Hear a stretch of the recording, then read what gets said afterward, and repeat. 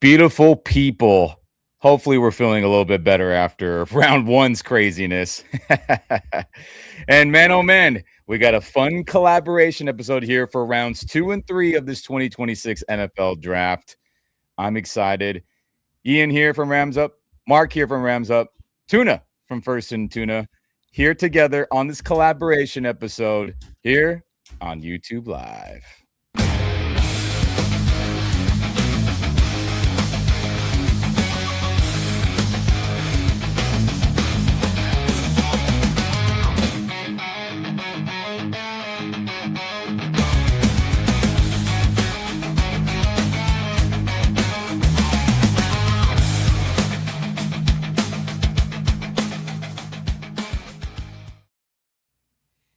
What's going on, everyone? Welcome back to the Rams Up podcast and the First and Tuna podcast as we got another collaboration episode. And, gentlemen, I'm glad we're all here together because shout out to all the Ramley I was with yesterday at the block party.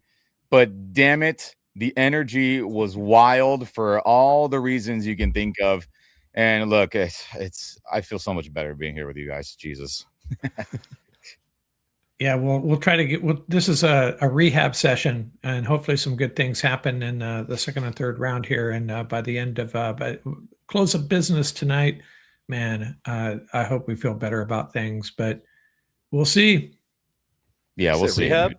Rehab? Is that a Rams thing this offseason? Lots of rehab? Is that what's happening? I think from the depression of losing the NFC Championship, and then the highs of McDuffie and Jalen Watson being added, and then sprinkled in there Nakua kind of craziness. You're thinking, it's okay. Then him being sued, and then rehab and rebuild, all that stuff. The draft. We made it here. Uniforms being upgraded. Just the highs and lows the last handful of months. This has just been too much sometimes. Been a loud offseason. It's been loud. Yeah. Do we get a break? What kind of excitement comes tonight? You guys got any predictions? Oh God, go ahead, Mark.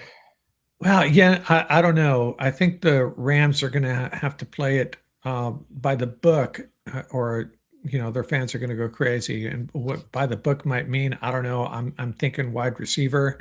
If I had my druthers, I'd have them move back and add another pick, since they basically lost a pick as far as this year by drafting Ty Simpson, a pick for the future. I get it, but we haven't improved this roster yet for this year. So adding a pick, and I did some calculations in a mock draft here. They could move back to late in the second round and pick up an extra pick, or actually they're already late in the second round. So add another early third round pick, move back 10 or 15 spots.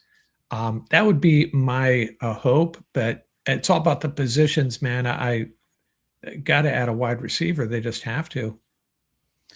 Yeah, I feel this. I mean, receivers got to be the answer, right? Tuna. I mean, my God. Yeah, I think for the fans that are still worrying, I know we talked to my stream a little bit earlier today about all positivity, just putting your arm around Ty Simpson and just kind of trusting the process. You got to give it 7 rounds. The 7 rounds, it might be a beautiful finished product. And the ultimate weapon at the end of the day, I'm the ultimate Eric Yarber believer. Whatever he wants, there was a day 3 guy that he's like, that's our guy, and we're rolling with it, and I'm gonna like it. How do we feel about Mumfield? I mean, is he potentially the answer? I think it's really going to depend on how he physically develops, because I think where he lacks that long speed. That's why his quote he gave me in training camp was, "It's not about speed; it's about the quickness." He's very quick, very technical, and we'll see if he puts on some weight, puts on some muscle, and he gets a little bit faster. He could be a sneaky make the leap kind of guy this season. I like him.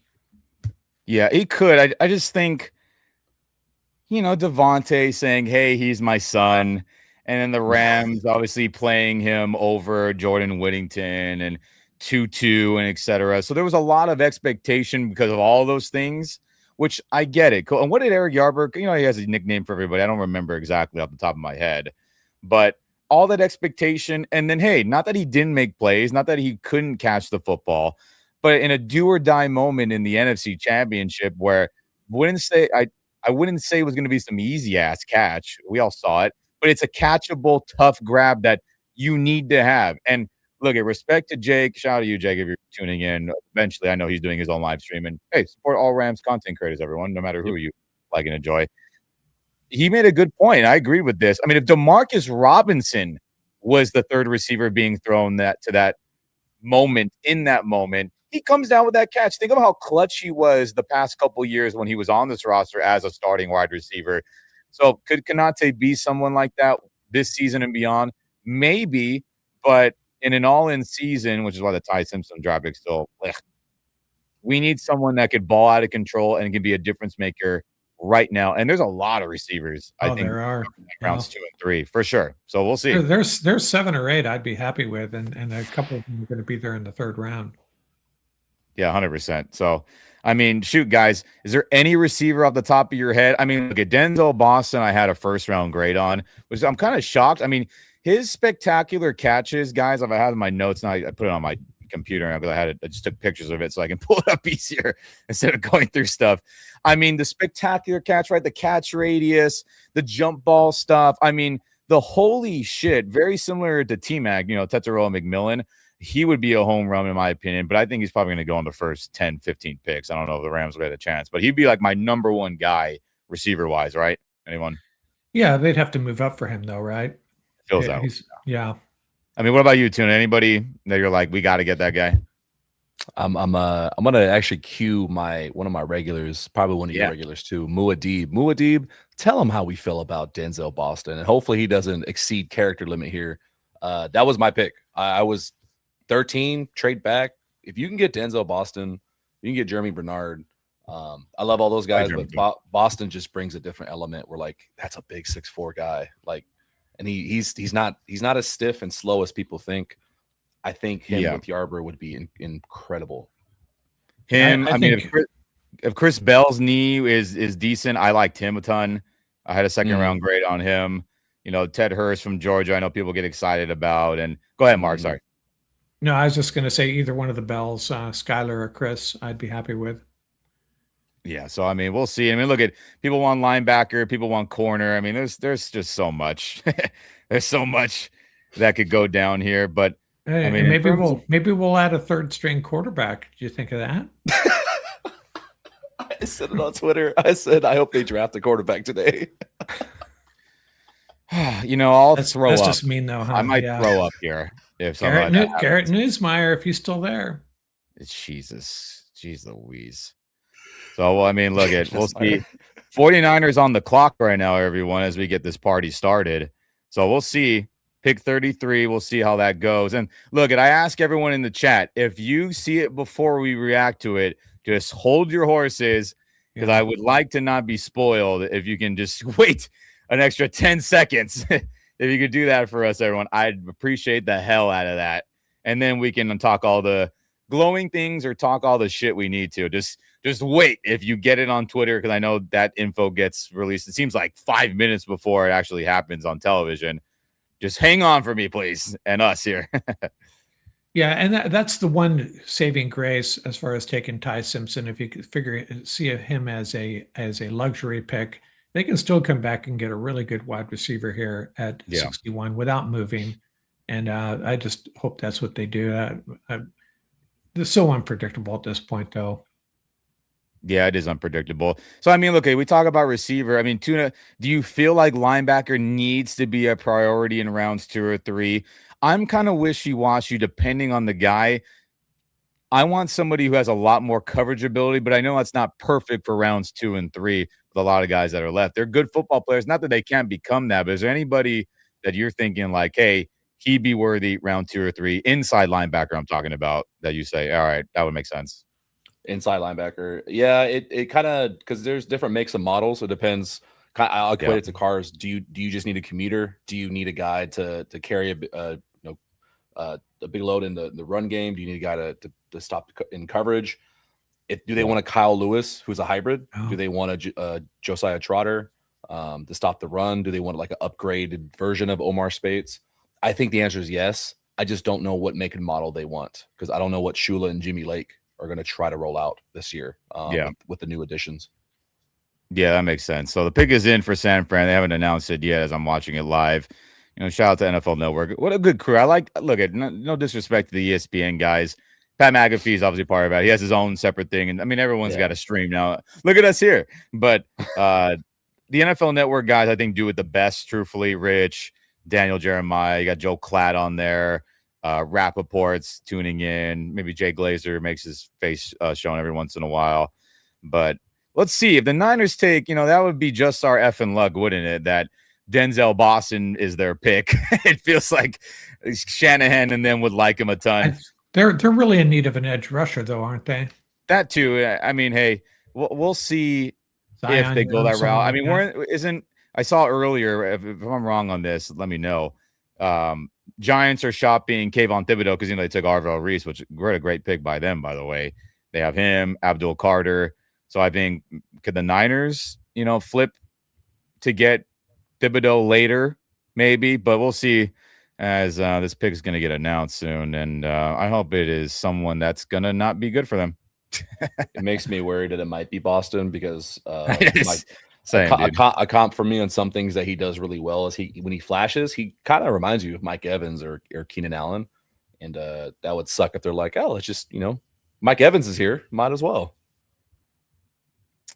God, I know, it's no kidding, huh? Oh, they took the wide receiver. I'm on ESPN and they shared the pick already. Wait. As we'll have the comments in the side there, everyone. We'll do old school. Dejon Stribling. I liked him too at Ole Miss. I liked him Stribling. Too. Yeah. Oh, he's good. He is. Stribling would have been good on day 2 today. I would have been on board with that as well. I mean, he really exploded at the end of the year. His film, that whole playoff run leading up to that to get Ole Miss in, those first games we were watching his film, guys, where I was like, you know what? Meh. And then after that second half of the year, you're like, holy shit, this guy's pretty damn good. But, I mean, hey, in the biggest games, he balled out. And of course, Shanahan liked him too. Shocker. Yeah, there's still plenty of receivers on the board, though. I'm surprised they didn't go edge rusher, though. It's good for like I said, the Kayvon Thibodeau thing might be a thing, Get one. Oh yeah, maybe. That's true. That's true. Right, so as we add the big board here, right? So we have on the clock San Fran, and then look, Gerard McCoy, Avion Terrell, Denzel Boston, of course, and then we have a bunch of other cats as well. Colton Hood, I know you liked a lot, Tuna. I liked him. Obviously, McCoy who's still there. Yeah, I mean, Eli Stowers is that hybrid tight end. Really is probably a receiver, right?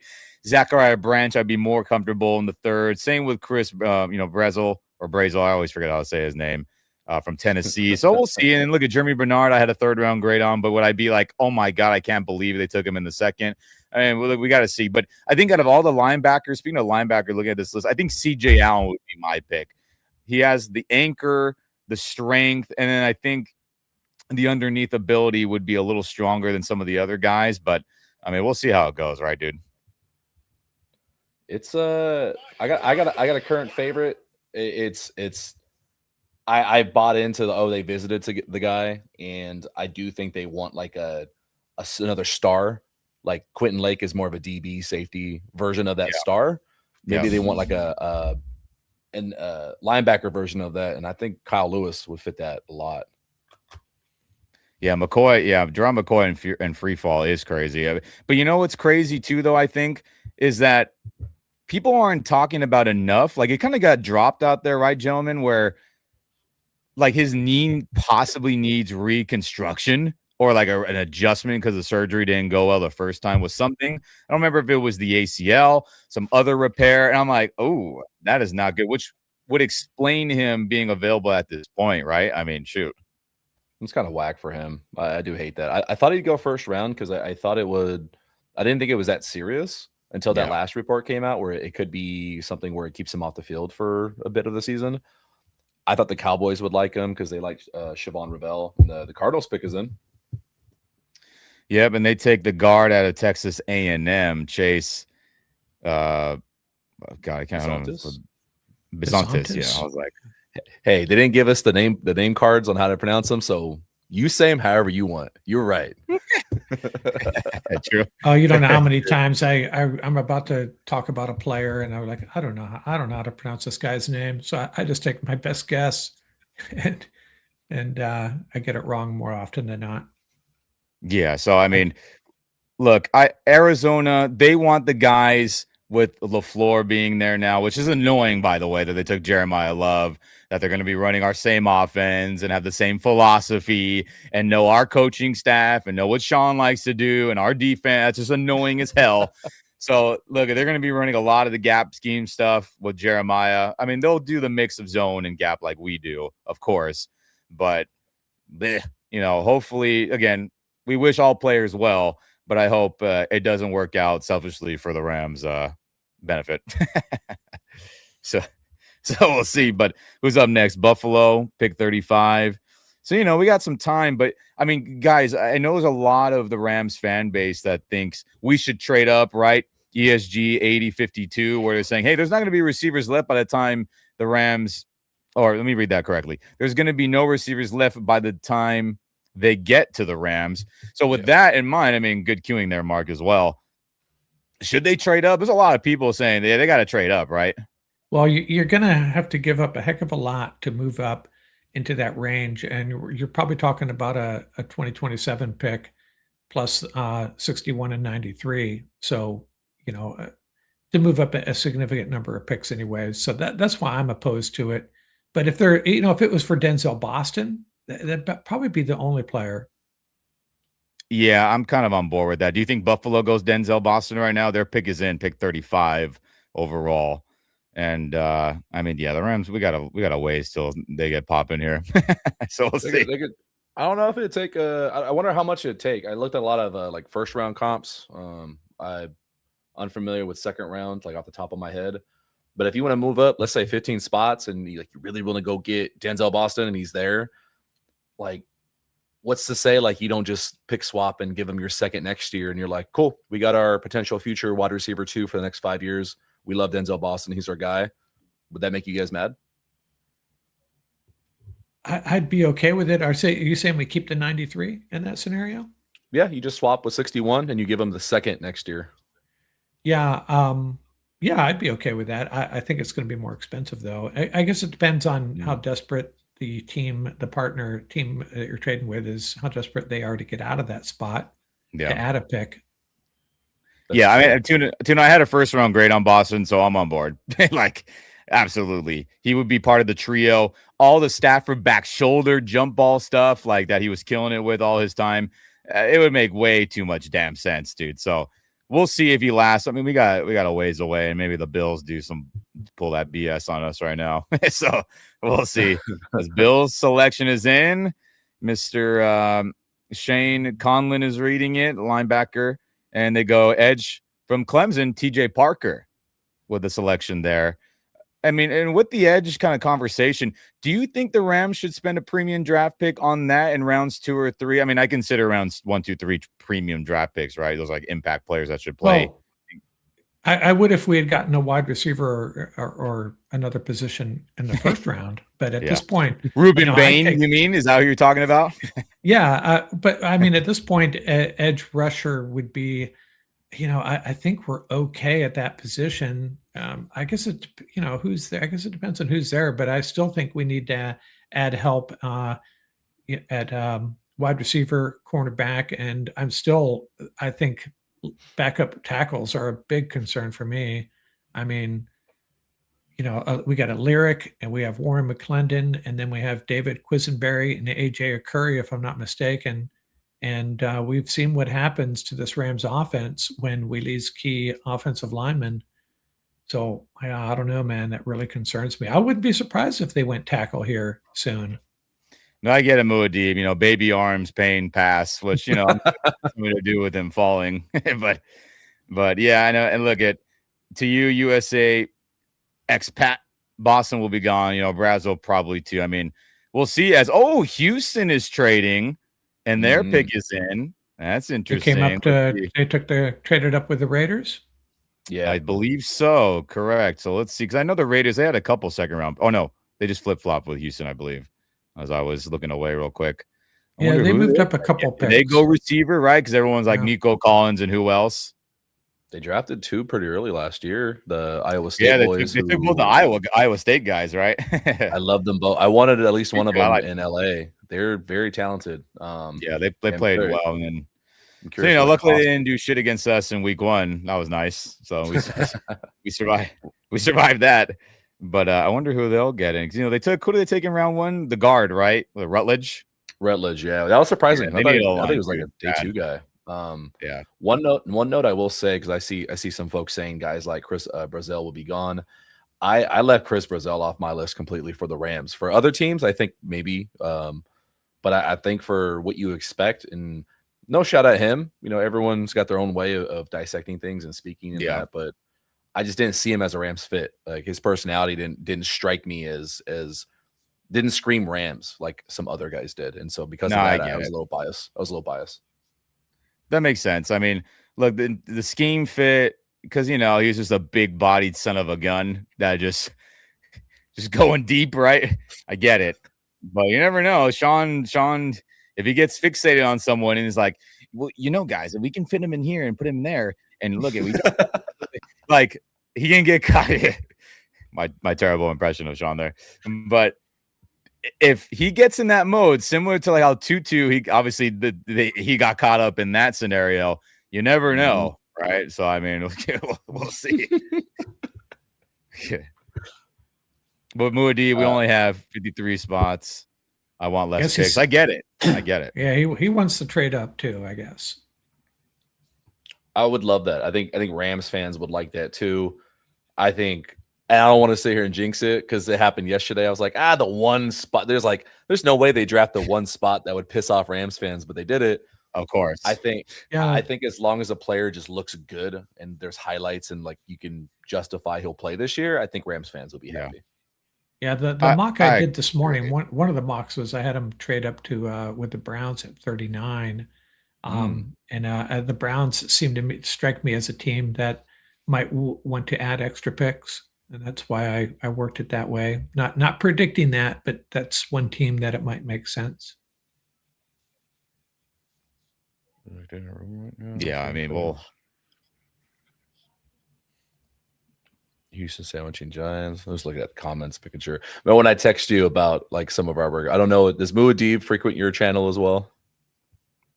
I'll see him pop in every so often. Usually when you and I are together or we're here together today, then Muad'Dib's one of 3 that when I text you of like apologies in advance. We get a little rowdy sometimes. I was thinking specifically of Muad'Dib. It's all good. Yeah, we welcome everyone. Screw it. We have a couple on our channel that on our recorded episodes that lean towards negativity. That's for sure. And criticism of what we have to say, but we roll with it. Not even that, just good times. Never know what's gonna happen. And don't worry, Rob. We're not sure if they can see comments or if it's chat is just the fan. Or I can't even read right now. We can see again. I'm just kind of looking at the screen, tuning in, and seeing any Ram stuff, any trades, and we're going back and forth. I promise. Don't worry, guys. Oh yeah, we see you guys. Yeah, we're going back and forth. Hey, you got a fan there, Ian. Someone liked your impression. Great McVay impression. Yeah, just give me another 5 times and I'll get the tone. I'll get his tonal colors of his voice right, Caden McDonald was on one of the boards I had. He was in the top 15 rated players, and they're getting him here. So that appears to be really good value for Kalen McDonald, D tackle, Ohio State, going to Houston, right? Yep. Yeah. I had the team and the player right, just the complete. That's cool. Spot. At least he's there at the facility. I mean, not the facility. He's there at the draft stage. That's cool. At least he gets to go up there with the commissioner, cool. I believe, and hold the jersey. That's cool. That's every time it's not a wide receiver being selected, that's a good sign, I think. Hey, no shit, Mark. That's the truth. Yeah, we're in a good spot. Come on, Giants, just keep it going. Cleveland took Casey Concepcion right in round 1. I was in a pissy mood at the end of the round 1. I'm kind of the whole last from pick 14 onward. I was kind of in like a fuzzy blur, So. Hey, how would you feel about a Tavon Austin coming out there and calling Brennan Thompson's name. Look at Brennan Thompson, this another speedster guy. Or look at no, thank you. Or Zachariah Branch. Yeah. Zachariah Branch in round 3, I can get on board with it. Absolutely, round 3. Again, depending on what happens, because we talked about him, Mark. Tell me if you disagree with this, and let me know in the comment section, everyone. He could be the rotational receiver for the moment, be the explosive guy. He's a bigger, stronger guy. He can be the punt and kick returner. So he has multiple, I guess, what do you want to say, layers of productivity that could benefit the Rams immediately, right? So I think that would be something that I could be on board with in round 3 for Zachariah Branch, for sure. Yeah. What about you, Tuna? I mean, am I tripping on that? I was lower on Branch until I feel you. compared my notes with I watched Steve Smith's breakdown. I referenced him a lot just to see what I was being biased on, and he's got so many plays where he just zooms away from guys, and he does a lot of the cool things over the middle that like Stafford would like. I legit am just low on slots because of McVay. Nothing against the guys, just McVay. No, I get it. Just McVay. Yeah, I know. There's, I always say the McVay special, the McPass special. I know Farbo here at Rams Up says all the time too, which sounds better. You never know, and then you're like, "Hey, Tutu, 10 million, what's up?" And then we just never see him again. It's like so. But I think Zachariah Branch would be a better version. As Paulie's not referencing the comment you had highlighted there. Real quick, if the rumor that McVay is bailing when Stafford does, F his feelings. Well, of course I agree with that, but who knows? I mean, I guess we'll find out one day in the future. I don't.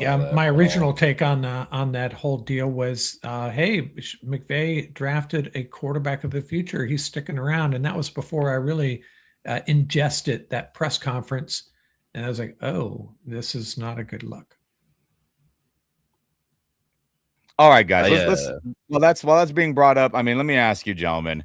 I shared a lot of my thoughts on Twitter X about all that, and I screened or shared a clip of the draft call that's now available to watch on the Rams YouTube, the Rams Twitter, Instagram account now, and so many people were in agreement with me. I was like, yeah, that don't sound like a coach that was on board with the selection. I mean, what are your guys' final thoughts on that? Now that we've had a day to kind of absorb that. Tuna, let me know. I know you and I are in a similar mindset originally. Have you changed on McVay's feelings? Yeah. Oh, I've completely switched. I'm full, like Muad'Dib said before. This is our new motto: stop Ty tripping, start Ty simping. I do believe he loved it. I have under good authority with an agent I work with that they have done their research on quarterbacks all the way down to like HBCU level. They've been putting too much work. Like they've done their research. They've wanted a QB. I buy into what Ian Rappaport was saying that, you don't want to come out, clicking your heels and everything because you're negotiating with Stafford. You don't want to tell him, hey, I think you get one foot in the grave. I don't think that's the truth. I do think both things are parallel. McVay wants to protect his job and know what he's got on the other end of Stafford. I think it's as simple as that. Yeah, that's fair. I mean, Mark, I know you were more positive than I was. How do you feel today? Yeah, I don't, one of the telling parts of that press conference, if I heard it correctly, was an interviewer, a reporter asked him about the conversation he had with Stafford, and McVay said he was going to keep it between him and Stafford. And maybe that's telling us something. Maybe the problem is maybe Stafford wasn't real receptive to it. They talked to Stafford. That doesn't mean he had to like it. And so maybe I wouldn't have if I were him, straight up. So maybe that was part of it. But I think it's a mistake to try to read body language and understand what's going on with these guys. I mean, yeah, we can all take a good guess, but I'm not going to hang my hat on what a lot of people, what their takeaways are. And I also don't really see the Rams war room working like that, where Les Snead is going to tell Sean, sorry, man, this is the pick. I just don't think the dynamics of that relationship work that way. I think Sean is going to have the final say on every pick. I'd be surprised if that wasn't the case. Your boy Colton Hood, but to the New York Giants. I'm gonna keep it real, man. I'm having a hard time not loving this Giants roster right now. Yeah, honestly, yeah, they're pretty dang good. Let's pull up the big screen and see best player available. Tuna, let's get that going. If you can go to the top for us here. There you And remember, the go. Go Giants ahead and lost a refresh lot of that. close games last year. And let's make this bigger. Yeah. Yeah. So we got go. Jerron Boom. McCoy, obviously. He's got the knee issue, but I mean, Colton Hood was somebody I was leaning towards more. Hey, if we can get him in a second, just me personally, I'd feel a little bit better about. But I get it. Look, he played a lot of prime. Had a lot of big time moments where he was pressured to be the number one guy and came through. So that's pretty dang valuable in my opinion. So I mean, hey, the Giants roster, and we got to play them here in LA. That's not going to be an easy game, man. That game worries me as not necessarily a trap game, but as like a team that's like, Giants have been shitty for, last 10 years, it feels like, other than a couple moments here and there, right? A season here or two. But I mean, look at NFL Network showing Abdul Carter, Brian Burns, who Rams tried to, trade away the future for, Oliver Reese, Colton Hood, Javon Holland. You got, obviously Dexter Lawrence is gone, but everyone else are going to take. Isaiah Likely's there with them. Then you have see how Jackson Dart stops getting his head concussed, and maybe he'll stay healthy for a full season, etc. Scattaboo. It's Scattaboo too, man. Hopefully, that ankle injury was pretty bad, man. That's why I'm not sure if he'll be a factor immediately like we think he would be. But I mean, that's going to be a tough game, everyone. New York Giants, whenever week that's going to be here in LA, I believe, right?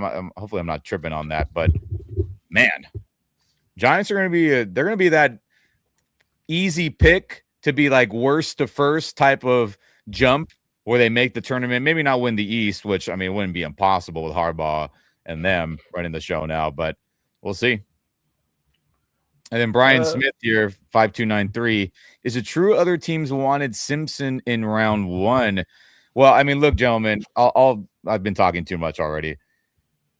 ESPN article by Sarah Barshop, I believe. I said her last name, who covers the Rams. Yep. She had a great deep dive posted earlier this morning about how the Rams wanted to keep it hush-hush and tried to hide the fact that McVay was going to give the double thumbs up on it, because if that got out, other teams would jump on board. And she referenced how it would be if Georgia offered some kid who was maybe a 2-star, all of a sudden, and they're like, oh, Georgia views him as a 5-star, then we got to offer him 5 stars, 5-star level stuff as well, right? I'm just paraphrasing.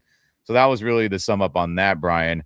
As we look here, Traden Stukes, the safety from Arizona, Mark. I know we've had some mock drafts where we liked him a bunch as that hybrid safety nickel guy.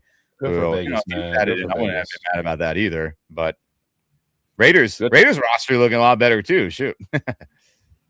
I'm hopeful for them. I don't want to see the Raiders bad. I think the Raiders are one of those franchises, like, we can give them shit all we want, but to the same degree, I will say the same thing about the Niners. I love to hate them, and I dislike their fan base, but I think the NFL is a better product when teams like the Niners and the Raiders are competitive.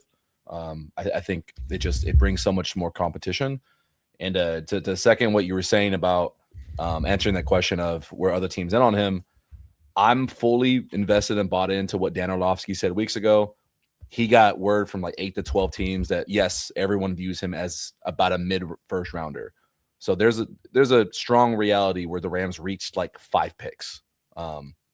That's probably it. I do believe it. I buy it. It sounds like teams were trying to just like not talk about him because the media was avoiding him. They're like, thank God we don't have to deal with media circus around a quarterback for once. Joe, I mean, your thoughts, Mark, on all that, and Sarah Barshop. Again, everyone, go find that on ESPN. You can probably find her Twitter, X. Go on ESPN. It's free to read. It's not one of those paywall ones. Pretty dang good. Maybe you'll find it right here, Tuna. Maybe we can reference a little bit of it. That's probably a good idea. Yeah, it seems like the Rams are doing such a good job of keeping things close to the vest, and it's every year we see this where we find out afterwards about the Rams pursuing T-Mac, the Rams pursuing Brock Bowers. Had no clue the Rams were interested in Terrence Ferguson. So all I'll say is that, John Gruden loves Ty Simpson. So there's something to be. There are guys out there that know what they're talking about that really like this Simpson as a NFL quarterback. As far as them keeping it, they keep it close to the vest. They do such a good job of it, and they throw out really good smoke screens. That's what makes it so hard for. Maybe that's why the Rams insiders really don't. They really don't give us a lot of useful information in that regard, and no fault of their own, because the Rams just the way they conduct their business makes it really difficult for folks like us to figure out what the heck. Yeah. I mean, look, respect to John Gruden. I mean, he's a legend just for tons of different reasons. He gets butterflies and a football.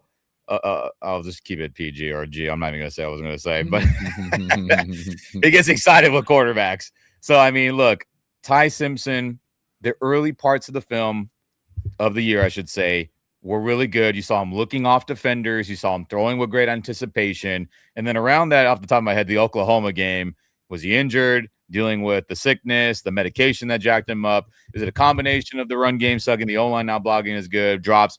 Probably. But why I concluded to why I thought he wasn't a first-round pick, because when everything was on your shoulders, were you able to come through more times than not? Not saying you had to be the savior and pull off miracles, which, I mean, that'd be great. But I just saw a lot of times where it wasn't great, which is always like, hey, second round, I would have been on board with that. But anyway, we live in this timeline, and hopefully it works out. But if you found it, Tuna, we'll pull it up. You have it so we can I do have it here. It just kind of depends what part you want. It's up here on screen. I did put the link in chat for guys if they want to copy paste and go to save it for themselves later on. But the part I have on Tuna is his comment there. If you can find that one, everyone, with the link, if you want to read it yourself later. But I do have the thing preloaded for you if you want to bring it up on screen. Yeah, screw it. Let's pull it up real quick while we wait for Cleveland's pick to be announced. So hey, Makai Lemon. But the plan was already in motion, with multiple sources confirm. I know this isn't fun for everyone who's hoping Makai. Confirmed USC wide receiver Makai Lemon was definitely in the mix for the Rams at 13. Not much drama followed the decision. There wasn't much debate. If Simpson was there, they were taking him, said a personnel source, going so far to say Simpson compared favorably to number 1 pick Fernando Mendoza in parts of the building. Not a lot of separation, the source said. To be sure, the Rams knew Mendoza was going number 1 to the Las Vegas Raiders, so they didn't need to study him aggressively. Either way, Simpson was definitely their lead guy among the rest of the quarterback class. I mean, no shock. He was my number 2. I think a majority of people's number 2, right, guys? I mean, did you have anybody else in front? Yeah. I'm not a Drew Aller believer. A Drew Aller believer? Yeah. I mean, he was 4th rounder late. Pretty much it was Nussmeier and others. I was like, hey, you guys – 4th rounder later, I'd be more comfortable with. I mean, Nussmeier will probably end up going in round 3 if I had to guess, but I mean, who knows? We'll see. Oh, you sons of bitches! Yep. Well, at least he's in the AFC. He's in the AFC. Boston. He won't be relevant to the Rams anytime soon. Yeah. So Denzel Boston, the best receiver left, in my opinion, had a 1st-round grade on him. I know you did as well, Tuna. They double dip, man. Round 1 and 2. They're just saying, yeah. Deshaun Watson, or I don't know, maybe Shador. Free Shador. Back on the quarterback talk, I heard a couple folks suggest that some teams had Ty Simpson rated above Mendoza. It seems the Rams did too. Like they did a little bit of work on Fernando Mendoza, but it's telegraphed like, hey, the Raiders are taking him. Don't spend too much time. Yeah, but. If the Rams scouts went and did all their homework, like I said, from all the way to number 1 to guys who are, if you go to PFF or whatever mock simulator you want, guys you can't even find on that list. Like they did their homework. Yeah, it's pretty hardcore, honestly. But you sons of guns, Cleveland. So I mean, hey, look, let's be real about it. Shador, Quinshon Judkins, Casey Concepcion was their 1st-round pick. Denzel Boston, Spencer Fano. I mean, hey, they're shaping up with who's their head coach now? Who was the coordinator for Baltimore? Todd Monken, right? Monken. Yeah, Monken. We'll see. I mean, is it going to be Shador? What do you guys think about that? Do they think they give Watson a gazillion chance? Oh, geez. Time to move on from that guy if I'm them. Yeah, and I get him, OD. Browns really want to lose to the Rams in February. I mean, I'll be shocked if they're there in February. And, USA, expat says, he'll want out of Cleveland a few years. If you're talking about Shador, I get it, but we'll see.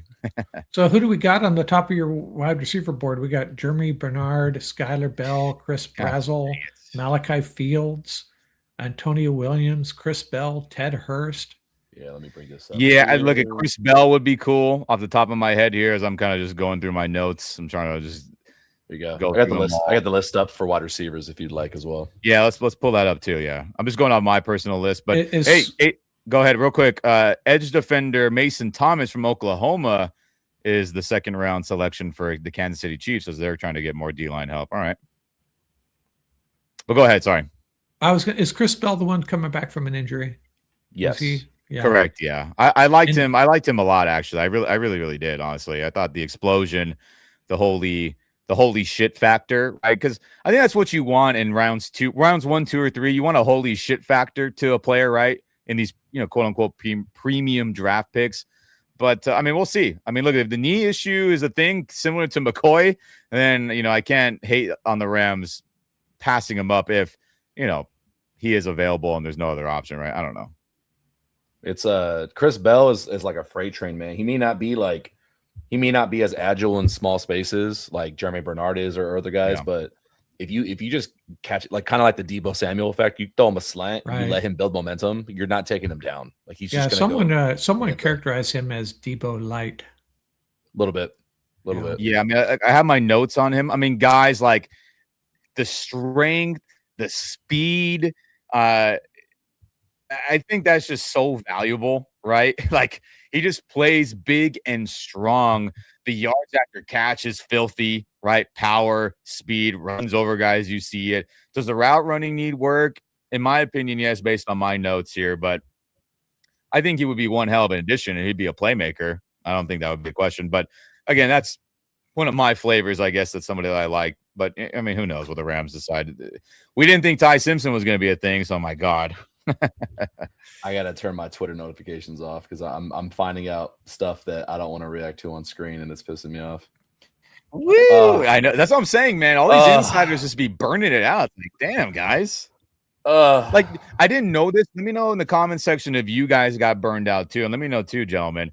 Jay Glazer, I guess, when Dallas was getting Caleb Downs, he was already announcing that Rams are going to take Ty Simpson.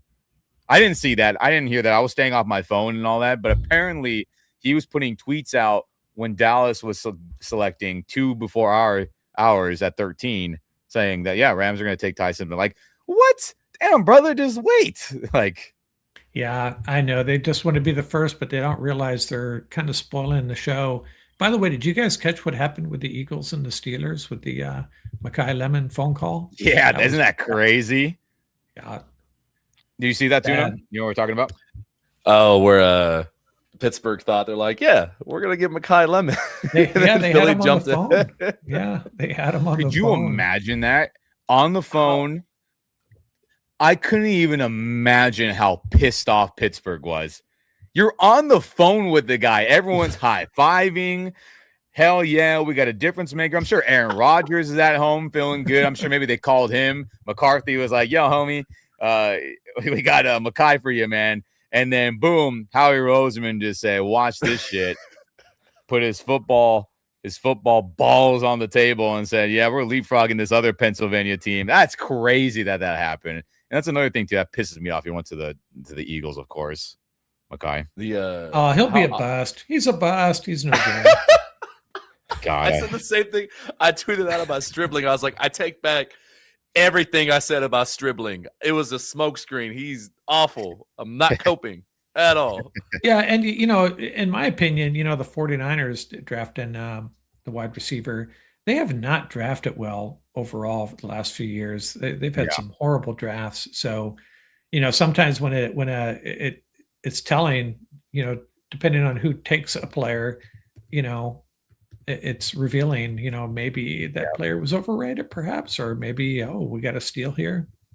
I know it's, there was that clip earlier where reporters in San Fran were asking John Lynch, the 49ers GM, what he thought of, Rams taking Tide. He had a little smirk and a little giggle. And I was like, in my head, I was like, yo, shut your ass up, bro, trading all those picks for Trey Lance. And then I think I saw Holden, super fan, shout out to him, part of Rams content creators here in our world. He was like, yeah, says the guy who traded the three first rounders for Trey. I was like, yeah, come on, give me a break. Yeah, and Brock, he wants to giggle at it. Sure, buddy, you got bailed out by Mr. Irrelevant saving your ass from being fired. Let's be honest. Yeah, Brock Heward, I'm saying his last name right. He's a Seahawks guy, ex-quarterback, and he was celebrating when the Rams selected Simpson. So we'll have to save that little video for a couple of years and shoot it back at him maybe. Yeah, and then I know he's ESG here. Lemon fell because of his character. Maybe I know the interview stuff was a little funny, but he's got that little hood quality to him. That's what I'll call it. And I mean, hey, he's a baller. Rams obviously wanted him on that ESPN article. Again, go read that. And nuisance, respect, brother. The daily content team, all in one. Yes, we're all here. And then Moadib, this is a funny one. Lemon never lived outside Orange County. He's gonna drop every pass in December, maybe, but. You don't win the Biletnikoff because you can't catch. So I mean, I don't know. Yeah, so we got a bunch of good linebackers still on the board as well. Yeah, and again, I think we're still early in the second, but the pass coverage stuff isn't as desirable, in my opinion, watching a lot of these guys film. So I mean, I can see them more in round 3, which I'd be more comfortable with for some of these guys. But we'll see. We'll see. And then Cody, I'm a big Kyle Lewis fan myself. Yeah, I feel you on that. Yes. The way I look at it, you got the casual fan. I don't mean that as a negative. People got lives. Like, you don't need to be watching football 24/7. Go hang out with your kids. But most fans, I hope they do start learning a little bit more that there's good players outside of the first round. Just because a guy's taken in a late third doesn't mean he's not going to turn into a very damn good starter. Like, I get very excited about rounds 2 through 7 because of that. Like, just and then there's a flip side. Sometimes we get overly excited about first round picks, and you go back and look at a draft 3, 4, 5, 6 years ago, and look at all those first round picks and how great everybody felt about those picks, and then consider how many of them have really made an impact. A lot of them have, but a lot of them have not. Yeah, which year was that? I know what you're talking about too. Was it 23? I'm referring to several years. I think but there's some years worse than others, probably. Yeah. Let me see. There's one specifically where it's like, yikes. Yeah. And and there's been players the Rams have drafted where I'm like, yes, finally. I remember Stephen Hill. I was talking to my son about Stephen Hill. I remember all the spin on that guy, and everybody wanted him. I think the Jets ended up drafting him, and he was out of the league in like 2 years. There's guys like that every draft. There's guys like that.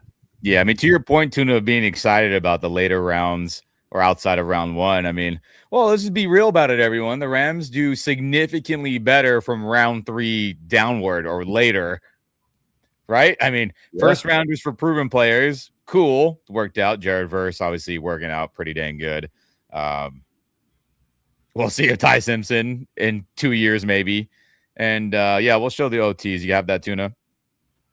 I will, but just to finish that point, I'm looking at the 2021 draft, and it's like not great. And they are probably A's and B's and A pluses and A minuses. I have it on. It's Trevor Lawrence, Zach Wilson, Trey Lance, Kyle Pitts, Jamar Chase. Micah Parsons is in there, but Mac Jones, Elijah Vera Tucker, Alex Leatherwood.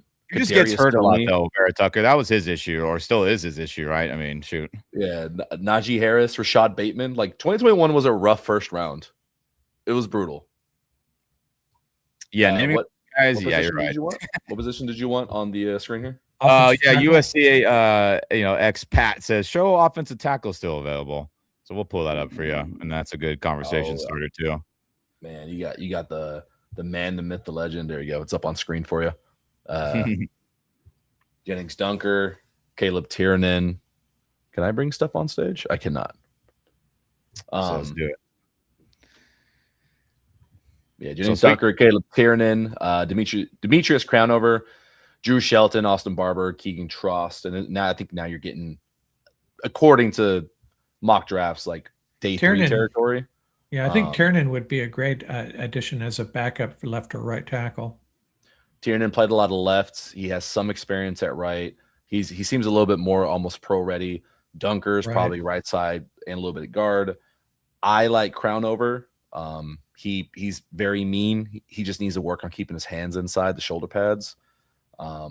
Worlds is good. Trost is very technically sound. He's just kind of small. He's smaller than other tackles, but you got a lot of good guys here, man. Isn't it crazy? Like a 305-pound left tackle is small, and you go back and look at the Tom Mack, Charlie Cowan offensive line in the late 60s, early 70s, and they're coming in at like 258. Jacob Rodriguez it is crazy. And then Dolphins. Jacob Rodriguez, inside linebacker, Texas Tech to Miami, as they need help on defense. So there goes a linebacker, everyone, that maybe some of you guys liked. Before CJ Allen, huh?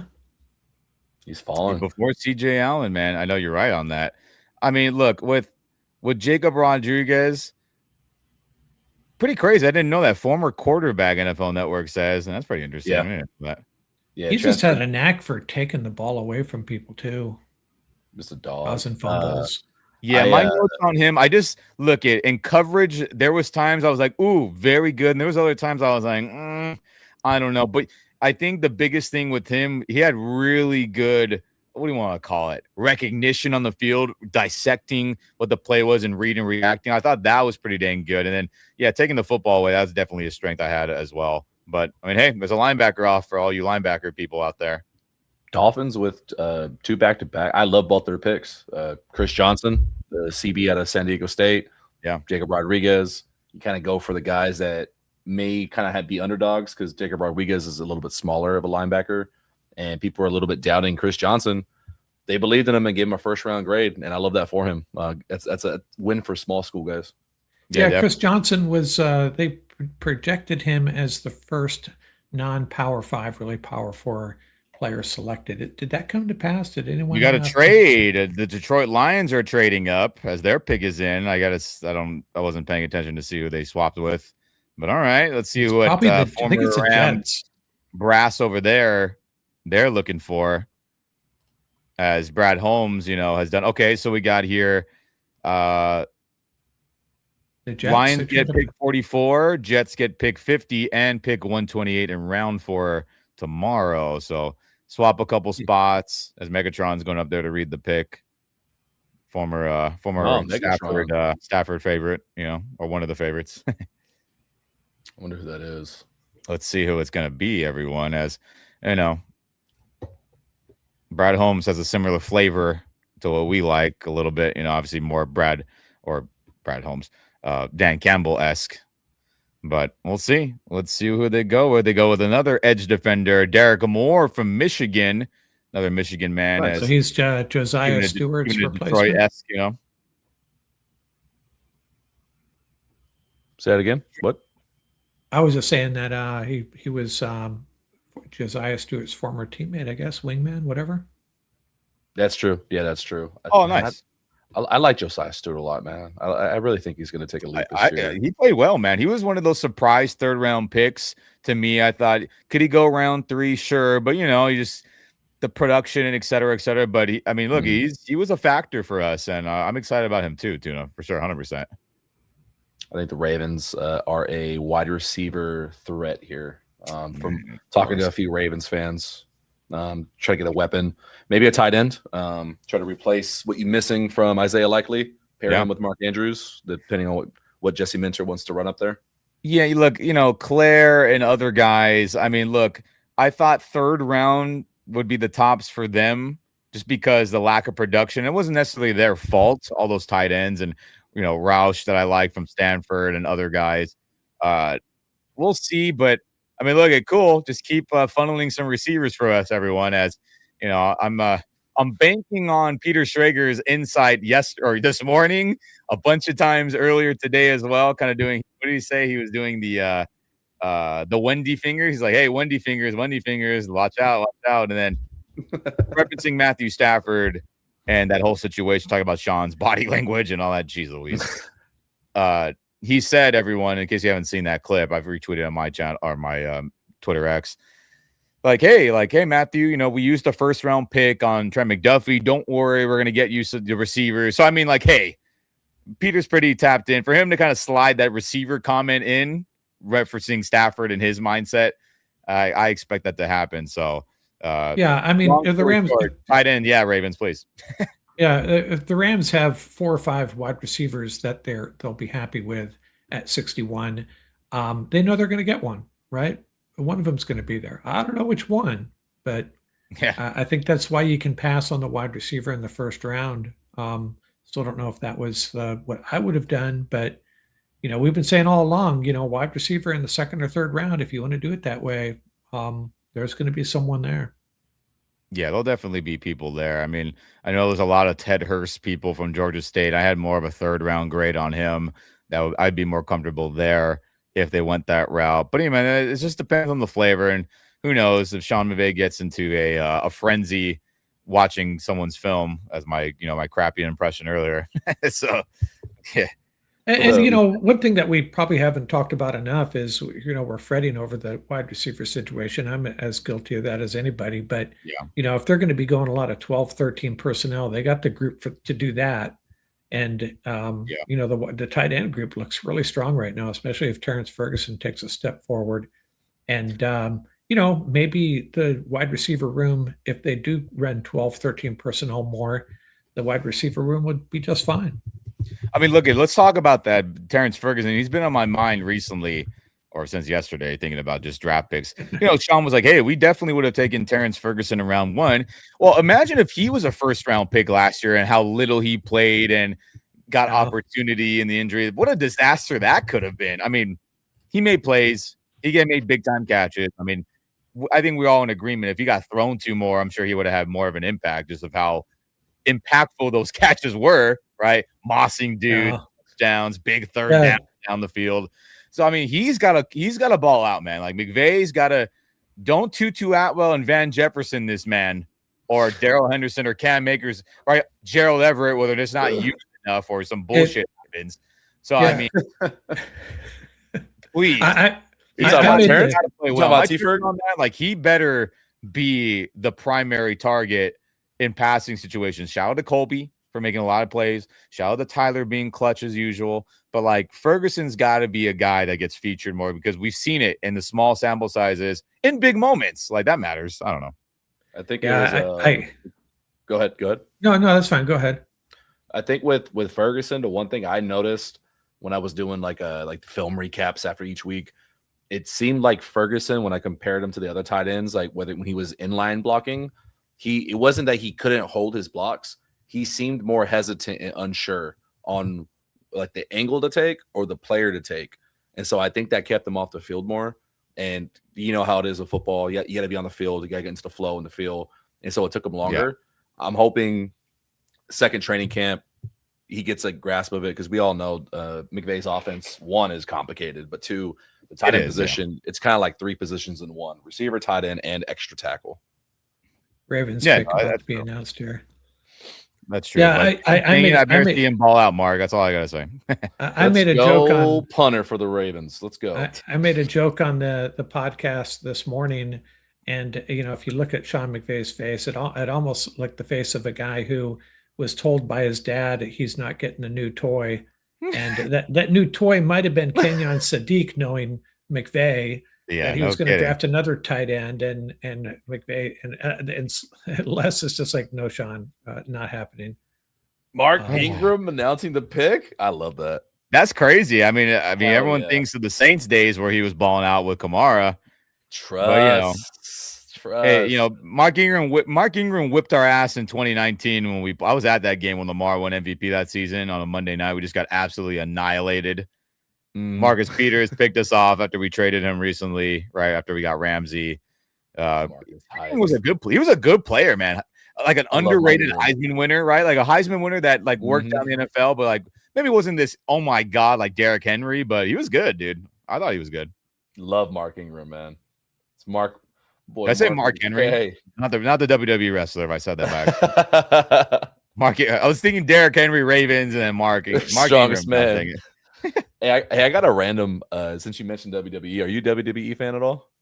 I'll just see highlights. I mean, I was younger, definitely, and I think as like wrestlers retired, and I just become more and more obsessed with football. I just was like solo on that for a long time, but I feel But I have a random anecdote wrestling from my life about 3 days ago.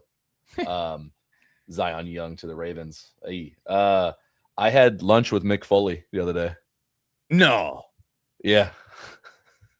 Where? He's a very likable guy.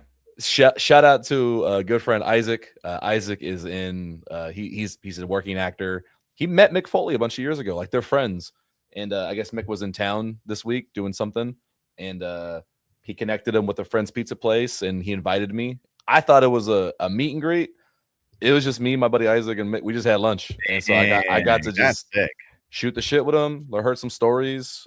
He asked me some stuff about LA and all the protests and whatnot, and got to spend like an hour with Mick Foley. It was pretty cool. That's legendary, bro.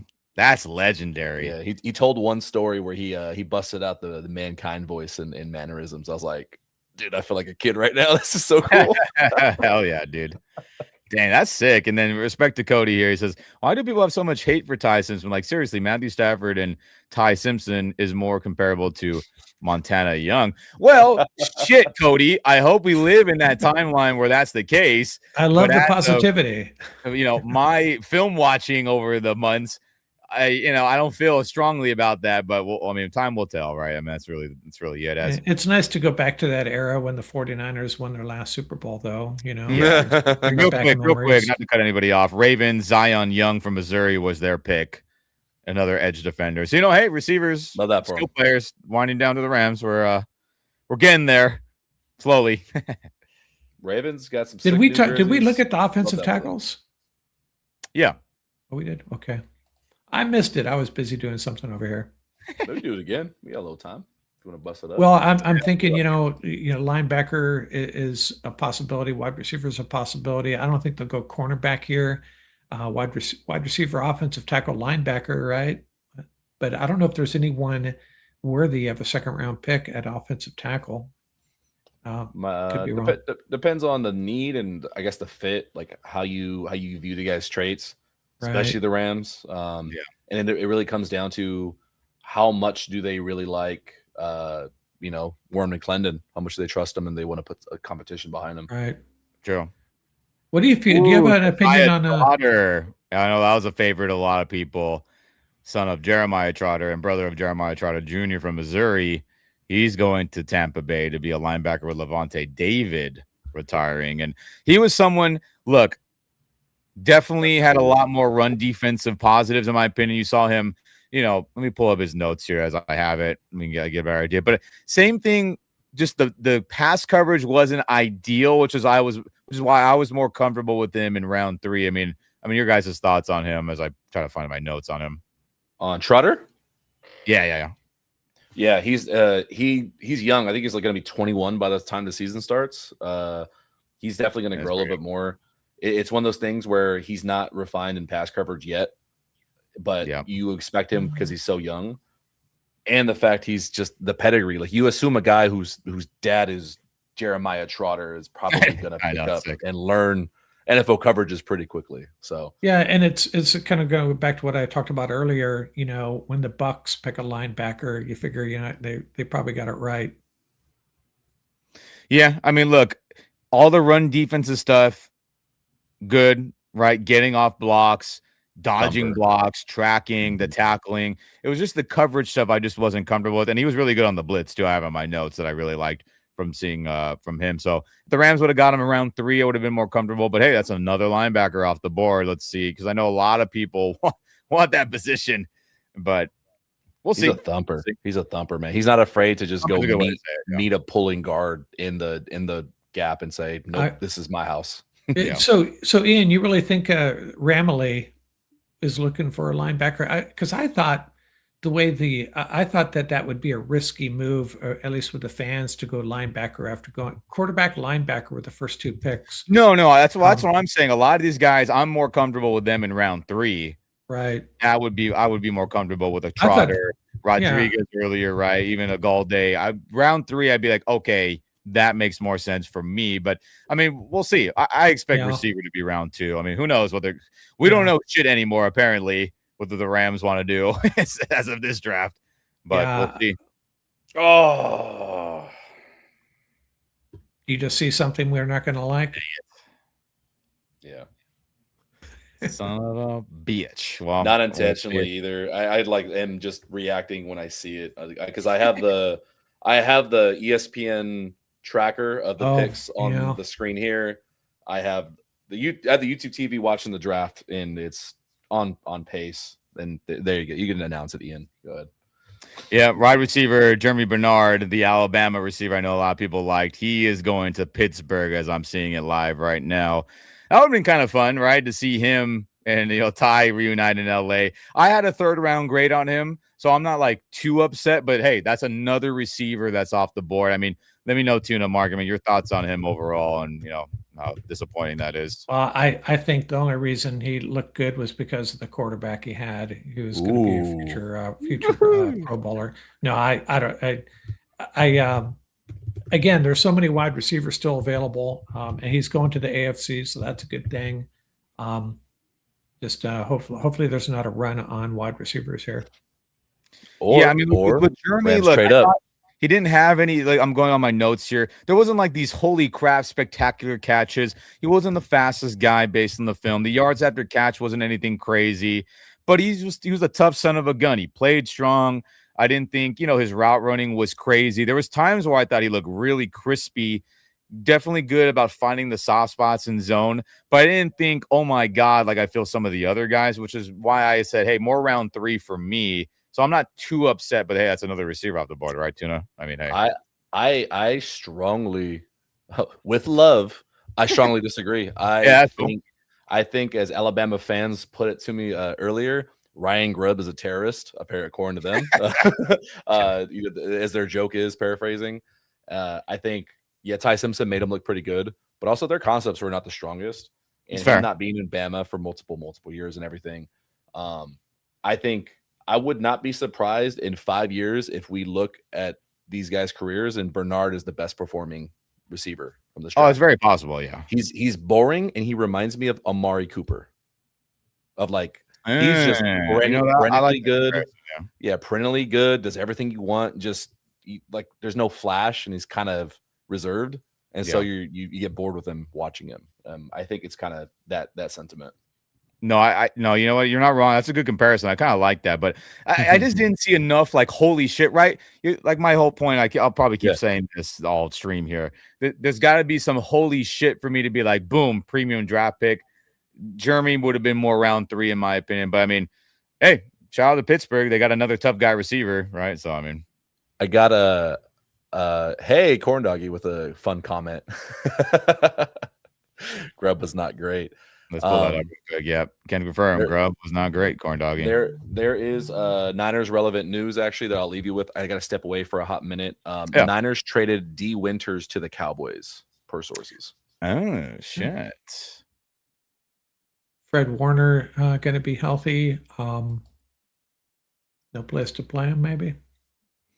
Yeah, I mean, hey, with all that film, D. Winters and others put in place, right, when they were filling in for all the injured guys. Dallas needs defense. I wonder, Mark, find out the compensation for that if it was just, if there was any other assets involved with that. But I mean, cool. Keep sending out players away from from the Niners. My God, and Corn Doggy, hi to you as well. What up? As well, we'll wait for Tuna to come back. As we'll take a screen off. We'll be respectful of his space as he'll rejoin us shortly. But I mean, Mark, I'm very curious. I mean, the Rams are how many spots do we have left until they get pulled up here? Let me make sure. I believe it's 14, if I'm not mistaken. So we have here. Let me get this correct. Sorry, I'm trying to find the trade details offline here. Yeah, of course. So how many? So 1, 2, 3, 4, 5, 6, 7, 8, 9, 10, 11, 12, 13, 14 more picks, everyone. And then the Rams will finally get their 61st overall selection in. So, we'll see how things shake out there. Hopefully, Rams don't pull some bullshit on us and pick some player So reason it feels like, right? I'm looking at But this yeah, trade that's right, here. Brian. Cowboys are trading with San Fran for D Winters, and I guess we'll see how it goes, right? The 49ers are trading linebacker D Winters to the Cowboys for a 5th round pick. That's it. 152nd overall pick. We'll see. And then what is it? Muad'Dib? That's funny. Can we get the Lakers game instead of Tuna? He doesn't have the best mug. Well, for copyright reasons, so we all don't get flagged and our channels can't be posting fun stuff anymore. Laker game, whoever's posting or whoever's sharing that, ESPN, NBC, I don't think it's TNT anymore, whoever the hell, we cannot. Sorry. And then Corn Doggy, I'm sure you've been asked, but we'll get asked a million more times. Thoughts on Ty Simpson pick? To sum it up, should have been a second rounder. Would have been fine if he was pick 61 for the Rams coming up. Would have totally been on board and would have accepted it. Too early for me. Great things I saw early in the year. Looking off guys, anticipation, arm strength, and then it fell off a damn cliff that second half of the year, which is why I was like, nope, second round. I mean, your quick thoughts, Marcus Corn Doggy asked us. Well, what I read and heard was that second half of the season, latter part of the season, they had offensive line issues and he was banged up. And I get what you're saying, that, you're hoping a guy just steps up and puts his team on his shoulder in that situation. And that didn't happen. But I still think he demonstrated in the few opportunities he really had that he has a lot of skill. His ability to use his feet and his eyes to win in the passing game is what really excites me. Yeah, and then Muad'Dib, when you were gone, he was like, "Hey, can we put Laker game instead, bro?" I gotta put the Celtics game on somehow too. I don't know how to do this. Just don't say that shit around me, all right, brother? No, I'm just kidding. Are you you're a Celtics fan? Yeah, we're I'm about like a month and a half away from celebrating Ring 19. I don't know what to. How did you're from Northern California and you're a Rams and Celtics fan? Yeah, it's just Rams fandom came out of Niners family and just me being petty and hating. Yeah, that's kind of how I am. Yeah. The Celtics one, when I was in middle school, was playing a lot of basketball at recess, and I was like, I want to watch basketball on TV, and Celtics were on there, and there was a man named Paul Pierce, and I just never saw my name elsewhere, so I liked green. I saw my name. I'm like, that's a cool team. I have no idea where Massachusetts was. Yeah, Ray, I agree. Boo Celtics. Yeah. That's all right, Ray. That's all right. We come together for Rams, so that's fine. And guys, this is a cool pick right here. Atlanta's 48th overall pick, Avion Terrell joining his brother on the Falcons. That's pretty crazy, man. Is that an ideal situation to have siblings on your football team? I mean, if they're not troublemakers, I don't know. Yeah, I don't know. Like, to me, that could cause some issues in a clubhouse, I would think. Maybe not. Maybe I'm overthinking it. I mean, look, Avion Terrell, guys, I had a first-round grade on him. I thought he had some really good tape, in my opinion. He played good in man. I thought his zone coverage was good. I thought tackling. I thought press coverage. I thought he did one hell of a job in, sticking with receivers, staying on the hip pocket. I really, really liked him. And so that'd be a player that would have been fun on the Rams if they wanted to go that route. But hey, good for Atlanta, man. Cornerback's coming off the board pretty slowly. Yeah. Oh, Carolina makes a trade as they're jumping up to pick 49. I wonder what the details are of that. As dang, what a cool moment for him and his family. That must be crazy, dude. That's so. But he was good. It's not like they're doing like some pity pick. I mean, I thought he was a good player. I mean, your thoughts, Tuna, on Terrell? Did you think he was legit, or I know there's varying opinions on him, but I thought he was good. Good player. I didn't see him in the first round. I bumped him down. I bumped him and Brandon Cisse just because I saw that there was some inconsistencies where it's like, yeah, they'll probably be like they could start by midseason, rotate in for the Rams purposes. I didn't think they were a good fit. for what the Rams seem to be moving into. These guys seem a little bit lighter, need more development in man coverage, and I didn't think that was a strength for the Rams per se. No, that makes sense. I was just gonna say, I think he's a little shorter than his brother, if that matters. AJ Terrell and Avion. That's crazy, man. Shout out to the family. Awesome. Oh, man, That's awesome. One, they don't got to split. They don't have to wear, like those mismatched jerseys where they, like half green because of a Packer or Jet and half a different color, right? They can just go all Falcons and they just go Terrell on the back, just go number X or something crazy. Like Mama Kelsey. That too, yeah. I want to circle back because I when I came in, I saw you guys were talking about the Simpson pick again, and it was a good old corn doggy in here. I've been doing my best to be honest, but give a healthy dose of toxic positivity to the fan base. They're clearly, because there's a divide between how the media and us fans thought of Ty Simpson and how NFL teams did. It's the adverse of Shedeur Sanders. Everyone outside of football, outside of NFL buildings, thought Shedeur was a first rounder. I did. All 32 teams clearly did not think so. Crazy. And that's ignoring all the conspiracy theories and whatnot. Yeah. But no, I think we got champagne problems. The biggest issue, even Football by Nico, I was on his pod earlier. He mentioned it. Like our biggest problem is gradients on a jersey and being unhappy that like, oh no, our Super Bowl contending superstar loaded team in a beautiful stadium and beautiful LA weather. You know what's going to follow our MVP quarterback when he's said and done? Oh no, a first round quarterback named Ty Simpson. Like, oh no, I'm so sad. Like, come on, these are champagne problems. No, it's true. That's funny about the gradient point. I mean, that's kind of been true the last 6 years. Like the uniforms, I mean, they pissed me off, but I don't think Jets and Browns fans are talking about their uniforms. Probably. Well, they have good uniforms. It's just the teams suck, right? Well, that's what I'm saying. Yeah, when your teams suck, it's like we are in such a good place. I mean, we expect the Rams. It's almost a done deal. The Rams are going to be, a top 10 team, worst case, right? The only thing holding back the Rams potentially is the tough division they're in, but they're going to be relevant. It's going to be fun. It's going to be interesting.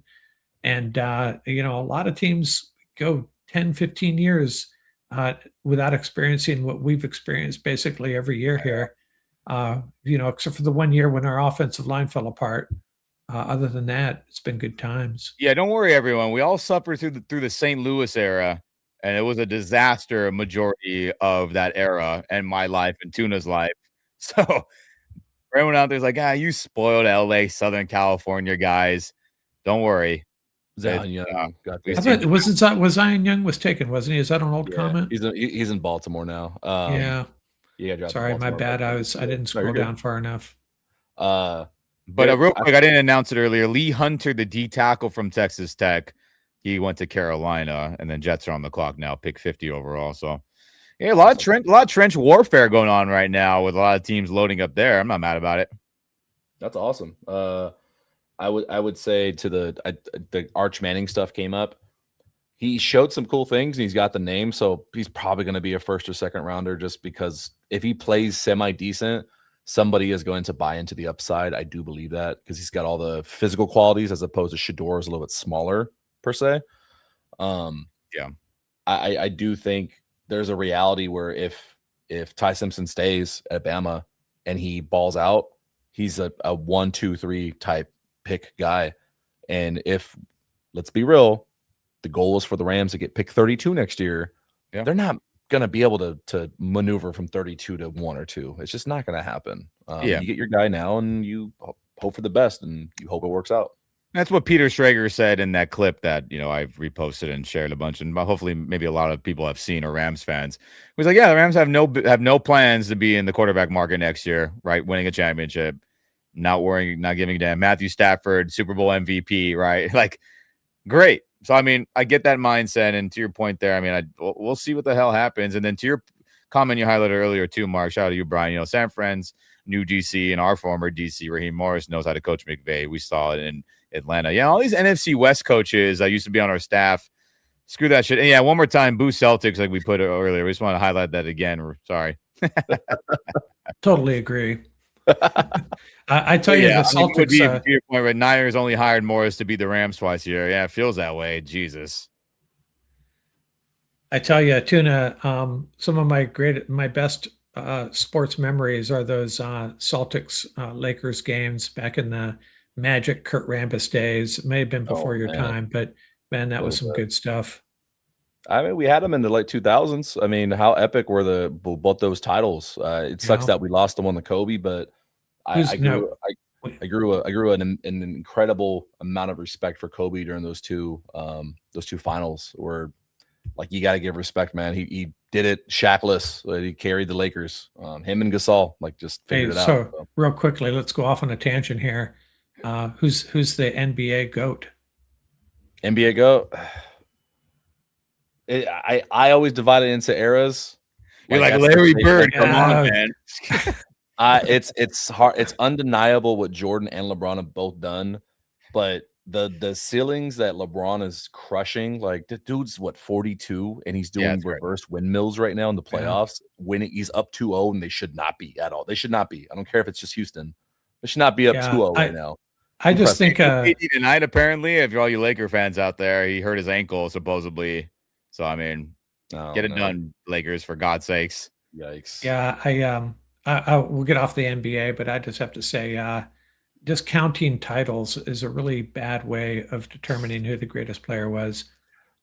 Because I'll argue that Steven Jackson was one of the best running backs of his generation, and he didn't win squat by no fault of his own, right? Yeah. Could you imagine Steven Jackson with a Rams organization that knew what they were doing? I mean, my God, how many times was he the focal point and still, or the focal point of a defense, let me rephrase that, and still balled out? I mean, he missed the greatest show on turf era and then missed the next wave of the LA era. Well, that just sucks for him. Man. Ask a random fan across the NFL that doesn't know much about the Rams, who the Rams' leading all-time rusher is, and Steven Jackson won't even cross their mind. It's pretty sad. I know. It's shout out to Steven. I met him. I've talked to him a couple times over the years, and God, what a massive human! I couldn't imagine tackling him and him running 20-something miles per hour. It's crazy. Fun fact. I know one of the coaches that was in the building during Steven Jackson's days at Oregon State. And you know who else came from those days? A little slight overlap, I do believe. Eric Yarber was in that building too. Oh, of course he was, yeah. Mm-hmm. I mean, hey, look at it's Yarber. I mean, look at everyone from Oregon State always talks good of Yarber. You know, Ocho Cinco says a lot about him all the time. Hushmanzada always talks good of him, and that's somebody. I mean, in Rams world, we know. I mean, shout out to Steve Weish and other guys will name drop him every once in a while too, Coach Yarber, but. An Oregon State GOAT, you're right. Shout out Coach Yarber. Shoot. And then real quick, D'Angelo Pons, the corner from Indiana, goes to the Jets.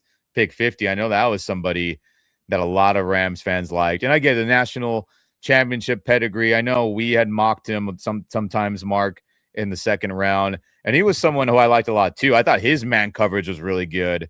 I thought he played zone pretty dang good overall. He had some good speed and agility I saw as well. Good tackling. He was a good overall corner. Just some of the press stuff wasn't perfect as I pull up my notes here, but that would have been a pick I would have been fine with too later in a couple slots. Yeah. So speaking of cornerbacks, you know, if the Rams are making luxury picks in this draft, would you consider Jermod McCoy?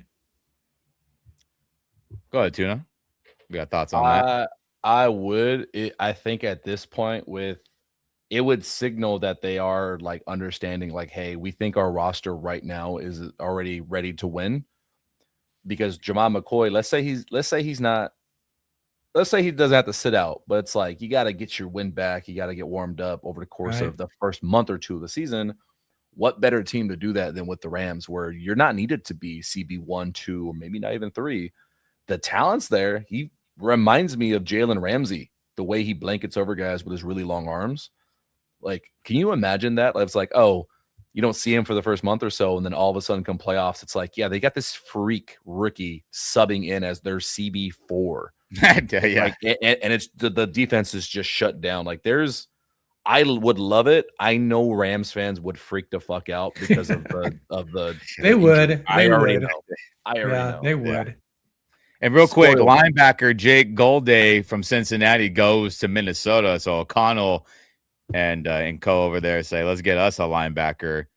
Interesting. So there's another one for you for all you linebacker people out there off the board. And excuse me, as I pull up my notes, similar to everyone else, good run stopper. Just the coverage, the pass defense. I just wasn't sure. It was too inconsistent. I would have been more comfortable with him in round 3, but there you go, another inside linebacker off the board, everyone. Shoot. Getting close to the Rams pick. We can smell it here. Yep, we can smell it. I mean, let's pull up best player available, Tuna, on your side of things. Let's take a look on where we're standing. I know we still have another 9-ish picks or so before the Rams, and who knows what they want to do with that? Trade in, trade out. Ready for you. Let's do it. So let's pull it up, everyone, where we sit. Gerard McCoy with the knee issue, right? We got Emmanuel McNeil-Warren, the safety from Toledo, Anthony Hill Jr., another linebacker, Eli Stowers, the hybrid tight end, really is probably a big slot receiver like Marcus Colston, Brandon Cisse, who has a lot of man-to-man ability from South Carolina, Zachariah Branch, who I'm more comfortable in the third, Chris Bransel from Tennessee, the big-ass speedster, right? Gabe, Jackus, yeah, Illinois, the edge rusher. CJ Allen, another inside linebacker who I thought was incredible in the run game. Emmanuel, I can't even read right now. Pregnon from Oregon, the guard. You got Keontae Scott, right? I know, Mark, you had a lot of interest in him, the corner, and then you got Dunker and et cetera, et cetera. So, I mean, we'll see. Malachi Fields, I know a lot of people like. So there's some players. There's some players out there. We'll just see how it all falls. It'll be interesting to see between Kilgore and Keontae Scott, who has the better career, because they're pretty similar, and I like them both. And I had a hard time figuring out which one was going to end up being a lot better in coverage, because they need some work in like zone. But if you want a slot safety star kind of guy that's like 5'10", 6 foot, and just Shula wants to blitz the hell out of him, those two guys would be so fun to watch in Horns. Like, they're phenomenal athletes. They're aggressive, mean. You will love them right away, either one of them. Yeah. I mean, look, I need impact player here at round 2 and round 3, everyone. All right. So for the sake of all our sanity, we need some people that, gosh dang it, we know can make an impact. And there's a lot of impact players. I mean, in your scenario there, Tuna, I mean, that would be fun. Mm-hmm. That'd be fun. But, I mean, hey, here we are. Packers, the pick is in. Colts are on the clock, right? Pick 52 and 53 overall. Rams, for anyone not wondering, pick 61 overall. So we still got a little bit of time. Let's see, what the Rams want to do. Is there someone there want to leapfrog, right? I mean, do you think this would be a trade-up scenario? Do you think they try to leapfrog the Niners at pick 58 and say, F you, let's just get ahead because, we think simply Shanahan, McVay? Do you think they try to leapfrog 56 with Jacksonville because they have a bunch of other Rams guys there, right? Gladstone and Liam. Well, if they have their eyes on a wide receiver, we're going to be pretty sure the Niners aren't going to take another one, right? Yeah, you never know. Oh my God, it seems like they don't like Ricky Pierce all that much. So I mean, they could just overhaul completely. Yeah, right? That's true. Remind me real quick. Chargers. What did they do first round? Good question. Jesus, I don't even remember either. I can get it for you here in a second. Yeah. Okay. I think if the Rams do want to go defensive edge, and they're worried about the Niners going to go get a guy, I could see that. I don't think the Jaguars would. When I'm looking at these teams that are between this pick and the rest, if the Packers skip wide receiver, I feel like the rest of these guys, I mean, maybe the Colts go wide receiver. The Chargers went Mesidor, the edge rusher. Yeah, I could see the Chargers. Oh, that's right. Yeah. Harbaugh pick right there. Yeah, I think if they get past the Chargers and a wide receiver they like is still there, maybe they leapfrog just the safeguard. But yeah, Bears, Texans, Niners, Bears again, and Eagles, I think, are safe from picking a wide receiver, I would assume. Yeah.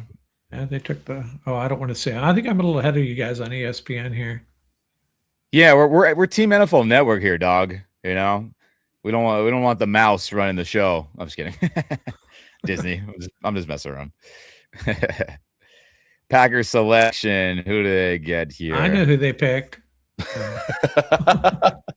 Yeah, give me 10 seconds. Oh, the corners. Speaking of corners, Cisse coming off the board here. So, all right, we got another corner for all you corner maniacs out there. There he goes. Let me pull up my notes on Cisse. I got to find him in this giant moss of scribbly pictures. I got to get mine. He's really fast. He's just, I think he might have been the fastest cornerback in the group. He definitely had the man-to-man ability that stood out, in my opinion, that would probably have fit the Rams pretty solid with, this, Coach Lake philosophy that's being brought in, right? Where are my Cisse notes? Gosh dang it. But hey, man, the corners are coming off the board here, and the Packers, right? LaFleur and them, they have a similar mindset. I mean, it seems like everyone has a Rams-esque or that West Coast, modern West Coast kind of philosophy, offense and defense. So not shocked here, man. Not shocked here at all as the corners are going, everyone. But, I mean, hey, Packers always, be pissing us off, always having a way of beating us, just whether it be with Rodgers, with beat up Jordan Love and that roster a couple years ago. That game pissed me off how they blew that one. Obviously, receivers were hurt, no Cup and no Nakua that time around, but Packers getting better. There's a comment at 5:30 from Anthony that we can kind of refresh about. Tuna, did you guys like the pick from my Dolphins at 43 with Jacob Rodriguez? I got to be honest. Yeah, man. Reacted to it when you guys made the pick. Definitely. I think between that and Chris Johnson, I think those are two damn good football players. Like I think that's hard to really be mad if you're a Dolphins fan. You just need impact guys across the board.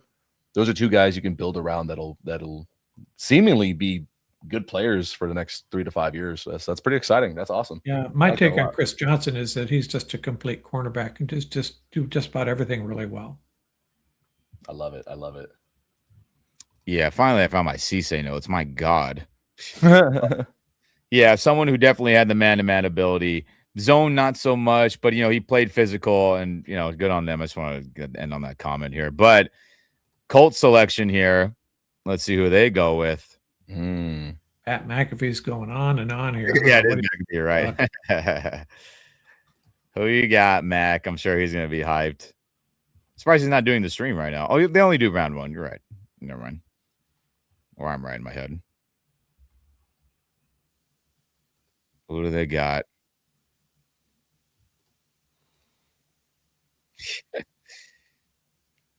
McAfee, crazy. He's a WWE man, ESPN man, NFL man, crazy. Do they still do the CJ Allen out of Georgia? Mm-hmm. That was somebody who I really liked his tackling ability, guys. I really liked his ability to get off blocks. The zone coverage stuff. There was times I was like, man, great job. Other times I think he got kind of lost, but I saw the ability in him. So that was somebody that I liked overall. I mean, damn it. That would have been someone that would have been cool for the Rams. Yeah, I'm just not convinced the Rams are drafting a linebacker. No, I don't think so either. But if it was there, I'd be like, okay, I can be on board with that, There's some good players left, man. We're getting there. Yeah, we're getting there. Yeah. We got, what are we at? 1, 2, 3, 4, 5, 6, 7, 8 more picks. We are within striking distance. Yeah, Skylar Bell, Jermod McCoy, Keontae Scott, Chris Brazel, Keith Abney II, if you're looking for a cornerback. Yeah, and Ray, if I am frozen, hopefully I'm okay now. If I was earlier, apologies. Maybe I was standing too still, reading, looking at the pick. But yeah, Modib, 61, need going long snapper. Yeah, that'd be what a great way to start day 2 here. And then Anthony here says, when I look at Jake, I'm not sure if this is the correct comparison. He's a mixture of AJ Hawk and Zach Thomas, just he has a little bit more athletic ability and better coverage ability. Interesting. Eagles getting their pick up there right away. Probably tired of Pat McAfee talking, been waiting this whole time. So you guys are both wrestling fans, huh? Yeah, that's what I'm saying. He was getting his promo in, man. He just had to get that. For back in the day, I stopped watching after the Attitude Era. Really, like college, I didn't make time to keep up with it. But Yeah, definitely a lot of good memories from that Attitude Era. I took my son to the back in the day. It was at WWF when they had the Halloween thing in Vegas. What was that called? I've been to a couple Staples Centers WWE shows. That was crazy, man. Good memories. Big Brian Westbrook guy. Big Brian Westbrook guy. Respect. He was a baller, man. Shout out to my Eagles homies who have the Brian Westbrook jersey since they were young. They still have them. What do you think Eagles go with right here? I mean, that bastard Harry Roseman, and I say that. Eli Stowers, the tight end receiver hybrid, as they're going offense, man. Why does he look like Jordan Tyson? It looks exactly like Jordan Tyson. Yeah. You know, they got the, it's the light skin complexion, man. I think it's safe to say AJ Brown is out the door. Dude, they're going heavy offense with Philly, which is, how fun. Now it's just more shit the Rams got to deal with and all that. But, I mean, your guys' thoughts on Eli Stowers, man. I mean, look, I know he classified himself as a tight end, but, man, his blocking just wasn't good at all. So, if Philly's taking him, they're just taking him as a big-body wide receiver, right? I mean, if let's say the Rams and Sean got infatuated with him, he would have to be that way as well. So, look, can Jalen Hurts get them the football? Maybe. I don't know. If it's in the Super Bowl, yeah. But most other games, it's kind of 50-50. But, I mean, look, they're going to be running a Rams-esque type offense, right, with former Rams quarterback. I'm blanking on his name right now as their offensive coordinator. Help me out here, guys. I can't even think of his name right now. Our former backup. For who? Eagles offensive coordinator right now. Jeez Louise. Oh, I don't know off the top of my head. Let me look up for you. I'm going to read it or someone's going to say it. I'm going to be like, Sean Mannion. Sean Mannion, which is crazy. So, I mean, maybe that'll help them. Maybe, Mannion's got a plan for all these guys and be like, hey, Makai will be my Cooper. Stowers will be my big-bodied X type guy. Devontae could be the F, the Z that can be moved around like Makai as well. In theory, it makes sense, which could be a scary offense. But, I mean, can Jalen just execute and be consistent? I don't know, honestly. So the Patriots traded up to take the Chargers pick, gave up 63, 131, and 202 to move up to the spot here. Vrabel, pre cheater rehab, making moves. Yeah, how'd you get that scoop there, Mark? How'd you? It's on the ESPN. They flashed it. Are you sure Diana didn't? No, I'm just kidding, brother. you and Vrabel were real close over there. I see. Yeah, to me that's way. That's insane. All that. I mean, that was crazy. Which is why when you and I last streamed together, Tuna, when the AJ Brown stuff was going off like crazy with Diana and her being like, "Hey, Patriots and Rams," and so. Well, my take on that is I was really, really surprised when Vrabel got fired by the Titans. It just made no sense, and now I'm wondering if they were on to something. And it was like, hey, we don't want this guy in our room anymore. It had to be a known thing, right? Maybe, but I mean, if I were Vrabel, the way they were handling business, like the GM wasn't really in tandem with him when they were sending away AJ Brown and drafting Treylon Burks and doing other moves and et cetera, et cetera. I mean, it just seemed like the organization isn't in a good flow. So I mean, he should have wanted out. And look, you don't think he's happy he ended up with New England? Yeah. I mean, like, so you think AJ? One of you made a comment. You think AJ Brown is going to get moved then? Yeah, he only done on the Patriots. I don't want to flip flop. I think I wasn't buying the story as much back then because I thought it did feel like a play from like a push from outside sources to like create division in there, or just more BS from like just the Nick Sirianni camp. Yeah, but it does seem like, hey, it seems like they want to move on from him for whatever reason. And maybe it's the Rams. Like maybe the Rams are like, yeah, we actually are going to bring in AJ Brown. We're just going to have mad receivers. Like who cares? But yeah, that seems like he might be gone. To where, I don't know. And just because like it's not the Diana and the Vrabel thing, is not that like the news was not true. It's the conflict of interest and the timing and you choosing to basically go on record for one coach. Like, Come on, man. We all saw the photos of them 7 years ago at a bar making out. And then them at a casino after Vrabel got fired, apparently, them gambling and probably spending. I mean, hey, man. But Bill says, hello, Marky and Tuna. Hello there as we talk NFL TMZ drama real quick. I really want to talk to her husband. Oh, like, what the hell? Jeez Louise. I'm sure he's the one who hired the private investigator photographer. Let's be honest. What do you tell the players? What do you tell the players? Like, seriously? Yeah, have us talk about character, you know? Guys, he's literally abandoning ship for a counselor meeting tomorrow. Like, what? Pretty wild. That's insane. A head coach bailing on like one of the 10 most important days of the offseason. Like, what? That's crazy, man. So, I mean, it's yeah. I mean, it's insane, man. Shout out to Brian. Almost there, boys. You're right. And Dano says, yeah, Jerron McCoy injury must be bad. I mean, hey, man, again, people were saying he needed like another reconstructive surgery because the first one didn't go well. I mean, it must be, man. And that sucks for him. I liked his film a ton from 2 years ago, but I mean, that's just how it goes, dude. If your season's going to be toast because of injury, I mean, third round pick or later, maybe, shoot. And then, Ray L says, it'd be interesting to see where Brown lands. I agree. And then, I mean, shoot, we're getting closer, gentlemen. We'll see what happens. Let's see what the Patriots took here as Goodell's up there. And let's see what counselor or rehab Vrabel his team's gonna do. And they take edge rusher from Illinois, Gabe Jacas, like we talked about earlier, as they're going defense. So I mean, hey, Rams still have a lot of options if you're feeling skill player. Yeah, and more on the McCoy thing, I wanted to get touched up because this is pretty significant. This is a guy who, if he played to his level from 2024 and 2025, where one of the arguments all offseason would have been who's the number one corner between Delane and McCoy.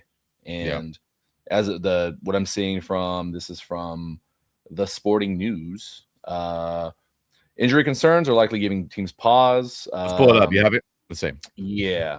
So some teams are concerned that the bone plug used to address the cartilage issue in McCoy's knee might need to be replaced, necessitating another knee surgery. While McCoy's camp insisted before the draft that his knee is good to go, Pelissero reports the ACL is not a current concern. The potential for another knee surgery could be scaring teams away.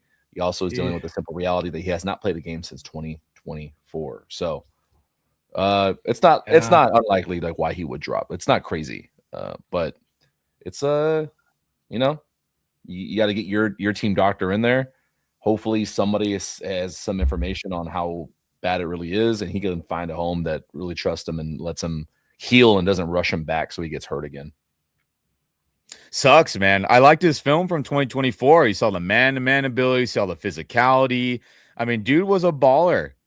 And I mean, is a baller in theory if everything's all right. As I pull up my notes for him, I mean, look, the speed, you saw good hip-to-hip movement in press coverage and man coverage. You saw him be excellent in zone. You saw him have good, I don't know, what's the word I want to say? Not wherewithal. I don't know if that's right or wrong, but just good instincts, right? Being in the right spot, flowing, all that. Could tackling have been better, but I thought it was good. Could his ability to be able to swat balls and passes down could have been a little bit better? Of course, sure. But I mean, that's getting nitpicky. I just thought he was one hell of a football player. But yeah, a shame, man, that the knee's an issue. A shame, as we got a pick here. What did the Rams South Florida do? Or not South Florida, Florida. And they take the tight end, Nate. I can't even read right now either. Nate, the tight end from Texas A&M. And Nate. Sure. That seems awfully early for him. For sure.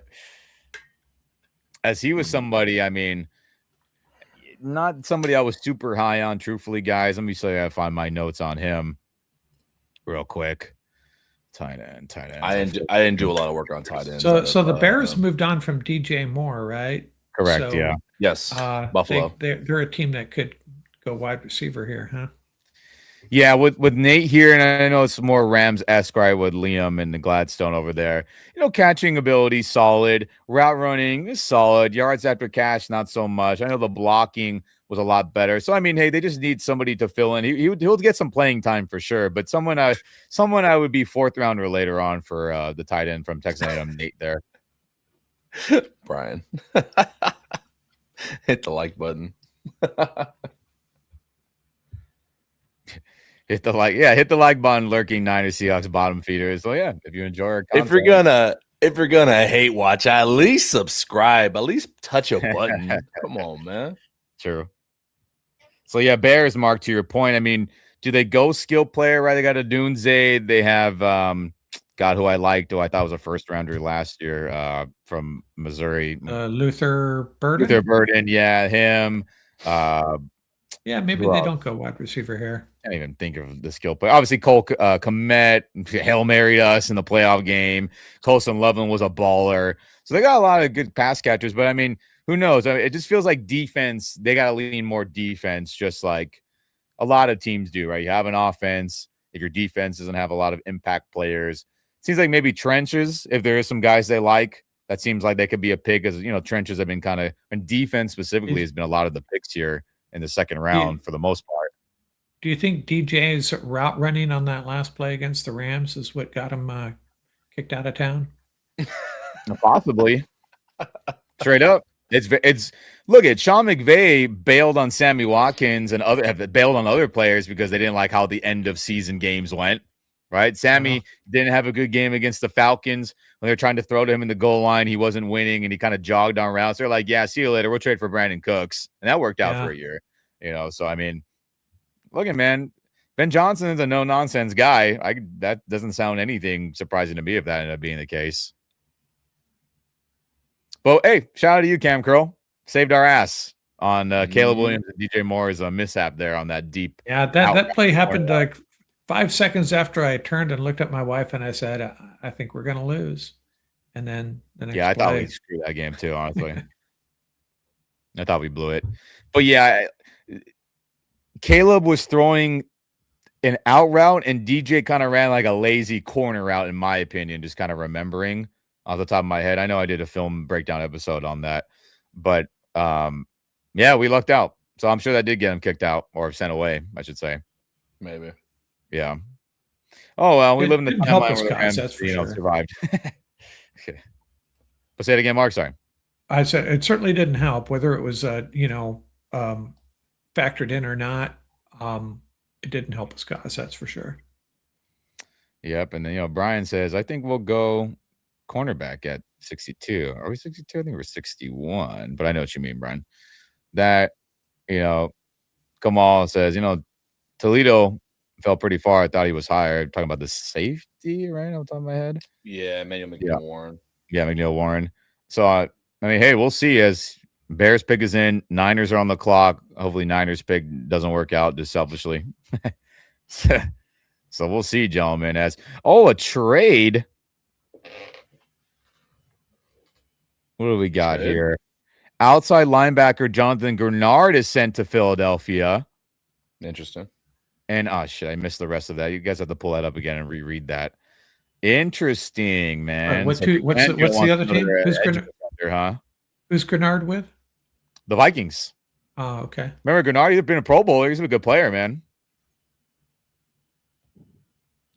Interesting. Rob, to chime in on your guys' question there. Bell is more of an outside receiver. He's going to be kind of used as, I would imagine, in the Rams offense as a Z, just because he's not technically sound with his release package or his route running yet as an X. He's going to need, I would say, 1 or 2 summers with Yarbs to get caught up on that. But you give him a fly sweep, you let him run those crossers and just put the ball in his hands, and you tell everyone to block because he is gonna make DBs look like silly. So definitely Bell a we talking about unique here? usage. Chris Bell. Chris Bell. The big body Louisville receiver that I like. Right. Yeah, I talked to his left tackle in the offseason, and he had a really nice things to say about Chris Bell. He busts his ass, like works very hard. That's good. Bears. Yeah, I mean, look, we'll see. I mean, I like Chris Bell a ton for this pick for the Rams if he survives to that point. I mean, for a receiver, I just think he has the oh my gosh. But we'll see.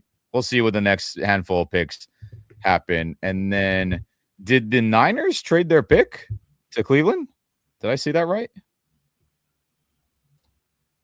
I think so. Cleveland's on the board next after this.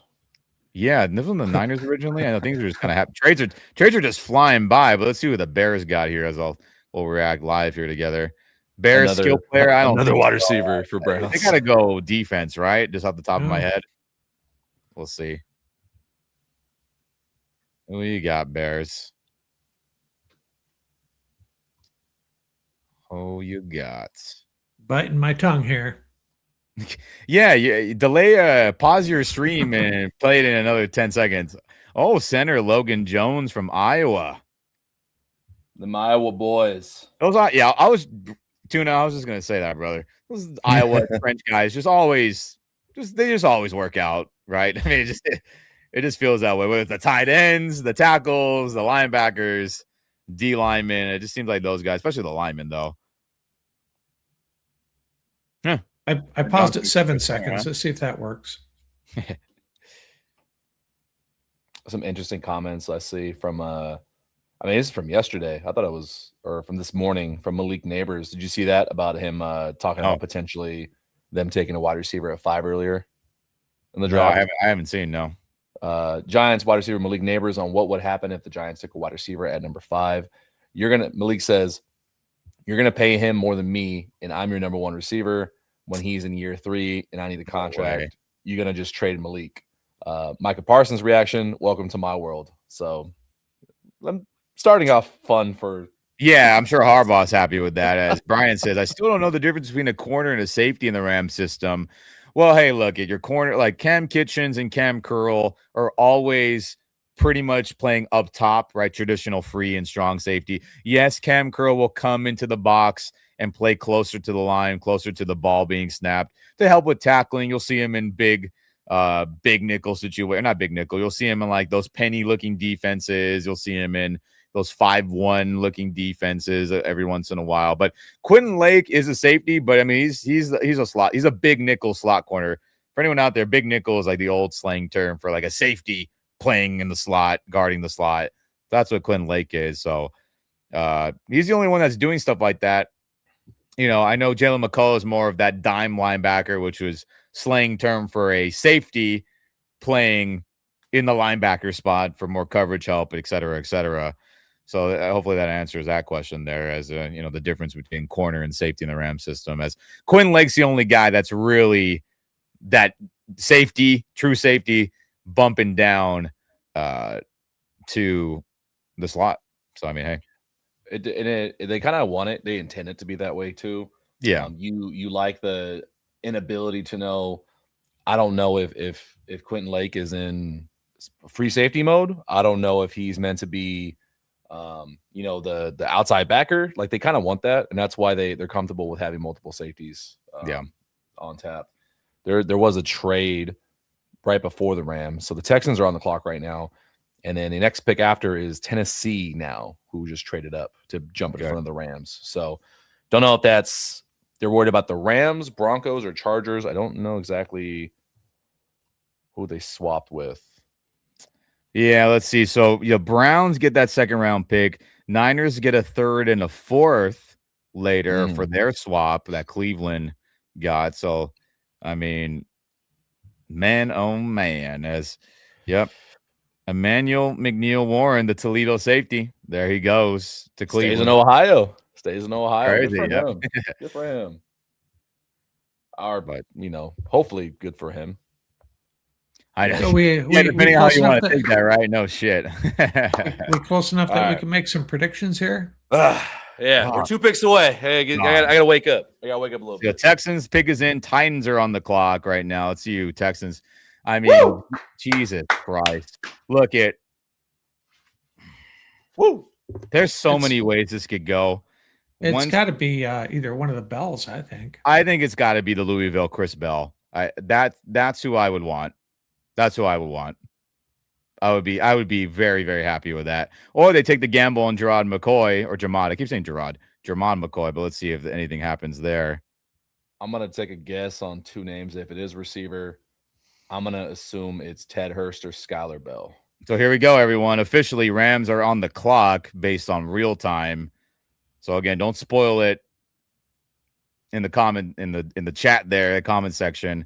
As I'm watching live on the broadcast, they're gonna go with it. Oh, Texans go tight end Marlon Klein, the Michigan tight end. Interesting. We still got Tennessee. Tennessee's on the clock right now. Yeah, correct. Yeah. Well, Titans pick is in, and then Rams are on the clock as I'm looking at it now. So Rams are. But Marlon Klein, I mean, that was somebody. Look, I had again another 4th rounder later guy, but again, the tight end stuff was different because they're. A lot of these tight ends, man, like the quarterback play just wasn't good. Whether it be Stanford, Ohio State, Michigan there. So a lot of it's projection. So, I mean, hey, Houston's gambling on another Michigan man to be able to come through. And how would you guys feel about the highest linebacker on my board is Anthony Hill? Could they go that way? I'd be ecstatic. Would you? There's drives where he just takes over and he's just sideline to sideline in the backfield. He's fast. He's a type of linebacker the Rams do not have right now. Kind of Ernest Jones style. A little bit faster, I'd say, but yeah. Very similar. Just kind of does whatever you want. Like, hey, I'm gonna go after the ball. I'd still lean wide receiver if it was me, but wide receiver linebacker's got to be on their mind a little bit. I would. Yeah. Anthony Hill definitely, I mean, maybe not as strong with like getting off blocks based on the film that I watch, but look, he can anchor a little bit. He's got some good strength, definitely a lot better in coverage, which I think is a plus, but hey, I wouldn't be mad at that. You can blitz too on my notes I have here. Yeah. I wonder if Kyle Lewis would be there at 93. Maybe. Yeah. Because again, different type of linebacker. Rams are on the clock. So we'll see. We'll see what happens here, everyone. But I mean, man, look, Jermon McCoy couldn't be mad about it. But I mean, shoot, that injury news I don't know, man. It sounds a lot worse than Chris Bell. Just based on Peter Schrager comments about receiver, right? Does Skylar Bell from UConn? I know a lot of people are hype about him, but he's a small school guy. The Clemson wide receiver Antonio Williams, who I had a 3rd round grade on. I would be more comfortable there. Does Sean get giddy about Zachariah Branch mega playmaking ability, right? I talked about the big playability on offense, special teams, return ability, right? I'm more comfortable 3rd round. Same with Dion Burks, more comfortable 3rd round with him. Just my gut on him. And, after that, it gets a little wishy-washy. Malachi Fields, more of a 3rd round for me, even though there's a lot of things I like about him. It's going to be interesting, guys. Maybe they go lineman out of nowhere. I mean, who knows what the Rams' plan is, honestly. Jude Bowery, Markel Bell are both there. So if they don't go wide receiver here, I do need the fans that are watching to not freak out, because I'm not going to freak out. Because, one, there are still guys deep on this list. Like, I'm going to say a name that not a lot of people are talking about that I think has phenomenal upside that reminds me of Zachariah Branch, but I think is a better route runner and was very good at the Senior Bowl. Cyrus Allen from Cincinnati. Everyone loves his teammate because he's super big and all this athletic, but raw. Cyrus Allen is one of the better route runners in the draft, but no one knows about him. And so I'm not tripping. Like, if they want to go receiver in the 5th and they go get a guy like Cyrus Allen in the slot, I'm going to hype it because I've watched enough of his film. Like, I know he's a good guy. So yeah, but regardless of who the Rams pick, if they do pick right now, I'm probably going to be hyped no matter what. Because it's a new Ram. Like, what do we know? It's a new player to get excited about that we get to watch at camp and watch on the field. No, I mean, I couldn't agree more. I just need some good news. Gosh dang it. someone that you're on board with, someone that we're familiar with.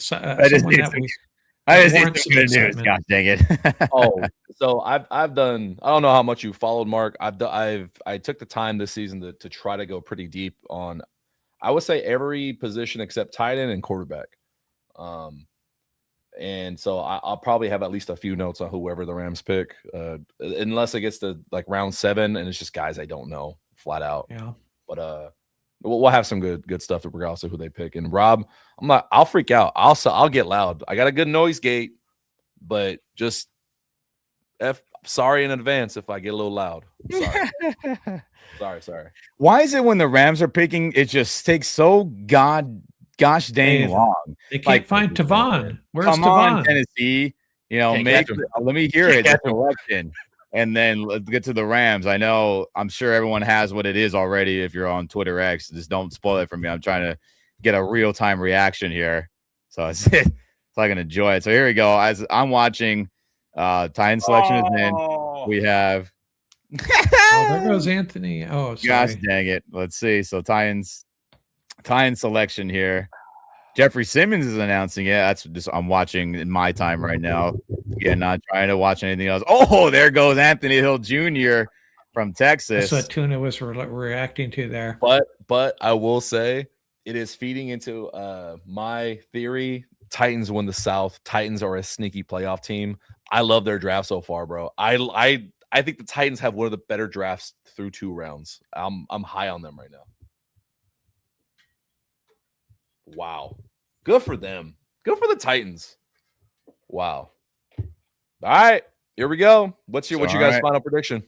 God, look, I just going to Peter Schrager stuff, being the receiver, Sean just can't help himself with offensive skill players. I mean, look, Chris Bell, I know the knee issue. I get it. Is it possible? I mean, oh man, this is one of the bells. It's got to be one of the bells. And you know what's going to happen here? My son made the prediction that Sean McVay is going to have to look really upset about every pick moving forward.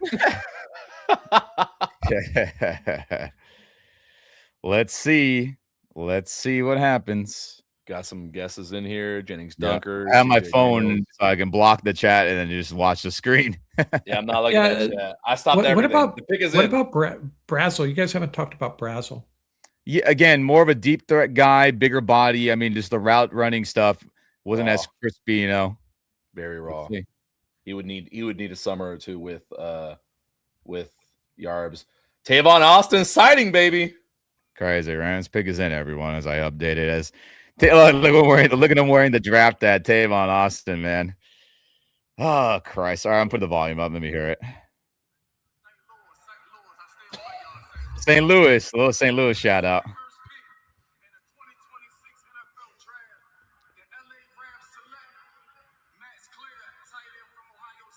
Oh, tight end. He's the McVay can't help himself, man. 16 personnel. I had a 3rd round grade on him, guys. Look, 3rd round grade. This is like I talked about earlier. Let me pull up my notes on him. Look, 3rd round, I would have been on board with this. Man. Definitely would have been on board with this then.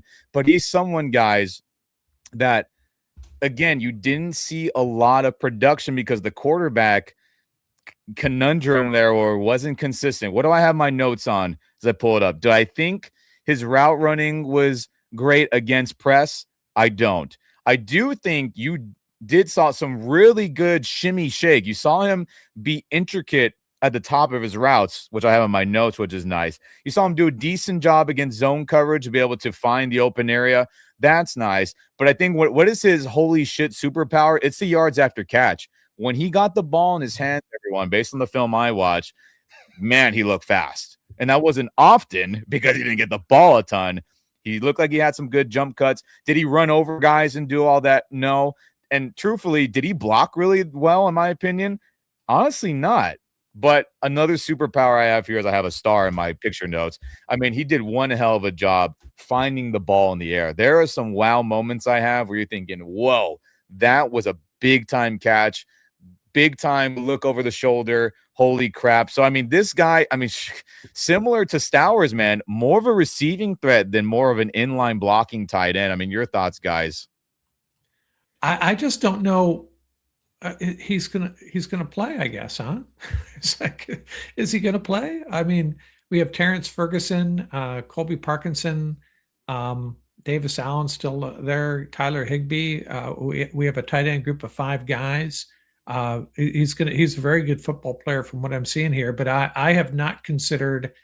I've barely looked at tight ends because just like quarterback, I just didn't think it made a lot of sense. But he's a good football player. Is this a pick for 2027 as well? I don't know. Maybe. Crazy. Honestly, I third round, I would have been on board with it. I mean, similar to the Ty Simpson, I just think it's a round too early for me, honestly. Very interesting. Very yeah. interesting. I'm trying to. I can rationalize the Ty Simpson one. This one, I'm having trouble trying to figure out how this. Hey, fits. maybe crowded. Mumpfield is the answer at this point. Maybe McVay is happy with our wide receiver group. You still got a third round. Yeah, we can come back and get a wide receiver in the third round. Yeah, still got a third round. My only question is, like, I usually look at the first 3 rounds for the Rams as guys who contribute early. That's a crowded. Like, is Davis Allen gone? Yeah, I mean, do they ship him out? I mean, it feels like that might have to be the case, right? I mean, I don't know, man. Well, Higbee, I'm surprised he came back. And truthfully, I'm surprised they wanted him back too. I thought he would be gone just because of contract and his injury. Yeah, when he's on the field, he still plays well. So maybe that's why. And Claire, I suppose he can play special teams. I have no idea, but I would hope so. Oof. I mean, Tuna, vent to us, brother. What are you thinking? What are you thinking, man? Trying to make my graphics so I can upload it. But I'm curious on what actually is going on with guys like Higbee then, and what the move is going to be with the rest of the tight end room. Because frankly, I don't know. Yeah, is Higbee really going to be playing? Yeah, maybe not. Interesting, very interesting. I'm more confused by this one than the Simpson one. I'm not gonna lie. Yeah, this again, guys. I mean, the blocking is just non-existent. Let me pull up my notes again so I can just go off. Look, the blocking is just not there. It's not. I don't think he's good at the inline. He needs work. It's not like the effort isn't there. I have on my notes, and he's just not strong at it. Could he work on it? Because he's got a bigger frame, so it's not like, oh, he just physically can't do it. I don't think that's the issue, but he's just more of a receiving threat. And I think this is just another projection saying, hey, let's line him out there. He's fast. He's got good, he's got good route running. Maybe not as strong against press, but I think he can work on that. And then it's the yards after catch that's like, wow, with his speed and agility. That's what I think Sean McVay's falling in love with, which, I mean, this feels like a Sean pick, another one with his tight ends, right? And again, like I pointed out earlier, the oh my God, over-the-shoulder catches where you're thinking, holy shit, that was good. Or even some moments I have here in my notes as looks like the ball is way out of reach and he's able to still snag it where it looked like he was not going to be able to get it. So this is a lot of projection here, but I would have been way more comfortable in the third round, guys. I mean, comment section, let us know. I mean, how do you guys feel about it with this tight end group? Now? There's no way they're happy. There's no way they're happy. Hey, I feel you. Then I hinted at it. I said, oh, maybe tight end might frustrate people. Yeah, this it's a crowded room. What that tells me is there's probably a future shakeup coming pretty soon in that room, whether it's a trade or whether it's a release or maybe someone's not healthy. Maybe they have certain plans where they really do plan to lean heavily into 13 personnel. If that's the move and you want to make sure you got 5 starting level tight ends because they're going to do some weird stuff and then go get a running back in the third round because they're like, surprise, we're not going to throw it. We're just going to run it down everyone's throat. Yeah, clearly. And I see the comment about could have had Sadiq. Clearly they think otherwise, that they really are buying Max Claire's abilities a little bit differently. Shows what the fuck I know. I don't know anything about what the Rams want to do. I don't know anything. I know this draft is just turning out a little crazy, ain't it, everyone? My goodness. As a lot of people I see in the comment section, I don't get it, confused. Could have had Sadiq. Oscar Delp. I mean, Oscar Delp. A lot of these tight ends, there's a lot of projection, like we've been saying this stream. It's a lot of projection because the quarterback play wasn't consistent to see how consistent the tight ends could be, whether it be receiving or just in general. So I mean, third round, I would have been on board with this, guys. Second round, I'm not a fan. I'm not at all. He's definitely a pass catching tight end. So they got to find a way to get him on the field. And the problem is if he's not really a great blocker, a good blocker, it takes away the play action aspect of how you usually get tight ends involved, pass catching tight ends. But I like what I'm reading about him here. That his kind of, what's the name of that Eagle tight end that's killed us a couple of times? Dallas Goedert. Dallas Goedert. Is he compared to him a little bit, maybe? I guess like so. I mean, I do think the route running from Claire is a lot more crispy, just based off. But obviously, Dallas is a Super Bowl champion, has done a lot of good things. But the blocking, though, it's an issue. Similar to Stowers, maybe not as piss poor as Eli Stowers, who went to Philadelphia, by the way. I mean, interesting. I mean, woo, guys. But this is a situation so far for the Rams. Sheesh. This is a classic situation, though, where I defer to our guys, McVay and Snead. They generally know what they're doing, and it's very difficult for me to second guess them. I think they should have gone pure wide receiver, and maybe a linebacker, cornerback, offensive tackle. Adding a tight end to this group doesn't really make sense, but they must see something in him, and they see a way that they can use him to really make this offense even more explosive. And he sounds like he can do that. You just got to get him on the field, and hopefully this isn't a sign of how they feel about Terrence Ferguson. I don't think it is. And look at, I mean, I'm just thinking about it in my own head, and let me know in the comment section, everyone. Could this be of like hey, Higbee's done after this year. We're not going to re-sign Colby Parkinson. So it's like you two young bucks, Terrence Ferguson and Claire, the second round tight ends.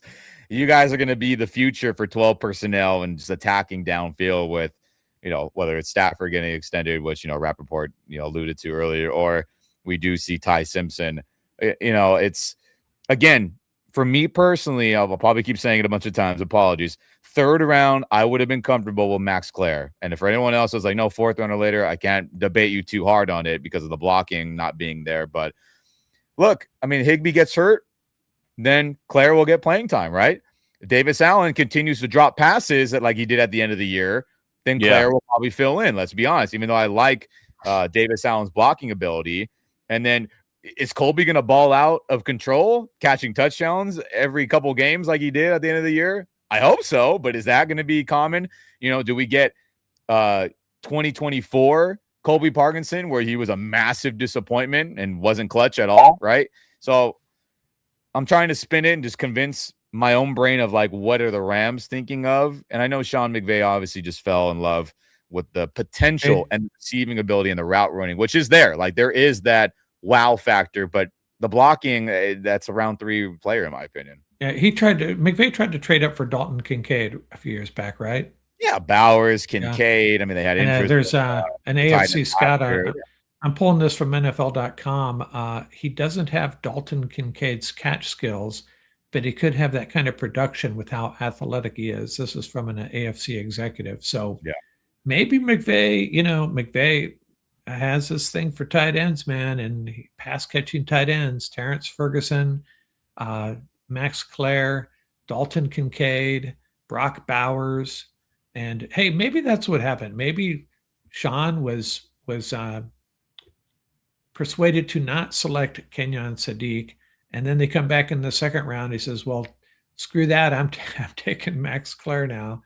Whether you like it or not. Look, in a perfect scenario, I'm not talking about. Sorry, I'm just thinking of things like Max Claire on a crossing route, and he gets separation. He can run away from guys, so like that is valuable. So look at everyone. Maybe we're saying receiver, and Sean's like, "Hey, we'll get this big body wide receiver that we can line up," and he has the speed and is faster than a lot of these wide receivers, and he's a bigger body. He's got the yards after catch. He's got the route running.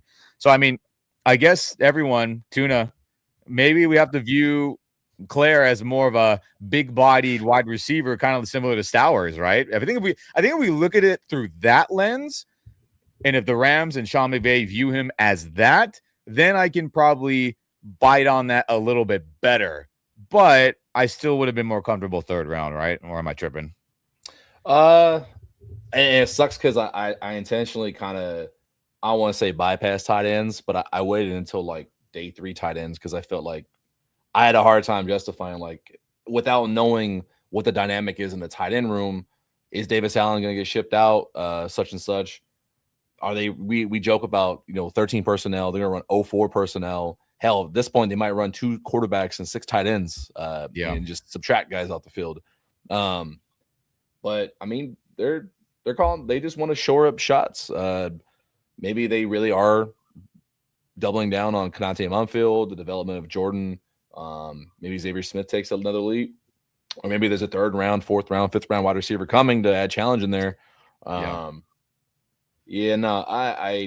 first initial reaction legitimately is I'm not super familiar with his game.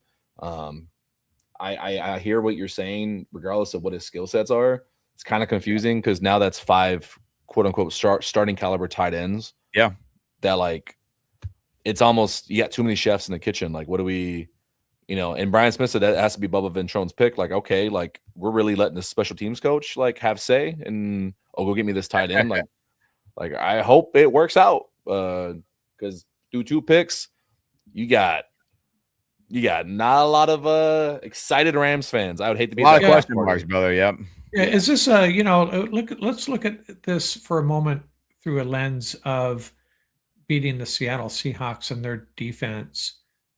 Maybe a guy like Claire is going to be a better weapon than a wide receiver like Zachariah Branch. Just throwing that out there. I'm watching film on him now, and he is definitely a big, if you think of him as a big receiver that can do damage yards after catch against a physical defense. Right. Yeah. So there's that. This is exactly what I was saying. And that's, again, a bigger bodied wide receiver. He's a Stowers type, everyone. So, well, hopefully that he's used in that way, or hopefully he improves in blocking so then he can be lined up in line. But I mean, let's go through the fun scenario here as we try to spin this in a more positive light. As let me read the draft picks. Buffalo after us take Davis, or I can't even read right now.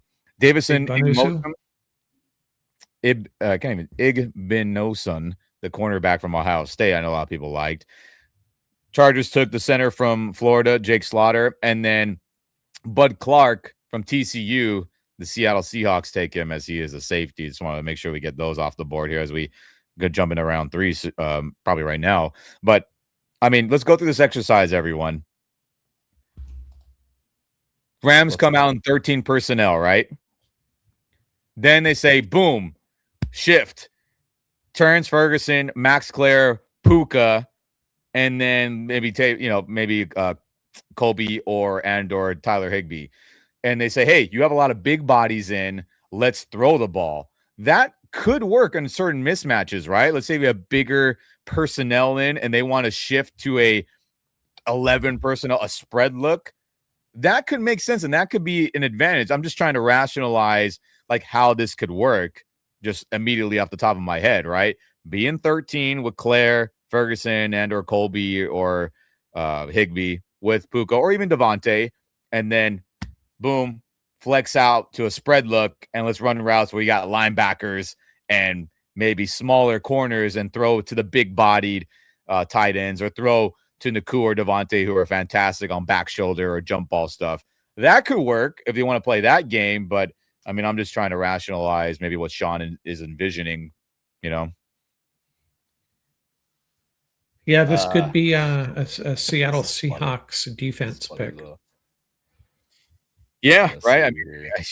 I mean, look, you got to win the division. I mean, there's just no kidding about that. It's funny, people talk about the Seahawks, and no mention of the 49ers, but the 49ers are going to be right there as well. I think they're getting a little bit of disrespected by the national media. It's still going to be a 3-team race, I think. I mean, shoot, like I talked about earlier, man, like Ferguson, I expect him to make a big leap, but I mean, who knows if Claire is gonna get passes, So let's go through some of the comments here since everybody's been a little pissy about this selection for sure, right? Brian D plus on Claire. Rams fans can never be happy. So we get through. Aiden says here, I get the tight end depth if we keep running 13 personnel, but you could have got it in the later rounds. So yeah, I agree, Claire. I would have been comfortable in third round for sure. Bill says time for the McVay not impressed face, but it seems like his draft pick, if we're being honest. And then Lucia says, what are they doing? Trying to drive ticket sales down? Now, I think ticket sales will be just fine, everyone. But Cody says as well, I can understand the QB, but the rest is a question mark. I get it. Not Bill Gates says I'm depressed. Hang in there, man. Hang in there. The way I look at it is I want Chris Bell. If Sean McVay wants Max Claire instead of Chris Bell, I'm going to defer to Sean McVay. I get it, man. I know Chris Bell has a knee issue thing too, so maybe he'll be the third round pick. I get it. And then, Kamal says, at what point is it malpractice to not take a flyer on Jermon McCoy, the corner? I mean, look at that knee issue like we talked about. I mean, I get it. And then, third round is happening right now, USA. And it's happening. And then not Bill Gates says, at least McVay was smiling for this pick. So, yeah, well, I think we all inferred earlier that this was his draft selection, right, Tuna? I mean, shoot. I'm looking. I'm trying to find something. Somebody mentioned look at his Purdue tape. Yeah, I've been looking at it. He's pretty good. I'm not always the biggest fan of going beyond past the previous year because that's like me going and looking at Puka's rookie tape. Like, oh, maybe, yeah, but look at Puka's rookie tape. Like, why can't I just look at the previous season? Like, that's more accurate, barring injury. Was he? I know I'm not the biggest fan of how Sayan performed at quarterback for Ohio State, so maybe that has a little bit say into it. Definitely, he didn't play well at all, which is why Claire was a hard evaluation for me. But there was a lot of splash moments when he got targeted, But I mean, we'll go through the comments more. ESG says, "I hope he's really a wide receiver, not a tight end." Yeah, we talked about it. I know there's some comments a little, further back in the past year. And then Kamal, he really gets up the field with the ball in his hands. Like I talked about it. I mean, if you view him as a big body wide receiver, that probably could work. I need line or wide receiver next round. Maybe we pick twice and drop some of these sevens. Wouldn't be mad about that. And then Dan says, "Yeah, Ian, Colby's a free agent after this year. Higbee gets hurt often. Who knows?" So I mean, look at like we talked about, those two guys probably not going to be back next year. And Brian says, "Yeah, 246-pound wide receiver. Well, he runs fast as hell." And he's got some good route running that I like. So, I mean, it could work, right? It could work. And then, Arizona Cardinals, as I'm looking at it live, Carson Beck, top of the third round. Miami quarterback. So there you go. That means that the Cardinals were obviously in the race for a quarterback, adding more validity to the fact of like, yeah, you probably are worried if they're going to try to take Ty Simpson at some point. Yeah. What's the last place you want a quarterback you think is your guy to go to? Into the division. Like that's the last place you want.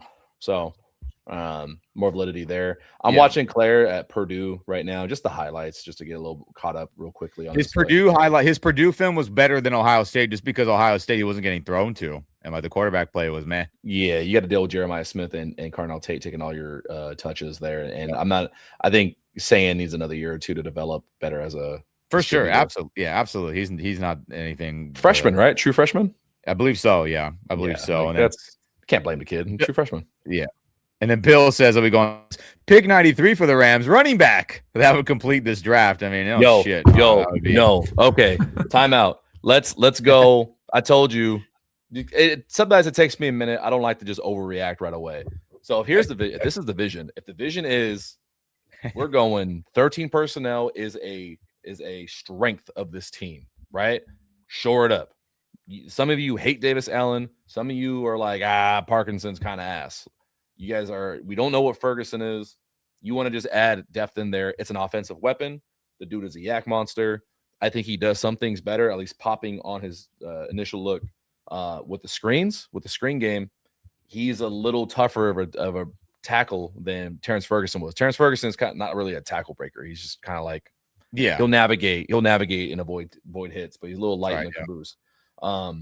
You get a guy like this who could take a flat and get upfield for 10 yards, and you just teach him how to block and hey, I'm gonna need you to toughen up a little bit.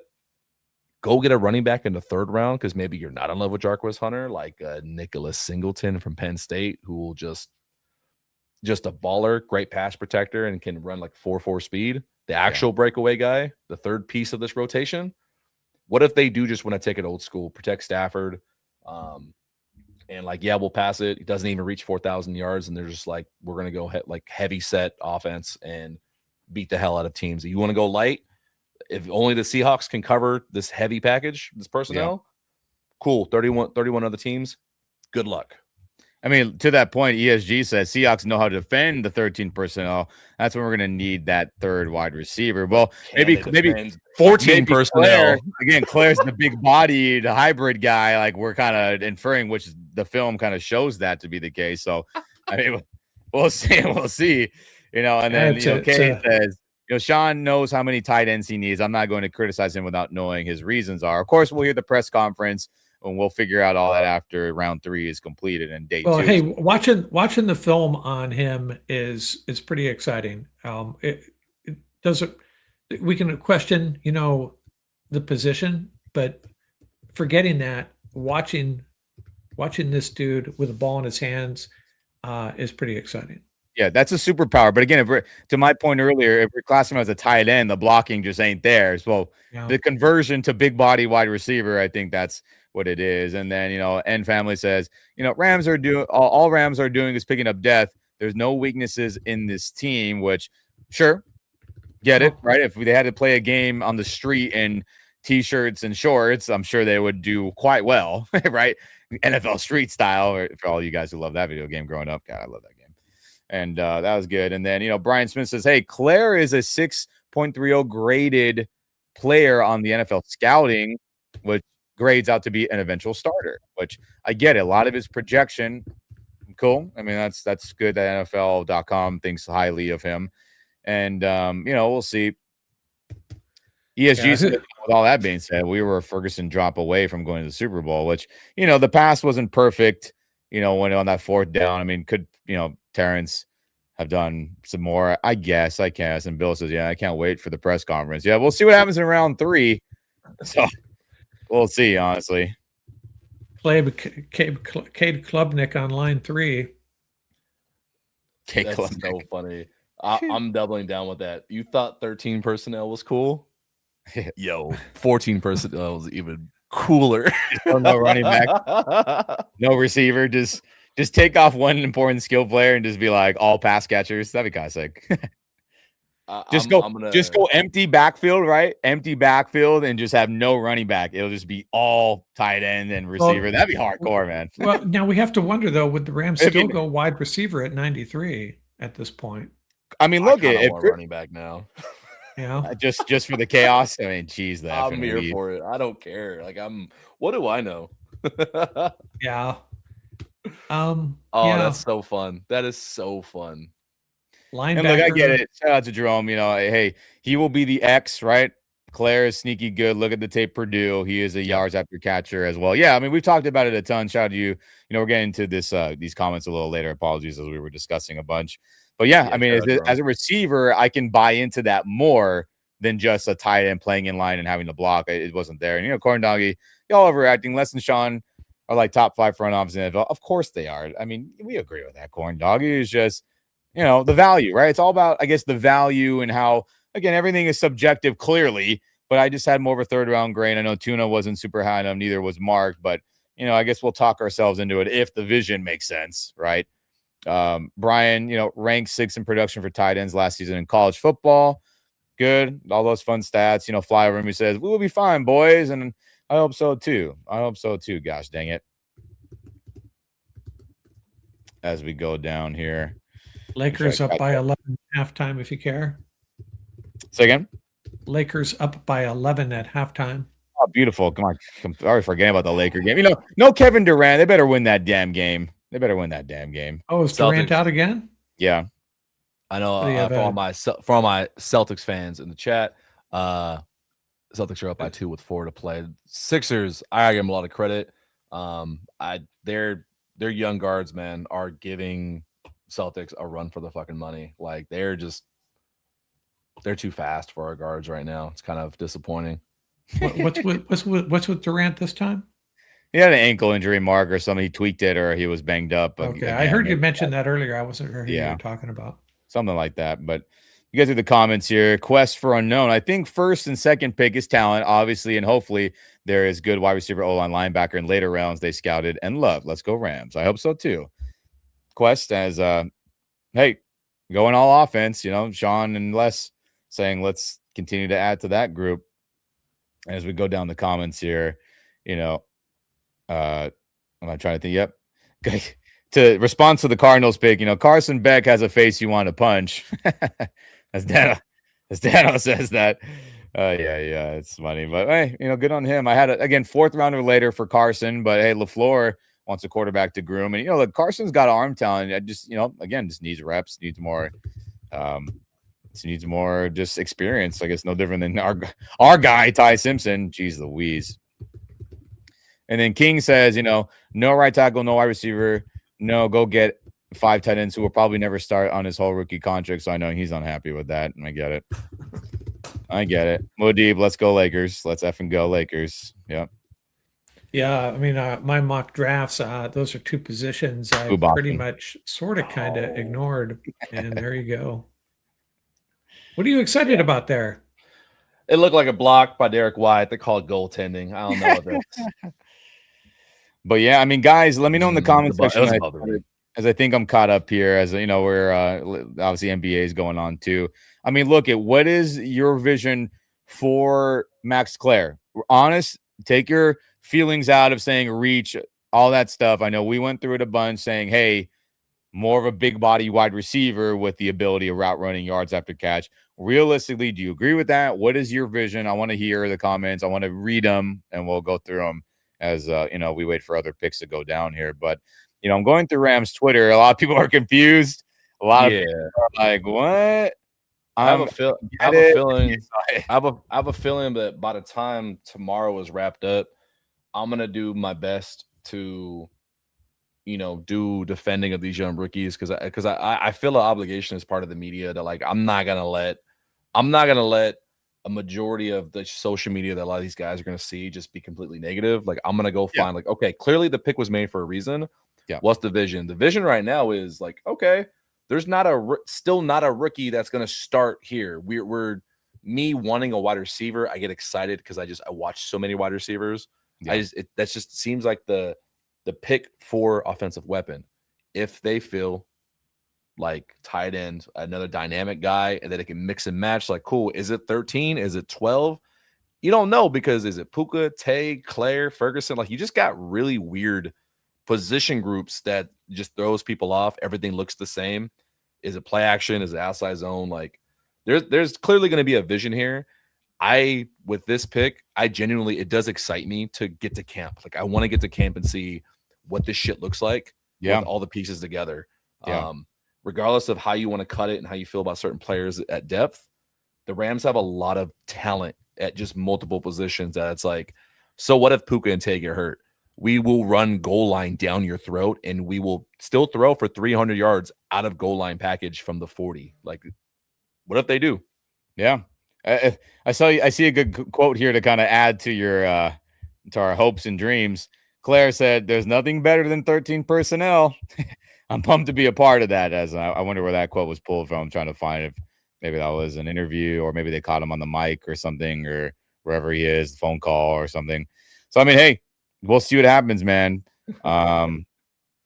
Look at for years and years, everyone, it pissed me off how little we were formation diverse, personnel diverse. And then this last year was a dream come true to see 13 and 12 be rotated in with 11. So, whether Claire is a true tight end, they play him as such, when they want to flex him and me, that more of that bigger body wide receiver, which makes more sense right now. I hope it works. Yeah, and it's very possible that we may not see Claire until week 7, right? I mean, a rookie tight end in this offense. So, we could see Ty Simpson to Max Clare in the playoffs 2027. That could happen.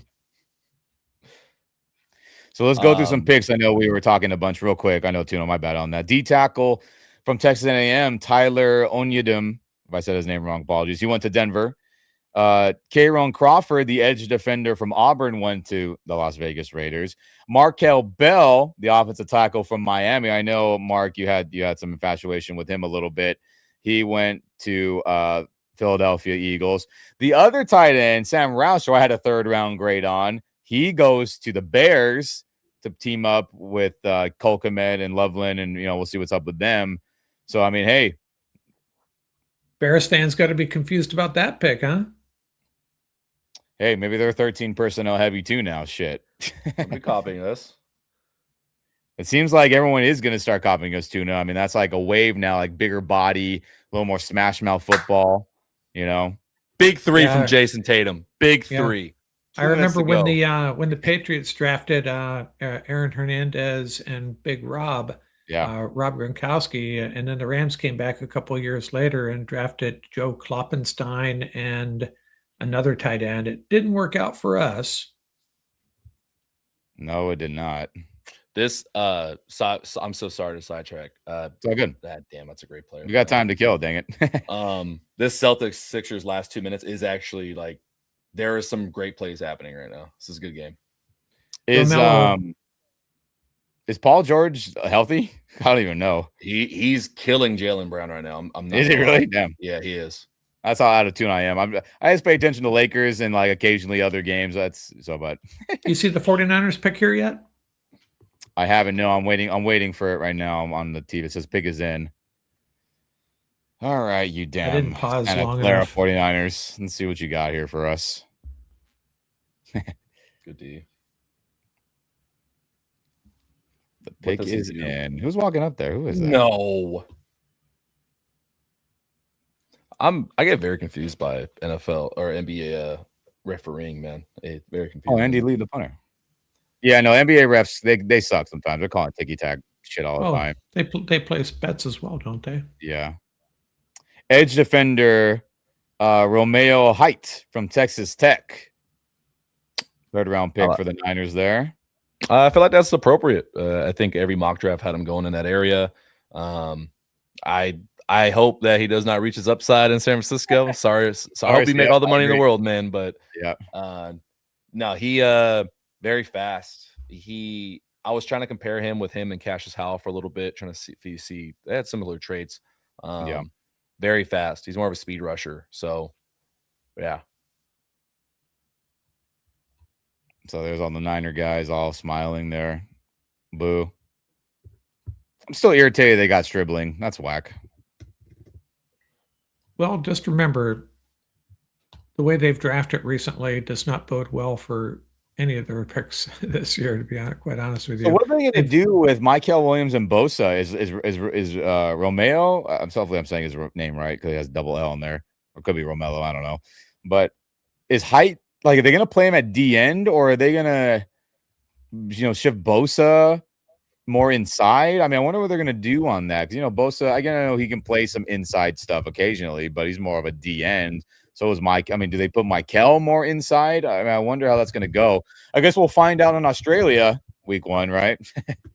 Yeah. Crazy. I have to reiterate that wide receiver is not the only offensive position that can be dynamic and help.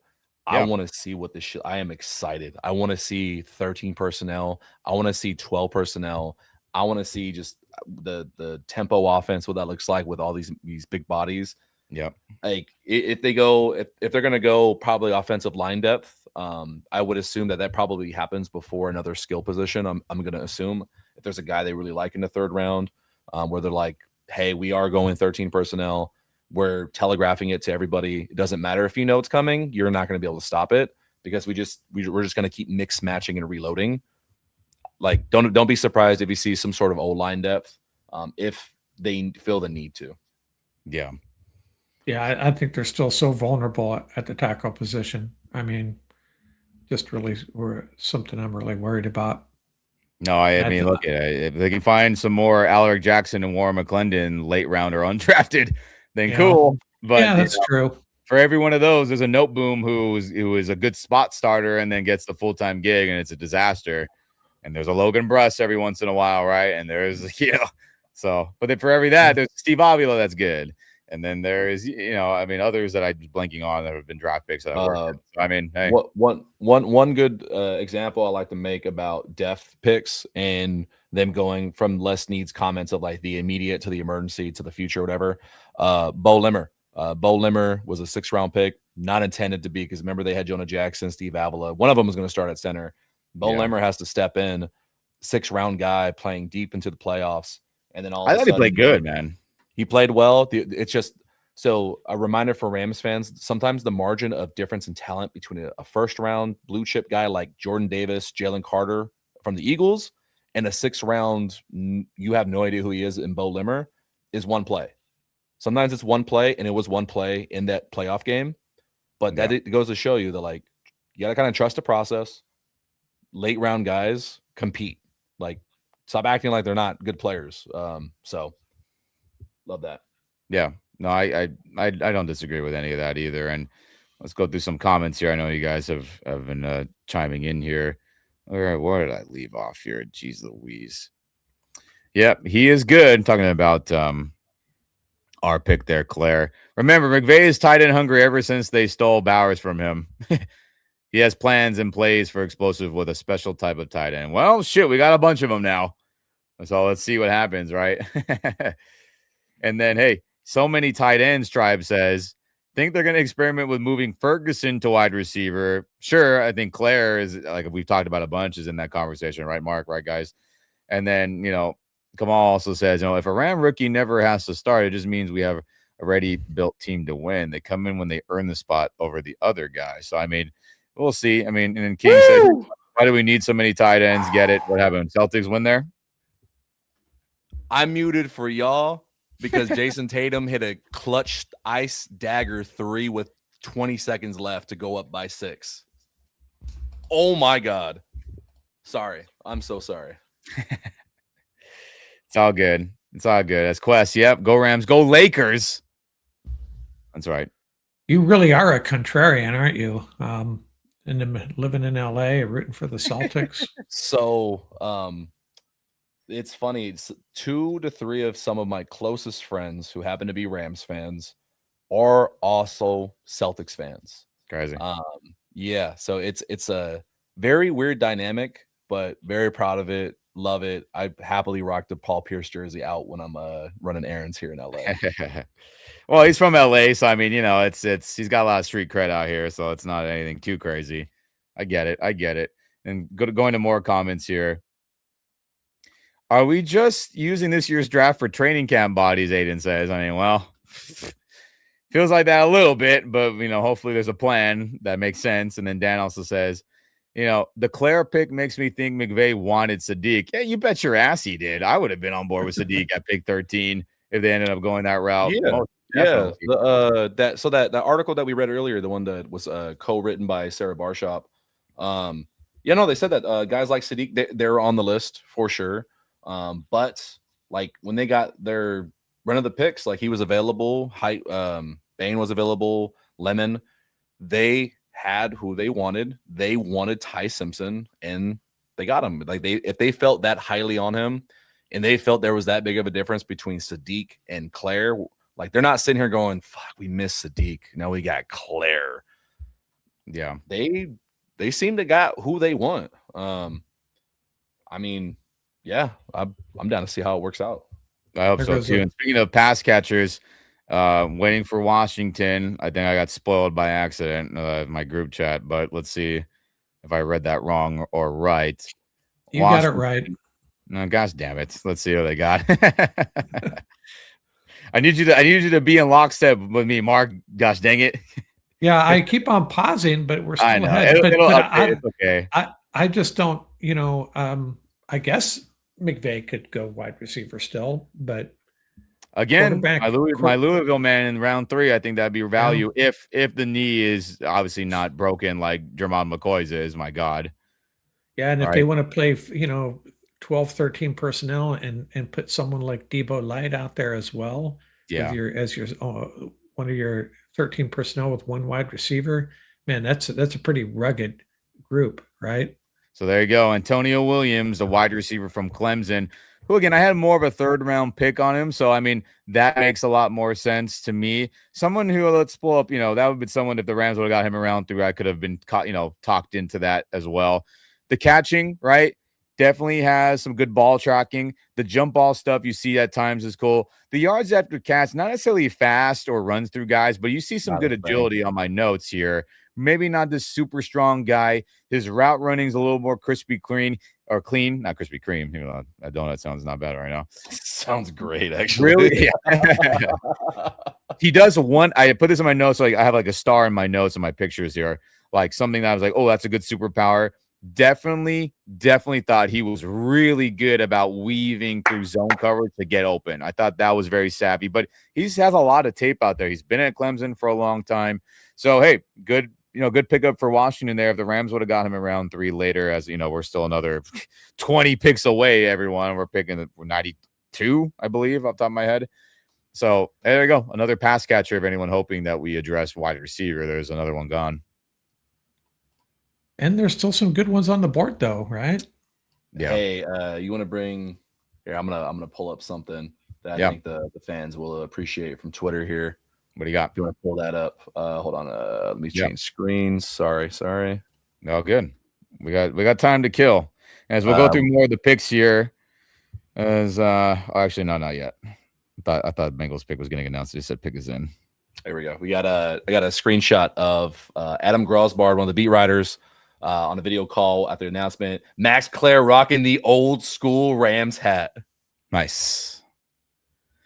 And that's the LA St. Louis blend, the white horn, I believe, after what I could see there. That's cool. Respect. Cool. I like that. I like that white horn logo. I thought it was cool. Very cool. Very cool. Is that this one here?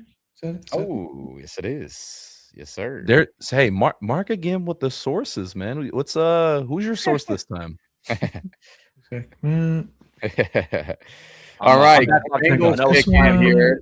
I'm back. Takario Davis, or if I said his name wrong, apologies. The Washington cornerback. So if anyone was hoping for more corner help there, let me pull up my notes on him. If I can find that. I stole this one from my grandson. My first, what did it say? My first cap? That's cool. Yeah. I love that. Yeah, he outgrew it.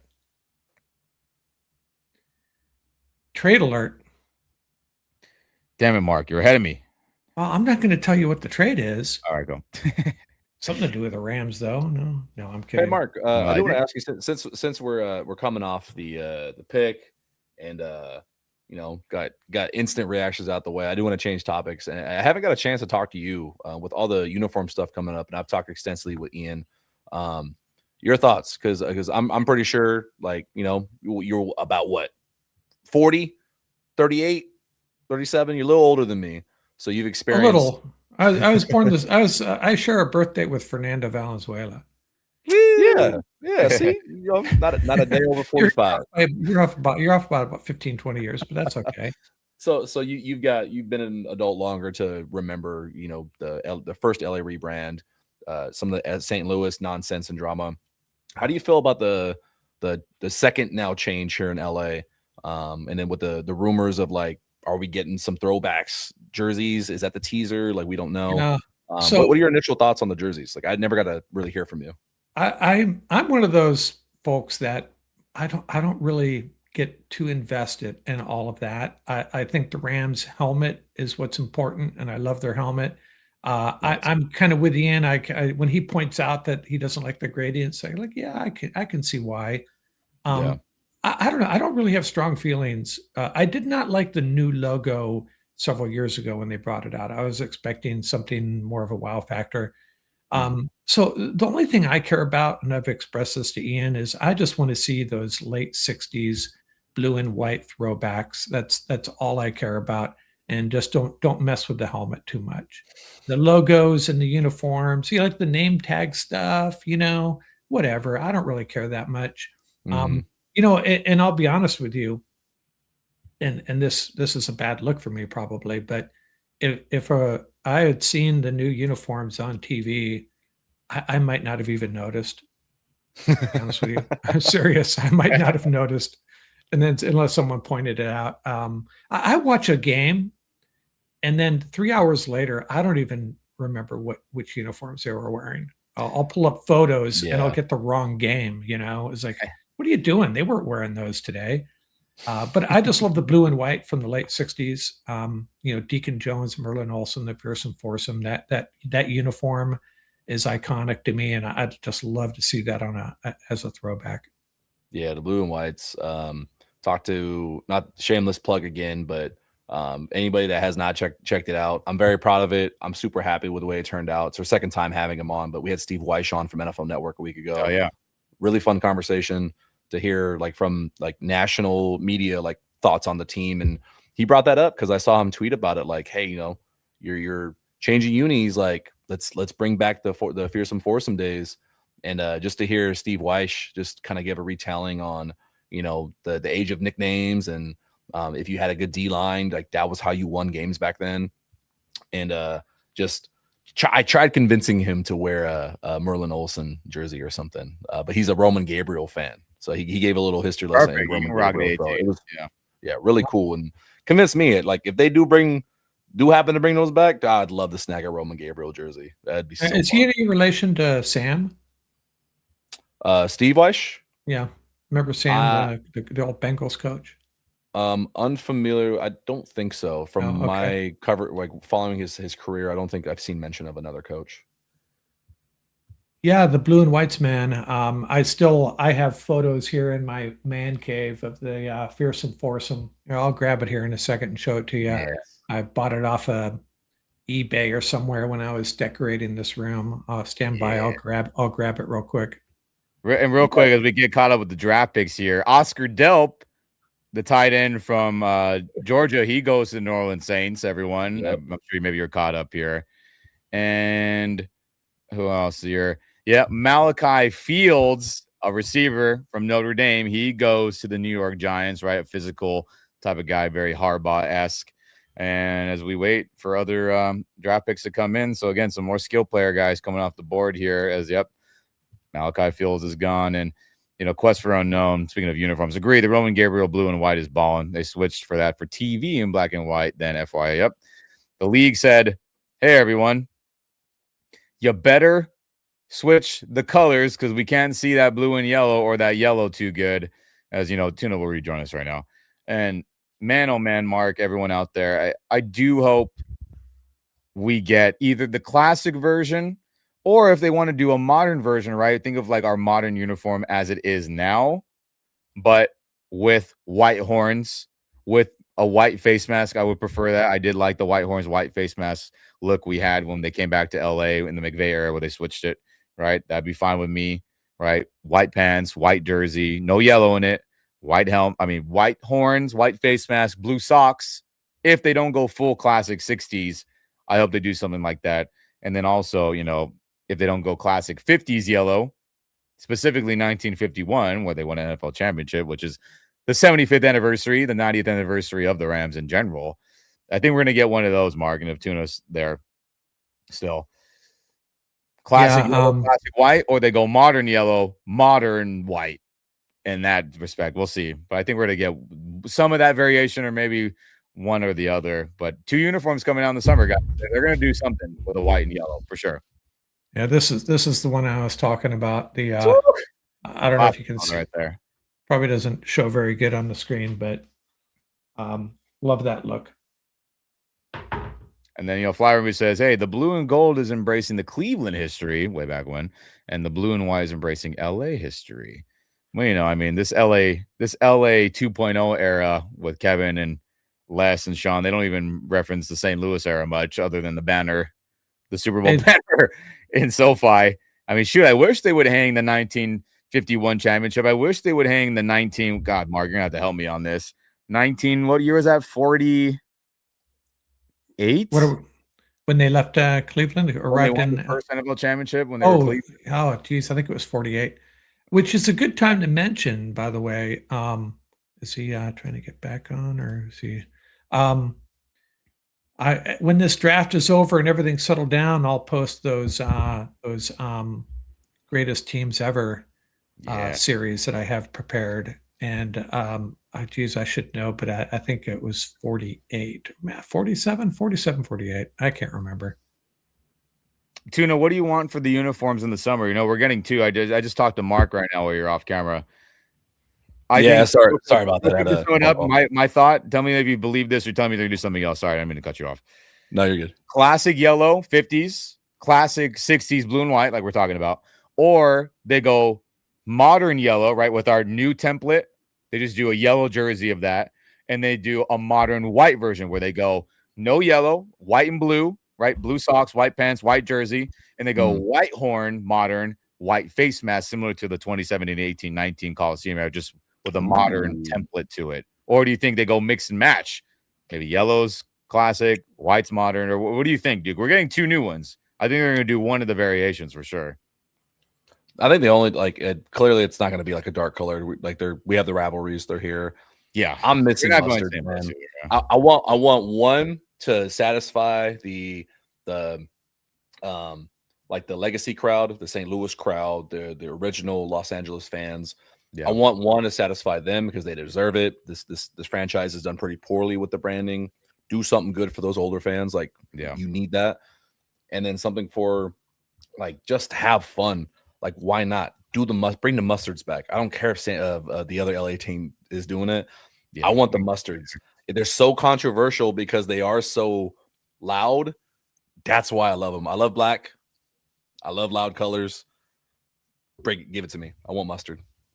Yeah, I'm down for the mustard too. I just hope they do it with the white pants. The all yellow. If they go all yellow, at least go blue socks so it kind of breaks it up. Not that I super disliked the all yellow when they wore them, a handful of times. I was there for that Monday night Kansas City game. That was the craziest game I've ever seen. But if they do the all yellow, at least go blue socks. Don't give me the full mustard. But I think white pants, blue socks, yellow jersey to mimic the 51 championship team. And also when they wore the 94 anniversary, remember where all the Niners had it, Rams wore the yellow with Jerome Bettis wore that jersey, or the throwback one. I hope we see that. And I mean, who knows? Who knows? But or a few things. One, shout out Jackpot in the chat. I see you, bro. What's up, boy? Muad'Dib's commenting on my clothing. He pays a lot of attention to me. But or no one's talking about this. You thought they were getting rid of Bone. Bone's just coming back meaner. It's just a weird alter version of it. Don't say Jesus. I love Bone. Don't even get me started on that shit. Bone Zone, baby. My problem with the Bone, long story short, let me get caught up with draft picks here. So again, Malachi Fields went to the Giants. Caleb Douglas, the Texas Tech wide receiver, went to Miami. And then Steelers pick is in here. Let's see who they pick. I'm curious, and then we'll go back to my Bone hatred. as we'll see here, who the Steelers got? Who are they gonna pick here? Do they go skill? I mean, who knows with McCarthy? I mean, they wanted Mekhi Lemon and go, Drew Aller, Penn State, round 3 to Pittsburgh as he stays in Pennsylvania. I love Bone quote of the night. Thanks. I shouted out Jackpot. If you guys aren't following him on Instagram, bro, drop your Instagram username in the comments for everyone to follow. But Jackpot, I don't know if he just started this year or this season or what, but I do like his content. He's rocking on Twitch. We're gonna be Twitch bros soon. Jackpot's pretty cool, man. I like him a lot. Respect. Good dude out there. Follow him for sure. And look, I think I have the slide still. I got to pull it up to make sense of it so everyone understands. So look at the Bone here with the old uniforms, everyone here on YouTube. My problem with the Bone, you have the color Bone, okay, but then you want to add a white pan stripe, big as shit in the middle. You want to have a half horn white shoulder stripe, whatever that is. You want to have a white name tag patch. Trash. Get rid of it. Go. Little highlights of yellow. That's why I hate the Bone. I never want to see that shit again. Go solid. Just blue numbers. And then give me, I don't know how you're going to do the helmet, but I need Bone horns. I want them to look like Like that's the color of Rams horns. Like that's the actual color. I want that. I get it. that. Just you cannot add white in there like they did. Just idiotic. And now while this slide is open, I do hope we see the modern version of what I was talking about, right? Modern yellow, modern white with the white. Clean. Again, it's the modern template. If we don't get the true throwbacks, now that I have the slide here, the slideshow from earlier in the week. Yeah, that's close enough. You know, it's close enough. If we get this, guys, I couldn't be mad at it. I couldn't be mad at it at all. But again, I do think we're going to get some variation of a yellow, some variation of a classic white, whether it be this modern version, modern template, or it's the true classic 50s and 60s. You know, I'll be happy with it. But okay, to your point with the bone, Tuna, if they want to say that modern white here on the screen, everyone, that I bootleg made over a lot of Photoshop and Adobe Illustrator days, my obsession. If they want to change that white color to the bone, then I can be on board. Because there's no contrasting white or whatever, you know what I'm saying? So just imagine if you want to picture, then I can be more on board on that. But I mean, who knows? And to everyone's point there, don't we only get 2 helmets? No, the NFL allows you to have 3 different helmets if you want to. Now, from what I've been reading with what classifies as alternate helmets is that the primary logo design on your helmet has to be different to be considered an alternate helmet that you can't mix and match. So if you think about the Ravens helmet, yes, they have the purple helmet now, but if you remember, they switched that front-facing Raven face. They switched the purple helmet from that to the regular logo, which is why they're now allowed to mix and match the purple helmet with the regular uniforms. They can't mix and match that black helmet, the Raven with the red eyes. That helmet's fire, by the way. They can't mix and match that with the regular uniforms because that logo is different. So for the Rams, they could mix and match the royal blue helmet and yellow horns, the primary one now, with the yellow jersey, with other jerseys, because the helmet's not changing. The jersey is fine. But they cannot wear, let's say, the white horns with the other stuff because that's a totally different logo on the helmet, quote unquote logo. Does that make sense? I've been reading into that because I was curious what the rules are with that. So 3 different helmets, whether they want to do classic yellow, classic white, whether it's the navy, right, et cetera, et cetera. 3 helmets, guys, 3 helmets for anyone out there. As Kamal, I think you had here, right? Don't we only get 2 helmets? No, we get 3. We're getting uniform suckered in here. But anywho, as we had some visuals on why I despise the bone. Jeez Louise. Isn't that crazy, man? Like, our uniforms are good looking now. Thank God. Thank God. And logos. I just posted that on top of the Rams just implementing a sheer amount of tight ends. Every game they're actually going to have each tight end just swap jerseys with each other every quarter just to confuse defenses. Yeah, and you have to consider, back to, I don't know if we mentioned this, but I think at Colby Parkinson and Tyler Higbee will both certainly be gone by 2027, I think. Yeah, it just feels that way. Consider that. Yeah. Maybe Parkinson resigns, but we'll see. And Davis Allen, is Davis Allen on the final year of his contract as well? Might be. Yeah, it will be 2026. So it'll be the end of his rookie contract. So I mean, there's a lot of tight end movement that's probably going to happen. 2 out of the 3 are not going to be back. So we can, I guess that could be justified a little bit more, but we'll see. But look, I still believe it was a reach. Should have been 3rd round. Should have been this 3rd round pick for Claire, in my opinion. Sorry to get you guys off your uniform talk. No, all good. All good. It'll never end if we keep going. I'm over here falling asleep. Okay. That was me about 20 minutes before the Rams pick, where I'm just like, I've been up way too long. Did not get enough sleep. Yeah, these hosting these live streams can really wear you out. Yeah, it's cool. We're hanging in there, guys.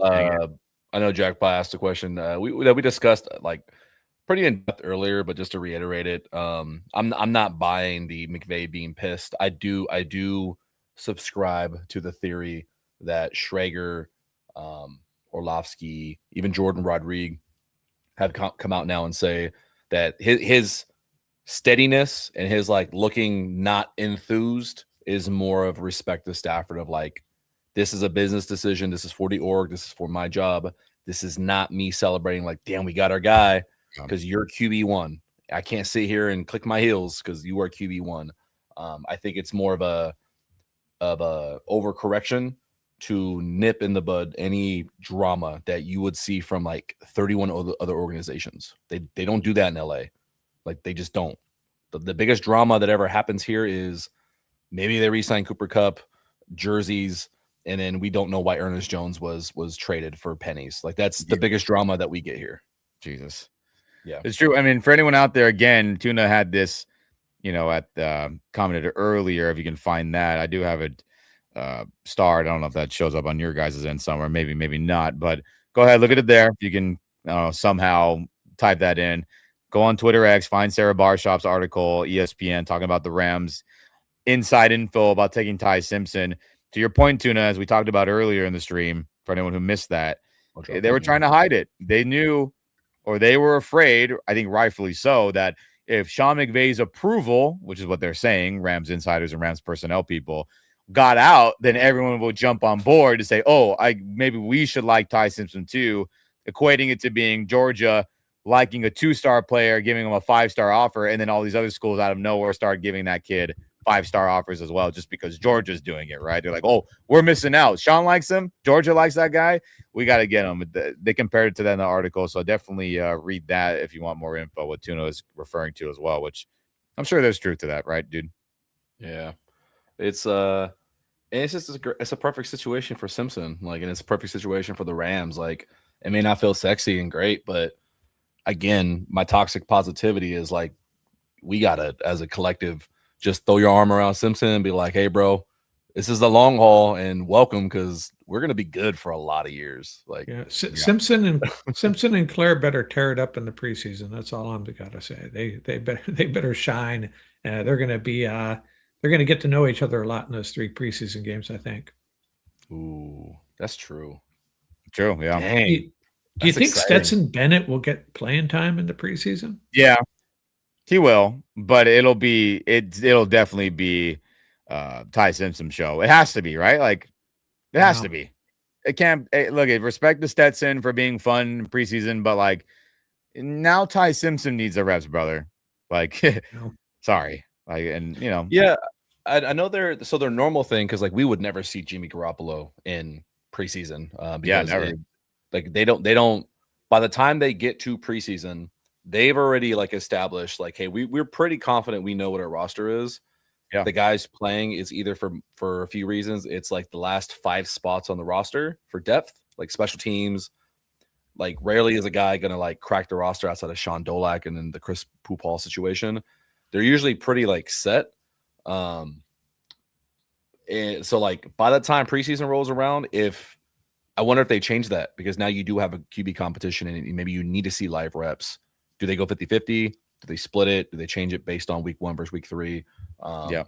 I don't know if they keep the same. So are you saying that if Ty Simpson is truly the second string quarterback, he wouldn't play? Because that's normally been their thing. If you that's look a good point. Yeah, Stetson has taken all the preseason snaps, I think, the last 2 seasons, unless I'm missing someone. I would hope Simpson plays. But I get it, because Jimmy's played a lot of playoff football and has won a lot of big games. But for Ty, 15 games playing big-time SEC games, and that's it. He needs reps. And I think... And remember, he sat like 2.5 years at Alabama as well.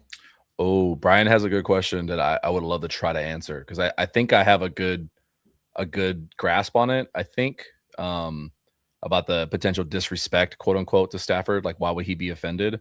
I don't think it's you took a quarterback at all or early, because I would argue they could have traded the house up to 1 for Fernando Mendoza, and Stafford ultimately would not give a shit.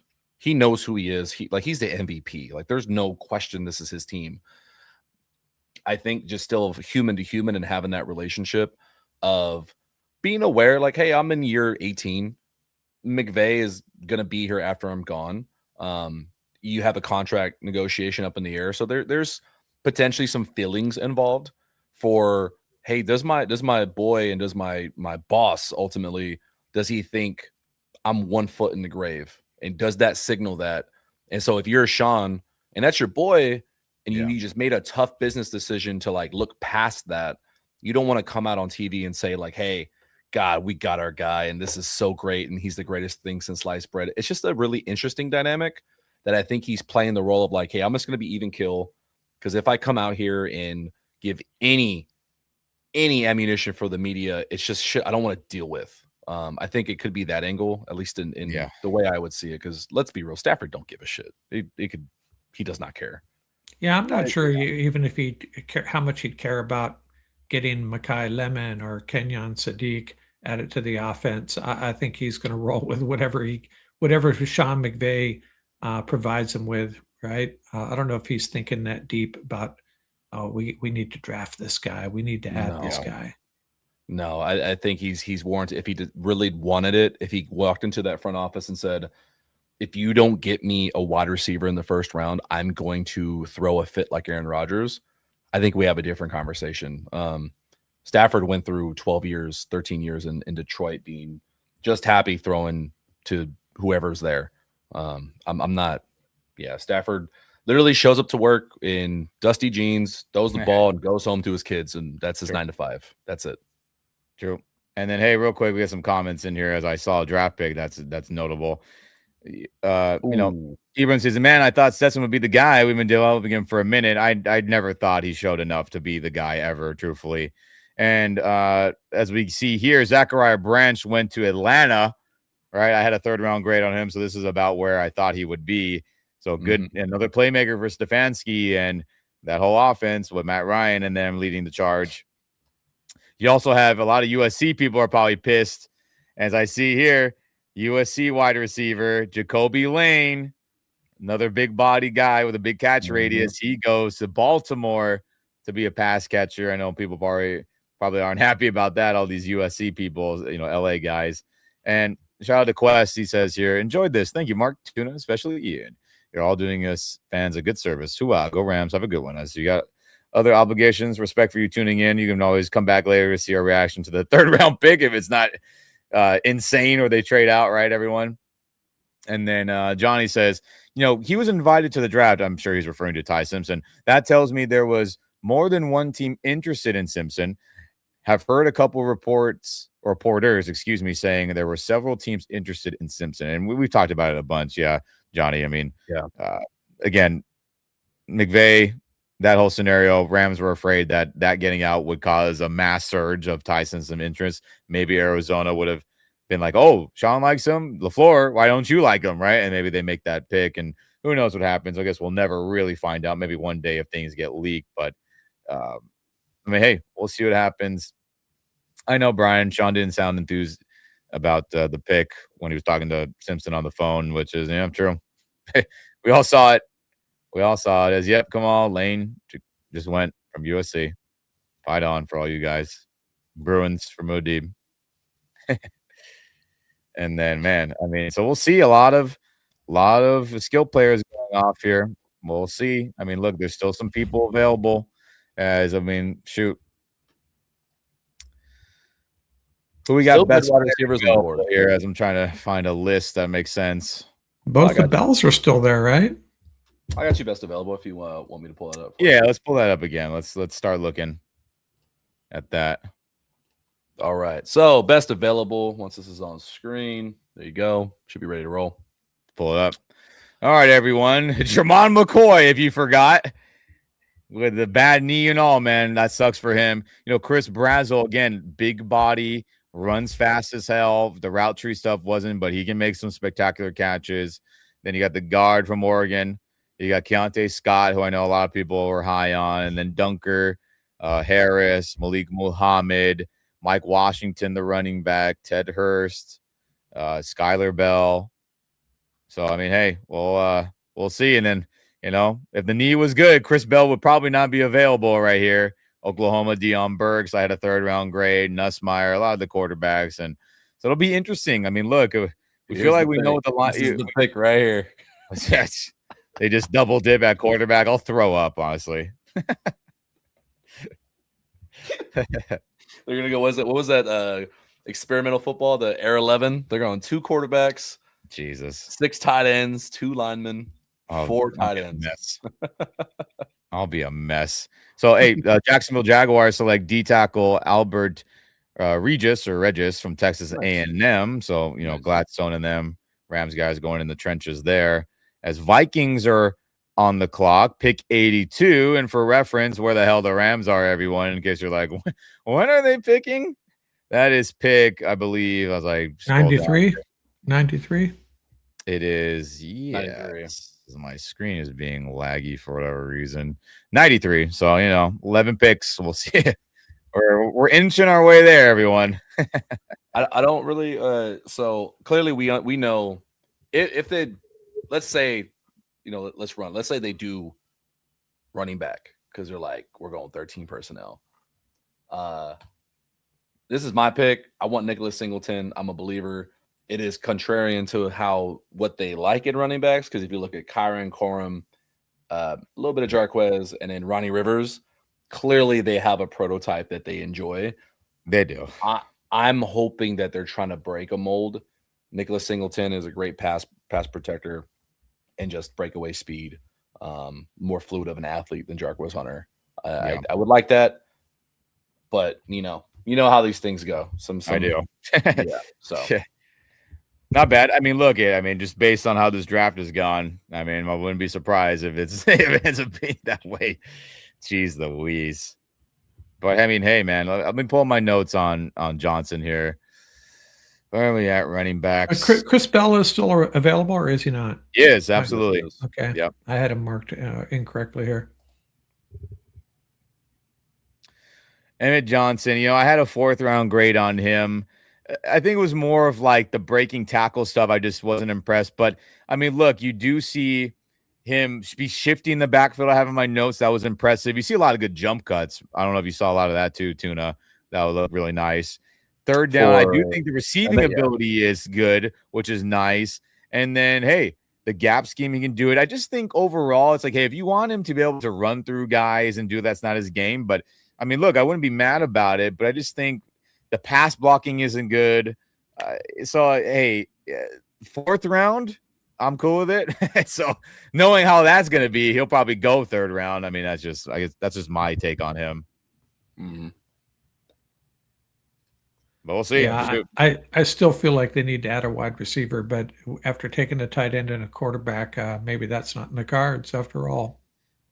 And look, let's talk about Chris Brazo real quick. Let me pull up the notes on him because obviously, he's a hot name for a lot of people. Let me find receiver folder and go to my picture notes here. Yeah, I want to hear how you guys feel about him, because I'm fairly confident I'm in a minority on not liking him as much for the Rams. Yeah, look, I have a 3rd round grade on him. I don't think his route running is crispy clean, but in that Tennessee offense, they weren't even asking him. They were just saying, "Get your ass down the field." Right. And yeah, it was spectacular. I have a start, his superpower, incredible catch radius, right? Just a big freak human reaching out, getting passes and all that. But did I think he was good in jump ball scenarios? Not really. He was okay. But I do think, man, he gets off press good. I thought I had that starred in my notes there. But overall, he's just a downfield guy. Just didn't see enough. Is the yards after catch crazy? Is he like elusive? Is he running through guys? No. He's just more a big speed guy down the field. So that's the only thing, again, with that Tennessee offense, it's kind of hard to judge him. But, I would rather have Chris Bell, the Louisville receiver. That's just my preference for sure. Somebody said we need a long snapper. Forgot, bro. We got Joe Cardona, baby. the military man. So Chris Brazel, it's hard to evaluate them because they do have an interesting offense where it kind of schematically helps them get open a little easier. It doesn't require a lot of technical skill. If you're the elite athlete, then more times than not, it's friendly enough. It's quick hitting. I do like his quarterback a lot. I think it's, alternatively, like Mark said, Jeremy Bernard, he was high just because of Ty Simpson. Yeah. I do feel that way about guys like Brazel because of Joey Aguilar. Joey Aguilar probably won't get drafted. I love him. He's got some issues with his own deep ball. He kind of hangs him up in the air a little bit, like bad trajectory on his launch point. But same thing. Like I feel like a lot of his jump balls were because he's tall and long. That like didn't really get up contact wise. Not technically the most sound guy out of some other guys that are here, and I just don't see the fit for a 6'4" guy that's going to rotate in and ask to do things like I see Jordan Whittington and Puka do, like on the interior. Yeah. That's a must. Like, it's non-negotiable, bro. Like you're going to be blocking a defensive end. We're going to have you go block a linebacker inside the box. I just don't see that being a strength for Brazil here. Yeah, I agree. That's why like, yeah, I think for other teams, he'd probably be amazing. But here, give me a little bit more physical guy like Ted Hurst. Give me a more compact guy who is on tape doing it in Skylar Bell. And in Elijah Surratt, if there's a big one, like, yeah, slower, but he just does the dirty work, the really boring shit that the Rams covet more. Like they'll take technically sound and they trust you to do the dirty work rather than the high end, the high end athletic ability. And I think that makes sense. They just told us that it's not even no point in talking about him because he's gone. No way, really? wait, I'm behind you. Did he go to Carolina? Oh, he did. Yeah. Well, shit. There we go. Hey, Chris Brazil, we're talking about him. Not a fit for the Rams, blah, blah, blah. But I mean, look at again the deep threat stuff. We talked about all. I just went through my notes. Tuna went through his notes. I mean, look, Carolina, they like the big body guys. Clearly, how else he's gonna see him last year? Let's be honest. That's my quarterback. Right? You got to be able to see him somehow. I mean, no shit. That's a great point right there, Tuna. They had. T-Mac, Tetero McMillan, offensive rookie of the year. Coker killed us. They had Xavier Legette, a big body. Now they're adding Chris Brazil. I said his name wrong probably earlier. Chuba Hubbard. Who did they take? Monroe Freeling in the round one, right. I believe. Yeah. So, I mean, hey, Dave Canales in that offense, as they cooked us in the playoff game, looking like they're getting, more threats for the offense there. So, speak of the devil, good timing. That's funny. That is funny, honestly. That's funny. We got what? 1, 2, 3, 4, 5, 6, 7, 8. We got 10 picks. We are now 10 picks away from the Rams picking at 93. Yep. Safe to say we're getting close to prediction range. We kind of looked at best available a little bit. Are you fellas? Are you getting heart palpitations towards a certain player? Or are you just completely upside down because clearly we have no fucking idea who the Rams like? Yeah, I'm thinking one of those top three wide receivers, Bell, the two Bells and Hurst. Kyle Lewis is still there. I'd be so happy. And offensive tackle wise, and they're probably going to do something completely off the wall here. Offensive tackle Jude Bowery is there, Cage Casey. And they're all in this neighborhood where they should get drafted. J.C. Davis out of Illinois. We've talked about him on some mocks. There is one player. Yeah, I mean, look, Chris Bell. I mean, look at him. He did not blow his knee out, everyone. He would have gone in the second round. There's just no way. There's just no way based on his film. I have a second round grade on him. He was just too explosive, too damn fast, too damn strong and big. Look at I know he had ACL surgery. When was that? December time. So how many months would it be until he would get back? Right. I mean, could he be ready by training camp? Maybe, but I think screw it. Gamble on that for a third round pick. I couldn't be mad about that. I really, really couldn't. Jermod McCoy, you take a gamble on him, but maybe his knee. I mean, his knee must be totally jacked for teams to really be passing on him. Or hear me out. Yep. There's a lot of good tight ends on the board. Oh, God. I'll throw up if we take another. You thought 14 personnel was awesome? Let me introduce you to 05 personnel. Yeah, I'll say 05. We're going to call it. Yeah, it sounds like we're taking a Stafford off the field. It's like that Cam Newton. It's like that Cam Newton Wildcat they would do with the Carolina every once in a while, where it'd be like empty backfield, like double wing formation looking, and it's just him. Like that'd be insane. That'd be I'd throw up if they drafted another tight end in round 3. It would have to be like, oh, we traded Davis Allen. All right, I'm sorry. I'm not no hate Davis. And then they're like, oh, we dropped another. But even then, I would still be nauseous.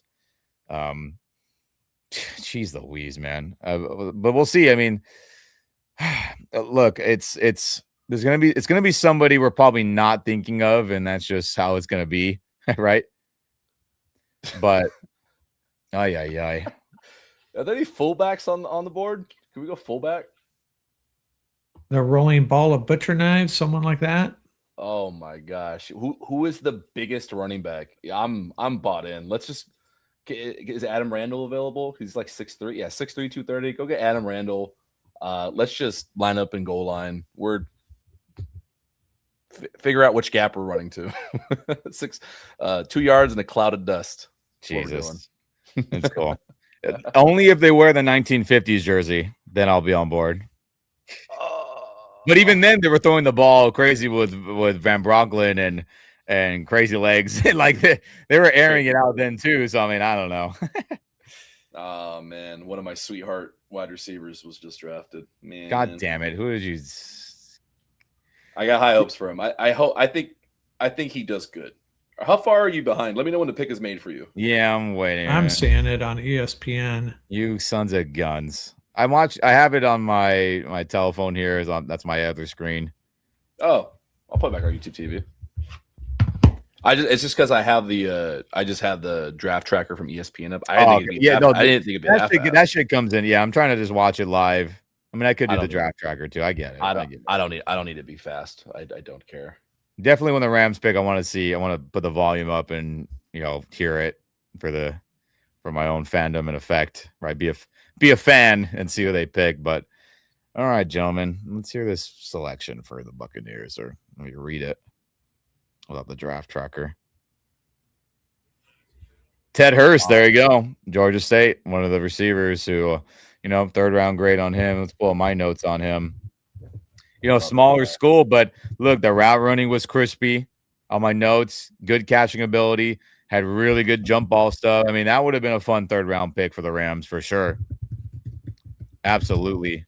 Still got the two bells there. You guys don't seem to be in love with Skylar Bell, huh? I secretly am. Fourth round pick for me, man. I would feel more comfortable with that. But look, I mean, Oh, remember, we don't have a fourth round pick, so. No, I know. I'm just saying, like, I'm more in like that. So I get it, the value, right? I mean, but we'll see. I do like Skylar Bell. I had a hard time figuring out because what did he run in a 40? Do we know? Normally I'm like I don't care about that, but I just for my own purposes. 4.4 flat. So he's got it there because it was really hard for me to tell what his real speed was playing. He's playing UConn, so he's not playing SEC Big Ten football. So people tried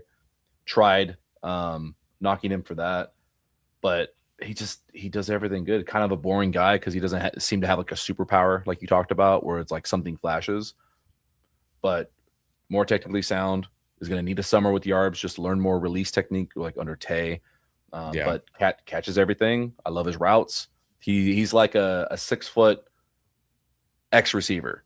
I think him and Konate Mumfield would be like very similarly skilled and would compete. I like him a lot. I really like him a lot. And I think if he does come to the Rams, I think he'd be like one of my favorite rookies out of the class, no matter who else they draft.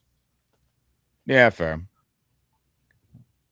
Yeah, I mean, there's a lot of ways you can go. Steelers are picking, so good for the hometown city here. It's Kayla, what is up there? Cam Hayward making a pick for them. It's for pick 85, everyone, as we're waiting as Rams are pick 93 overall. So we're inching there. We're inching, right? Like the later parts of round 3 here, which is, of course. So we're talking Kyle Lewis, Chris Bell, Skylar Bell, maybe an offensive tackle, Tuna's running back. The running back, sheesh. I mean, look, I know. I mean, could Elijah Surratt, the other Indiana wide receiver, be the move here? I mean, could that be you could say, right, very Ramsey-esque if they go with him? I don't know. I'm more fourth rounder later value on him. But Seems like a couple of these cornerbacks have slipped a little bit. Keontae Scott and Keith Abney, for example. yeah, I mean, but do you think they would go corner there? I mean, who know? I mean, we don't know shit. I Apparently, guess Scott they list here as a safety. I'm not sure what he is. Seen him as a cornerback So, safety. so I know they had I think in that article it talked about how they were really in on downs as well. So if you're in on downs, that tells you that they're looking to add a piece at that safety spot. Obviously, downs is like just otherworldly, game changing, but that does mean that you have backup plans of like, hey, we want to address this position. Like that could be a Keontae Scott, it could be a different corner they like, alternatively. true. And then to update everyone, I know you're maybe updated already. Cornerback from Georgia, Dalen Everett goes to Pittsburgh with their 3rd round pick. Nice, good player. Good Let me player. pull up my notes on him.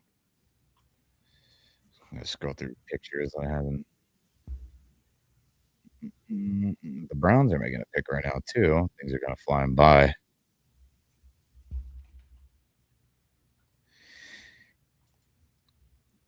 Yeah, with Dalen, I had more of a 4th round grade on him personally. Again, you could argue, hey, did you like all the the grabbiness downfield? I have that, man. He's really, really grabby. I have in my notes. Tackling, I wish was a little bit better, but I mean, hey, Steelers have a plan for him, so I'm not mad about that selection for the Rams not getting him. You know what he reminds me of a little bit, because he's got those technical stuff he's got to work on, but yeah, for sure, like the aggressiveness and the attitude, the way he plays. Darion Kendrick. Yeah, he's got a lot of that for sure. That's a good comparison, which I don't think the Rams would be in business in. Right, so I don't think they would be down for that. As Cleveland takes the tackle Austin Barber from Florida with their 3rd round pick, because they traded in. They gave the Chargers multiple 4th round picks and a 6th round pick, as Cleveland went up to get that tackle as they're trying to revamp their O-line with Monken there. All offense really for Cleveland, man, for the most part, all these first couple rounds here. Offense. All right, well, Todd Monken calling plays there. Makes sense. As Miami's pick is in, pick 87. Again, we're inching our way over there, everyone. As Rams are pick 93 again for reference. As we're waiting. Got a good question from David over from Rams House. He texted me asking, any chance we get McCoy here? Do you think the Rams would be in business of like, okay, cool, 3rd round, maybe we're okay with letting you sit for a little bit because you got to ice up, son. Yeah. But do you think that they would maybe take the chance on McCoy in here? Yeah, like we talked about earlier, McCoy or Bell, they're the injured knee guys. Screw it. Their film was just too good for them to be available at this point. Honestly. So the prognosis for McCoy is he's gonna. It sounded like a pretty serious injury, multiple surgeries that he's going to have to go through. One of them he's already gone through, and maybe another. Is he? I don't know, man. It's not career ending. Then they do see him coming back and getting to his old self for the most part, or we don't really know. It's just a matter of time, or is there a big risk that he'll ever get back to his old self? I mean, yeah, it's true. I don't know the answer. I'm asking, and I know. I'm just thinking, that scenario. It's tough, man. Yeah. Obviously, a lot of teams are not feeling good about it. But like, if the Rams took him, would I be like, oh, I can't believe they did it? Hey, respect Rams house. Thanks for tuning in, brother. I don't feel like his career is in danger. I hope that's, okay. That's right. Well, then if that's the case, I don't have the medicals on him, obviously, but if he has a potential for even sitting out a year, and coming back to the Jermod McCoy that at his peak, then I would be okay with it, because obviously the Rams aren't drafting for 2026. So why not? No kidding. No kidding on that. As McCoy, as Kamal says, and then real quick, USA said depends on Reggie Scott's input. I mean, he has a lot of say in all this, of course. Yeah. And then Kamal, McCoy is someone I wouldn't hate us taking if we get someone else this round. We need to take a stab at linebacker or tackle, which is very possible still. Very, very possible at this 3rd round selection. But we'll see, man. We'll freaking see. As a fan of a team that clearly think they really believe in their in-house guys, and they continue to roll out Troy Reeder and Christian Roseboom for multiple years. There's no guarantee that they think that there's upgrading of Omar Spates, of Sean Dolak. They believe that they have their people in-house. Is it Grant? What's the linebacker's name that we signed? Grant Stewart. Yeah, Grant Stewart. He's going to be a big special teams guy. There's no guarantee they do it. They when they love their guys in-house, they love their guys in-house. Yeah. I get it. And look at it. Well, obviously, we were happy with Dolak being added to the squad, and he made the team over Chris Paul Jr., Pooh Paul. So who knows, right? I mean, we'll see. We'll see. So before we get into the pick coming up, Aaron Coscarelli actually posted something from Sports Illustrated on Max Clare. Scouting report from SI.com. Clare is more of an oversized wide receiver than classic tight end. Mile High Huddle's Eric Trickle ranked second best big slot prospect in the class. Clare isn't inline tight end. He is a move tight end or a big slot who can handle blocking responsibilities in slot. So maybe there's something there to hey, he's gonna we don't want little slots. McVay heard the noise that I was yelling at him, but we can't trust him with little tiny slots. You went complete opposite, especially against the Seattle defense, right? May have a lot to do with it. Sure, guys, that's what we prophesized when we were trying to rationalize this an hour ago, whenever that was, right? We're thinking treat him like a wide receiver. So I mean, some scouting reports are agreeing with that, which makes sense. The vision is clear. I think we've made sense of it here at Rams Up and with Big Tuna. Yep. We're trying. No shoot on that. And then Jacksonville pick. Did I miss another pick? Another tight end to Miami. I think I did. Who is Miami's pick? Oh, the other Ohio State tight end. Will probably stole it from us. Damn. Lakers Rockets 101 to 101 with 13 seconds left, and it's on Amazon. Lord. Why the hell do they put these games on Amazon? Oh, I'll tap into that really quickly. Let's see. Do a little hate watching. Yeah, I can jump on. I have an Amazon Prime, but I haven't logged in on my phone in a while, and this is big. Emmanuel Pregnon, the guard from Oregon, goes to Jacksonville as Gladstone, former Ram exec, going trenches there. I'll narrate for you guys. Rockets got the ball, 4 seconds driving in the paint. Defense and overtime. Good stop. 0.9 seconds left. Lakers will have an inbound, and they get a timeout. So they'll at least get a mid-court. So they'll do a timeout and then see what happens. Jeez Louise. They need to win this game because Kevin Durant's out, and they need to find a way, man. Jimbo Covert. Wow, good D. He hit the side of the backboard. It wasn't even a good shot. He tried a hook shot from the elbow. Pig is in for Chicago as I'm watching here live. Let's see who they take, huh? Who's next up? San Francisco. All right, guys, we're winding down again. We're pick. What are we? 93. So we're getting there. Let's see who the Rams get. Do they want to take the gamble on the highly, touted, scouted receiver and or corner, or do they go completely elsewhere than what we've been expecting and predicting these last 2 days? We'll see. Yeah, it depends on these next elections. Let's see if any of the guys we're hoping for get snagged. Yeah, I'm over trying to predict what they're going to do. All I can tell you is what I hope they do.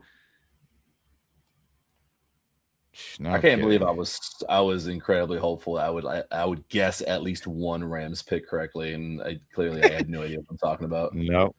Wide receiver Xavier Thomas from LSU goes to the Bears. So the Bears are saying, yeah, well, let's add in some more skill player talent. That's one of my notes on him off the top of my head. Let's see what I got here. Oh, Lakers actually have 1.2 seconds. They're getting an inbound from their side of the court. Nice. From their Lakers end? Yeah, Lakers end. Marcus Smart gets to LeBron, gets a shot off. Missed. Almost. It was in and out. It was a good shot turnaround, Jay, for 3. Damn. But so yeah, overtime for Los Angeles. Jeez Louise, of course. Yeah. All right. Where are we at? Damian Thomas, interesting. I mean, look, I had 4th rounder later on him, so I mean, hey, what do I know? I suppose, right? But shout out to your Rams house, brother. Honestly, don't mind Jordan Whittington at wide receiver 3. I mean, hey, he's shown some talent. Flashes. Obviously, the Rams coaching staff don't trust him a ton, Is Mike Washington still on the board? Yes. The running back, I believe so. I don't think he's gone off. I mean, Jesus, that'd be Rams like this draft class, wouldn't it? Well, I say that because, well, you'll understand in a second here why I said that. Well, who do the 49ers take? This is going to piss me off. No, it won't. Oh, Kalen Black, the running back from Indiana. Interesting. Yeah, with Mike Washington still on the board, what do I know?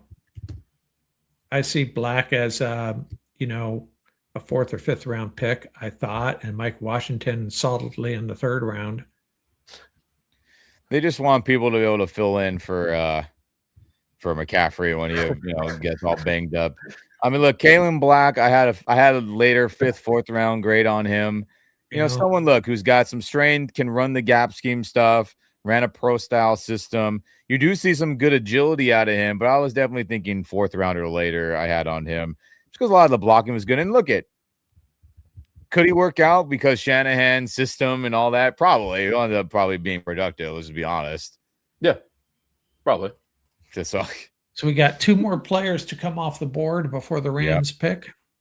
Yep. So they're going heavy offense. All right, Stribling, Black, when they go the edge rusher or the edge defender height earlier. Yeah, they their defense is got the guys. Offensive. Yeah, their defense is pretty squared away. They get Warner coming back. They brought back Dre Greenlaw too, right? Yeah. Yeah. Gosh dang it. Not a fan of that. Yeah, me either. Those guys are getting old. Yeah, but the way they play with the attitude, the mentality, it's something that it seems it's a contrast to how the Rams seem to operate at linebacker, like Fred Warner and Dre Greenlaw, like that style of linebacker. I mean, when's the last time you seen that in LA? Like, it's kind of honestly a little bit jealousy. Yeah. I'm not gonna lie.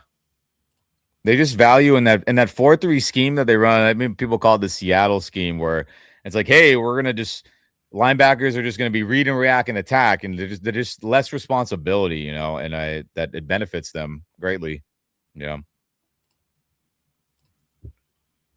and obviously Greenlaw and Warner, and they're just good to great inside linebackers anyway, which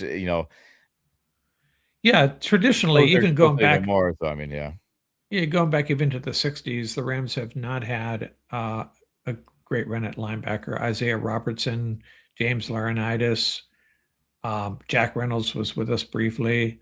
But you talk about other positions: wide receiver, offensive line, running back. That's where the Rams had their. That's where they've built quite a legacy. Yeah, as we're winding down here, I'll be curious to see what Vegas does. Could they go? I mean, they can go defense, offense. I mean, there's a lot of ways this could go, man. A lot of different ways. Yeah, Laurinaitis as how do you say his name? That's your buddy Tuna. All-time leader in Rams tackles. Say that one more time. I'm sorry. James Laurinaitis. Yeah, I think this is your. I don't know how to say his name. Muad'Dib. He gets his name from. If you watch the Dune movies, that's one of the character nicknames technically. Yeah. Okay, gotcha. Good movies, the remakes that have been coming up. Very good. Part 3 later this year should be good, hopefully. Oh, I'm so excited for that. Yeah, should be good. But yeah, shit, man. Let's see. Let's see. Gosh dang it, you damn Raiders and Cowboys, just lame ass fan bases. Raiders pick is in. I'll keep the ESPN up until once it says Rams are on the clock, and then I'm just gonna turn off all my stuff. I kind of want to as a surprise along with you. Yeah, man. We gotta react properly. How long are you guys going to stay on afterwards? We'll stay to the end of the round, right? And then maybe Rams do some surprise trading, just so we don't miss that. Like if that some crazy shit happens, you know. Yeah. The problem is once they make this pick, they're not moving up unless they give up a 2027 pick. Yeah, I mean, you never know. So I mean, what's how many more picks after them? What's another like 7 picks or whatever it is, right? Yeah, that's true. A bunch of comp picks actually. After the Dolphins, I think. Oh, when do these comp pick? The comp picks start with the Vikings at 97. So there is the possibility because you remember after this, Rams don't have a pick until round 6. But you're saying they might move back. Could move back right now. They could move out of 93, out of the 3rd round completely into recoup a 4th or a 5th. That might actually be a smart move, especially with But put it this way as well, moving back into the 3rd round or maybe early 4th, whenever that happens tomorrow, you already got some good picks for 2027. So I mean, so what if you use 2027 picks to help you with today? So you just kind of snip, snap. Well, no, I don't have a problem with that. And I think the Rams are in the plus when it comes to 2027 comp picks. I mean, they signed Jalen Watson, but they lost Durant, McCreary, a couple of other guys. Watson is originally a 7th round pick, but big contract. And so we'll see how that works out. I don't know. I think that's part of the equation is when he was originally drafted, if I'm not mistaken. I could be wrong on that. I believe you are correct. And then also the Nate Shieldhouse being an OC, if he kills it this year and the Rams do really well, he's gone. Like that's a comp pick. That's potentially a 3rd, 4th, 5th, depending on if he meets certain qualifications. Like the Niners tend to do a lot with their minority hires getting promoted elsewhere. Correct. Yeah. So who did was there a trade? I think that's a trade. So center Trey Zune went to the Raiders. Cowboys pick is in. So ring the alarm. Rams are on the clock. Yeah. Rams are on the clock, boys. Hey, we got Chris in here from World Tour Rams. What's up, Chris? What's happening, dog? How you doing? Rams are on the clock. And Lakers up by 4. There's a lot of stuff happening, Mark. All right, damn. Hey, Mark, let me check on the Dodger game. Mark, I know they're playing the Cubs right now here in LA. Don't drop bad news like that. The Cowboy selection is in. They're gonna announce it. Let's see what happens. Do not spoil me. Gosh dang it, anyone. Chat. I'm not looking at it. Chat, no spoil. Chat, no spoil. You can close the chat if you'd like. I know. But I'll leave it up because it's all good. I'm just not looking. I'm looking at what the Cowboys are. They're reading off right now. I'm who they pick. Drew Pearson, kids. Tony Dorsett. All right, some legends. Going for cigarettes and milk. I'll be back. Cigarettes and milk. Yeah. The Rams pick is in. All right, we got a new player in Los Angeles. Let's go. That's a new player, baby. Jyshawn Barham from Michigan goes to Dallas. So Rams, let's see what happens. The MVP shirt, clean as hell. Dude, I need one of those too, man. Shit. All right, so I'm watching on my phone, gents. If I'm behind by a little bit, apologies. Not looking at anything else. Just want to hear the audio here. Who's reading our pick, by the way? Anybody for this round? No, I know Tavon picked. Who's Tavon Austin is this did, Tavon again? Surprise! It's actually us on stream. They're gonna imagine right now. Ding ding ding ding ding ding, and the Rams are prepared to be disappointed. Right. Ay. It's the drama. The Rams picks always take forever too. We're showing Dallas clapping. Woo! Well, we got our backup. You like this pick? I like this pick. God damn it. I love this pick. God damn it. Yes. God damn it. Yes. Let me see.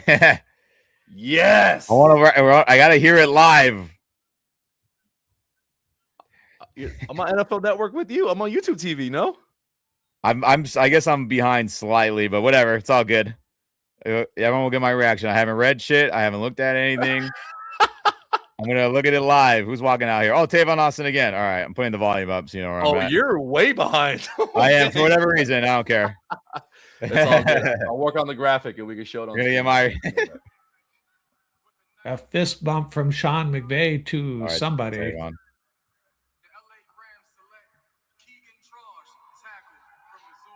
Missouri tackle Keegan Tross. Is so they go the depth, Mark, you were hoping for. Yeah, it makes perfect sense. Hopefully, I think if I was watching this film correctly, they showed him playing right tackle. Yep. Hopefully he can play. Can he play the left side?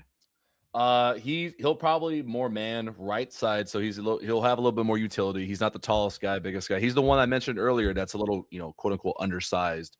So some teams said he should play right guard. I think he'll do just fine at right tackle.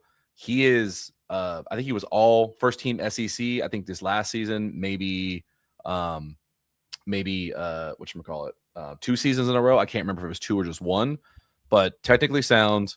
The guy is good. I didn't think he'd be 3rd round. I thought teams would let him fall. That's awesome. That's awesome. That's a great pick. So at least Sean's happy fist bumping people. Thank God. Yeah. So that begs the question: if a lyric goes down, who's the guy? You or me, brother. Jesus. No. Who is in there right now? Who's currently back up on the depth chart? You got Quisenberry, a Curry, and McClendon. Could McClendon play the left and Trost play the right if something happened to a lyric?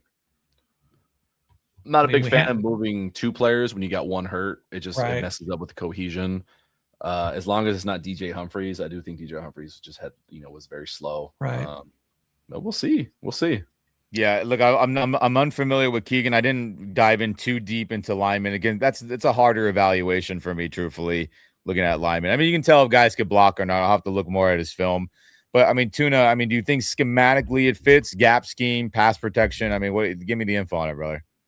I'm not gonna lie. I'm not gonna say I watched this game to the point of evaluating Missouri's style of offense compared to that. When I'm watching linemen, I'm seeing how consistently do you just panic when you're facing a good edge rusher, and you just you try to just rely on athleticism and speed to hold a guy, and then you've got holding calls because you're reaching out here instead of on the chest. Do you lose your feet? Do you play too high? Just real technical stuff like that. Yeah, he's pretty sound. He's very consistent in being sound. Again, the one knock literally was, he might be too small. It's like the dude was all SEC. Like he was. That's good. That's important. I like that. Best right tackle in the SEC last year. So by all means, he does all the things you want. I think he's going to be a great player for the Rams. Like we'll look at it in 3 years. Like, oh man, remember we got a starting right tackle in round 3. Could be one of those situations. Sure. And look, Brian says McVay looked happy about that one. Yep, he did. I saw that too. Jerome says nice pick. Manuel says one of my guys. Hey, Jerome says look at Mizzou run game. I gotta look at more of his film for sure, definitely. And dang, somebody who again I was unfamiliar with, just being transparent about it. I'll have to look at his film. But like you're saying, Tuna, if you're first team all SEC, like that has big weight, especially being a lineman, and that's a good sign. So for anyone worried about the depth, which we've all kind of been worried about that, right? Aller goes down, Warren McClendon doesn't play good a second year, or something happens with his play overall, injury, we're screwed. As backup lineman filling in for the Rams in the McVay era, more times than not has been disastrous. Other than a Note Boom, a young Alaric Jackson, again, a spot starters every once in a while. Man. I look at everyone wants high profile skill players. McVay got his guy, the tight end, who we're going to call big slot receiver, right? Basically, I think we're going to talk about the player as a big receiver. So all offense, man, rounds 1, 2, and 3. Sean got offensive guys, no defense. Interesting. Let me read Lance Zerline's comments on him. Seventh-year senior with 42 starts at 4 different schools. Battles against Missouri, Zion Young and Damon Wilson got him game ready to handle his work against good SEC competition. 7th-year senior, so he must be one of the older prospects. Yeah, which is fine. I that's never dissuaded me from selecting the guy. It just means he's more mature and maybe he doesn't get to his second contract with you, but even that's it's nothing significant to worry about in my opinion. It usually bypasses. And then, of course, Chris Bell, my Louisville guy, went to Miami right after us, pick 94. That's awesome. Lakers up by 6 with 35 seconds left.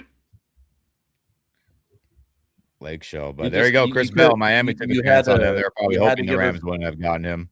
Bad news, Mark. Yeah, sorry, man. Do the Celtics? Who's the number 1 seed out there? Detroit, and you got Oklahoma City. It's going to beat Oklahoma City, Detroit, isn't it? I am hopeful that the Celtics can figure out whatever the Sixers are doing offensively and play a little bit better defense and kick Detroit out of there, man. I really am hopeful. Crazy how like Detroit with Tobias Harris and all that, man. It's just crazy, honestly. Tobias Harris over me? Oh yeah, that's stupid. I'm just trying to get more info on Keegan here. I mean, look, yeah, first team All-American. If you still give a shit about PFF, even though they've been folding and had issues, their highest graded offensive tackle. So if you care about that, I mean, cool. Rest in peace to all the PFF guys that got laid off or doing good things elsewhere. It's all different conversation there. But, man, I mean, I got to look at his film, but it seems like a lot of people are happy. Tuna, you're happy. That makes me happy. You're an all-22 master. So I got to look at his film too, everyone. But, I mean, hey, let me know in the comment section, everyone. Let us know. Do you feel good about these premium draft picks going the offense? Obviously, Tyson's and everyone's pretty conflicted about that. Max Clare, we started to talk ourselves into it as him being a big-bodied wide receiver. And then, some tackle depth, maybe he earns a starting job. Can't be mad about that. Got to protect Stafford and a future quarterback if Ty Simpson does pan out. But, I mean, let me know in the comment section, guys. We'll read them for sure. But, I mean, man, what a wild draft so far. So, I do have potential content what we could do right now. Les Snead and Sean McVay are on the podium right now. Oh, sure. I'm gonna mute myself. When something striking comes up, I'll give you like a hand signal or something, and I'll chime in kind of what they're saying. Yeah, that'd be good. Hear what they got to say. I gotta hear the Claire stuff. That's got to be number one. What is the plan, and what is Sean? Does Sean talk a lot today? Right, not like yesterday where Les Snead talked the whole time. Sean is starting their press conference. He's he's himself. Overcompensating. Couldn't be more excited about getting these guys in the league. Yeah, one thing that surprises me is they didn't find a way to pick up a 4th or 5th round pick, and maybe they have plans to move a 2027 pick to do so. I don't think they can do it with by moving their 6th and 7th round picks. It's just not enough draft capital to get it done. But otherwise, we got a couple hours of Saturday before the Rams pick again, which kind of sucks. It's crazy, huh? Sheesh. Good problem to have. Champagne problems.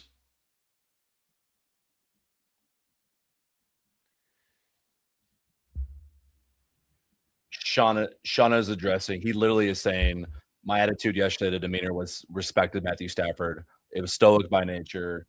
You're excited, but by no means want to change anything besides this is Matthew's football team. Interesting. Well, okay, Sean, but damn. Yeah. I want you to say more nice things about Ty Simpson. Be like, hey, he throws the ball really well. And we didn't get none of that. So, I mean, I get it, I suppose. Yeah, he probably should have practiced that routine. He obviously did not. How am I going to handle this when we draft a quarterback? For all the things he is great at, Lord, is that man bad at showing emotions at the right time. Yeah, and like Ian always says, man, the Rams lie a lot, They do, and and for good Sean reason. does. Yeah, I don't fault them for that at all, and that's why the press conferences, sometimes I just find myself like, what the hell, man? Someone ask a real question He's here, and can we get a real answer of value? But oh well, that's just me. Sean is talking about Max Clare real quick. I got to hear that. Wait, So yeah, just kind of recap. yeah, Coach's son, his journey is a fun one he's been through. Adding 2 players on the offensive side of the ball today, it's really cool. They have a lot of depth at tight ends, but we're looking to build a lot of things we did well last year. It was a force for us. Got some good tape from Purdue and Ohio State. And to add a player like Trost who can play all 5 to solidify Alaric That's and good. Warren. Yeah. Oh, okay. That's what I wanted to know, because to me, it's all about, who's backing up a lyric. Well, And I if think that's, by committee, I guess. Sorry, go yeah, ahead. and that's fine. No, if Trost if they can count on him to be a backup at 5 positions, fantastic. Then they nailed it. it's hardcore. Damn, Yeah. like Right. guard, F it, start taking center snaps. Well, I mean, Bump out suddenly at right their offensive line, it's pretty solid. I mean, Coleman Shelton is probably their weakest starter, and he's pretty good. And you got Bo Limmer, Justin Dedich, and now Trost. I'm probably forgetting someone. Um, it's a lot better than we had a couple years ago. That's for dang sure. No kidding on that. And Shadow Lake Show looks like they're going to win that game. I'm getting texts from my homies about that. Nice. Yeah, I think we missed a good one. Oh well, we had important offensive players to talk about. Yeah, yeah. No, I'm with you. I But I didn't mean, watch. Full disclosure, I think I watched 5 minutes of Laker basketball until the other night, the first playoff game. Max That Clare. that Luke Kennard, man, he's something else. Lakers and their white boys just being ballers. That's how it goes. But I mean, we'll end on this, guys. I know it's getting late. We've been here for 4 hours now, which is pretty hardcore. And respect to everyone who's still here, who tuned in, who is watching later. Heck yeah, guys! Thanks for tuning in and hanging out with us on this joint stream between Rams Up and First and Tuna. But I mean, give it a grade, Mark. Tuna, whoever wants to go first, if you have your thoughts. Today's round 2 and round 3, and then if you want to combine, I guess the first couple days a separate grade. I mean, whoever's ready, let's do it. I'll go. You want me to go? I'll go first. And the Ty Simpson, you really got to give it an incomplete. Maybe a C if you're thinking about his contribution this year. I mean, you could say incomplete for every draft pick, but knowing that Ty Simpson is a pick for the future. Yeah. Still this early in the draft. I don't know. I'm not one of these guys that we're all in this year. The Rams are all in every year. They're all in every year. It's as simple as that. And this is an indication of that. So I'll give the Ty Simpson pick a C, though. Yeah. I'm hopeful that it turns out to something better. The tight end, if he is really more of a pass catching weapon, I'll give it a B. Again, remember we have some tight ends that are going to be moving out in a season. So I'll defer to Sean McVay that he is a weapon that they have plans for. And the offensive lineman, I'd have to give that an A minus. I don't know why we can't give it an A, to be honest with you, but I'll give it an A minus just to be conservative. And overall, I'd probably give the draft a B minus. I really thought we would get a wide receiver that can fill in for Devontae Adams or Puka, and I don't think Max Clare can do that. So, I'll go with a B minus overall. That's fair. What about you, Tuna? I'm gonna go. You know what? I'll give the homer answer because I am legitimately feeling great through 2 days. Is it exactly how I thought they would do it? Hell no. I thought it would be wide receiver. Yeah. I took some gambles because I really desperately wanted to feel like I understood how they drafted receivers, and I don't care about being wrong. I'm liking what I see so far, Max Clare. I'm really excited to dive into more games. I've watched enough of Keegan Tross to where I'm super excited. I thought he would fall to like 6th round, but for them to see, like, that makes me happy, feel validated. Like, they think so highly of him as a day 3 pick. That's like rotational. Hey, we may need you to spot start, like the rest of the 3rd round guys that have come through this building. Yeah. And then so much that everyone here is not going to like it. Organizationally speaking, and just non-bad quarterback poverty purgatory forever bullshit Austin Davis days, the Ty Simpson pick gets an A for me because other NFL teams thought he was a mid-first rounder. For me, I'm very happy with this draft so far. Let's see how day 3 goes. We're just adding rotational depth. You can't give a grade to any rookie quarterback even if they play their first year or so. I don't care if Ty Simpson doesn't play. It's the right move to make, and damn, they got some 2 damn good players back to back in day 2. Like, that's them saying, meet me in the trenches. Fight me. True. Fair enough. Yeah. Good points. It's good points there. I mean, okay, let's Ty Simpson. I'm giving it a C because of the value and where he was picked, and I had a 2nd round grade on him. But Sean McVay looking pissy still bothers me. But whatever, we'll see it. We'll see how it plays out in preseason. I guess that's really it, right? If he looks good or not. Max Clare had a 3rd round grade on him. So I give that, I'll give it a B because you can convince me that his receiving ability should be worth a 2nd round pick. You could talk me into it. You're gonna have to talk me into it, everyone, or whoever else. Right. You like the yards after catch, like the route running ability, wasn't thrown to a ton because of the quarterback inconsistency for Ohio State in general. But I understand the vision if he's going to be using the passing game more often. Okay, fine. I'll give it a B because of his receiving ability upside, I think is real, which you could argue that is the receiver pick, right? Okay. Yeah. Then to Keegan Trost here, look, if you're a first team all SEC guy, you're an all American. I mean, he's 3rd team, but still, look, I mean, how can that not be at least an A? You're getting a first team all SEC guy where you have the big boys of Bama, Georgia, Oklahoma, Texas, where they have monsters on the trenches, O-line, etc., edge rushers, linebackers, and he was voted to be a productive player on the O-line. And if he is going to play guard, if he is going to play tackle, if he is going to maybe get some center snaps and be that versatile guy, then look, the depth, all that, I think it's worth an A. So I guess overall, I'll give this draft a B minus, right? A B minus. I think that's fair through 3 days based on value, based on position, based on, again, I think reaching on the first couple picks. That's not terrible, but I wish I could say an A, but I can't be a homer about it. My fist bump was feeling incredibly validated as a scout. Jalen Husky to Jacksonville, end of 3rd round. Everyone had like a day 3 set, barely draftable grade on him. I was like, it doesn't make sense. This guy's too good.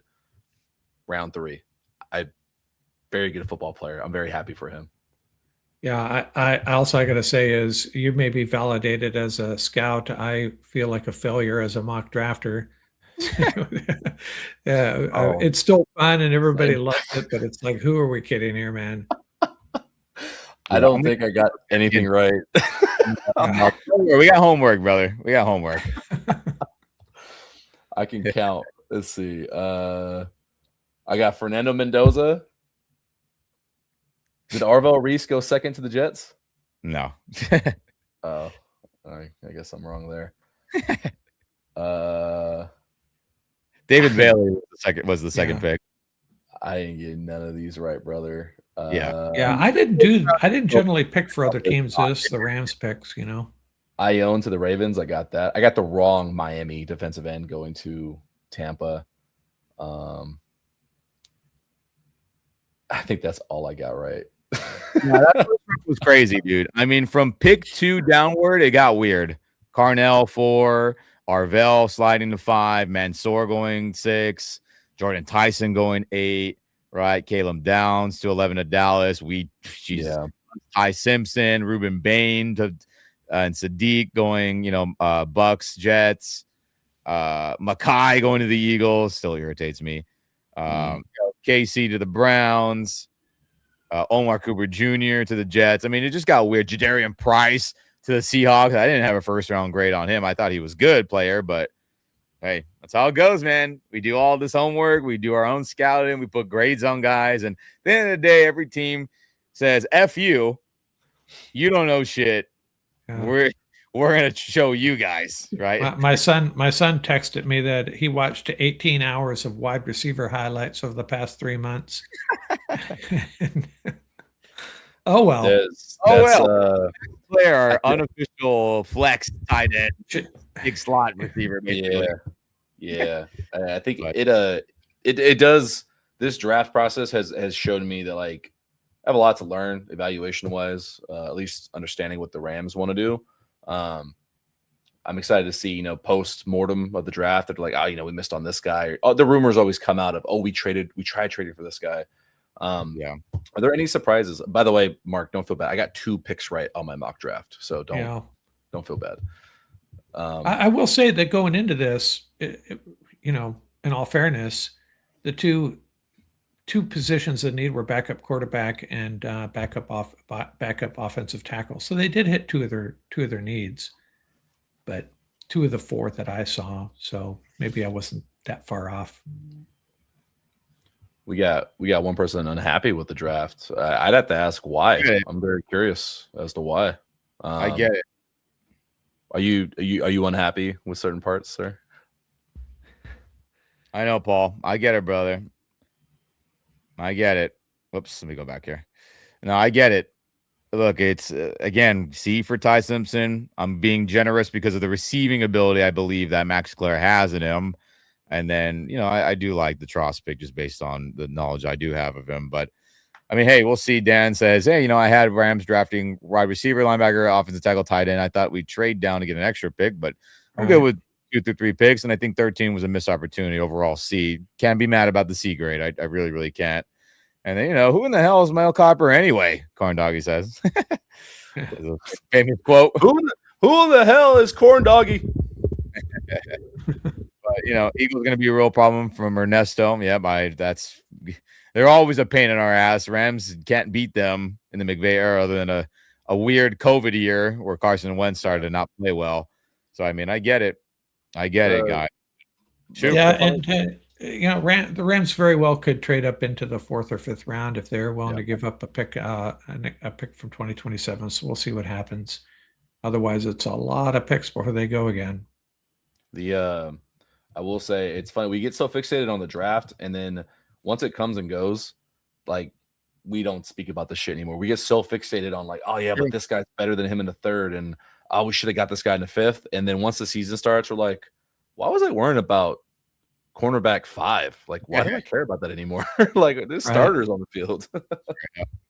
So I mean, look, do they Rams take a chance on Jermon McCoy at any point? I'm not mad about it. 4th rounder later, but that knee must be messed up. Keontae Scott, I'll be on board with as depth corner, right, from Miami. Yeah. You got Malik Muhammad from Texas, could be a depth corner for anyone thinking defense, right?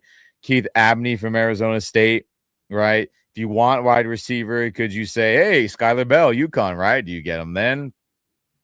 Oklahoma receiver Deion Burks, I know people liked. Do you go there? People really like Kamari Ramsey for all you Southern California people, USC people.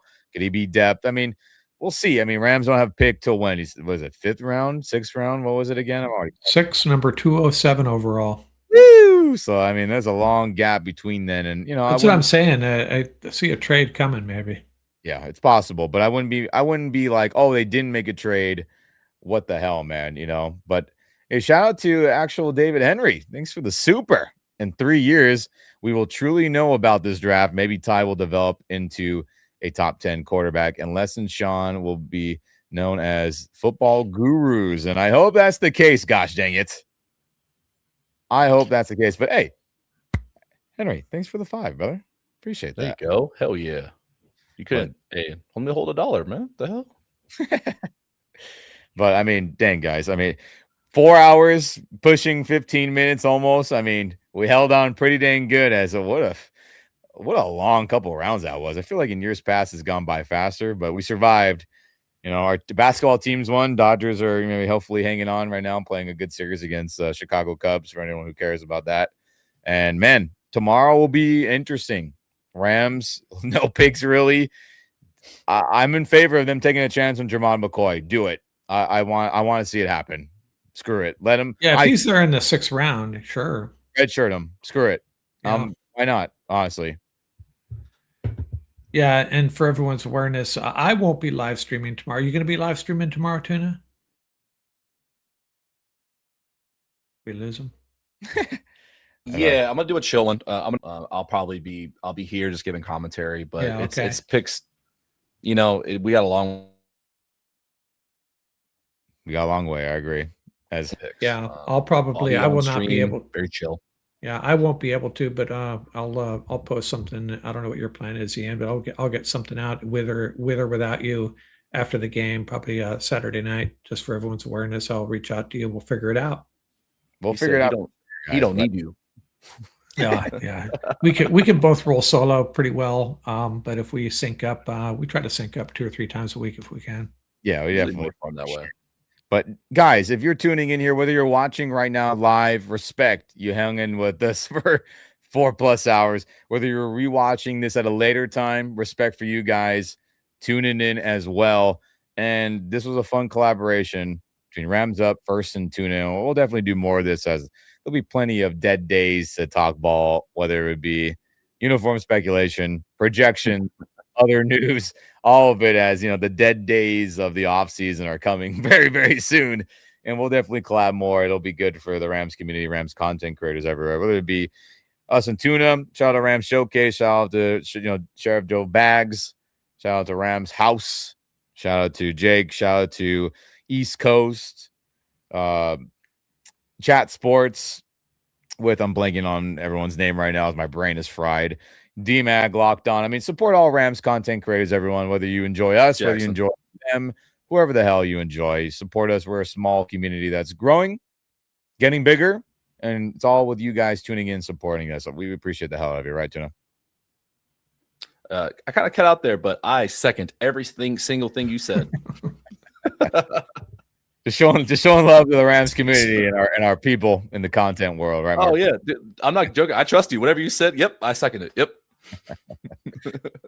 So hopefully I wasn't cut out there, but that'll do it here, everyone, on this live stream episode, 4+ hours. Respect to everyone tuning in live or at a later date, and we'll definitely get some clips out of this as well, so you don't have to scroll through hours to find when the Rams pick. We'll segment this out for both our channels for sure, but I'll do it here on this collaboration episode here on YouTube Live. Rams Up. Ian, Mark, Tuna, First and Tuna. Again, tune into his collaboration podcast. Both Horns, right? I didn't screw that name up. Yeah, Both Horns. Me and just Sheriff Joe Bags. Yes, sir. And that'll be good. And we'll have plenty of stuff here at Rams Up as well. But that'll do it, everyone. Always rep your blue and yellow. Rep it proud. Rep it loud. And we hope rounds 1, 2, and 3 were enjoyable for you. And you didn't grow too much gray hairs, and hopefully these offensive players work out well for the Rams. We'll talk soon. Peace. Go Rams, baby. Right out here.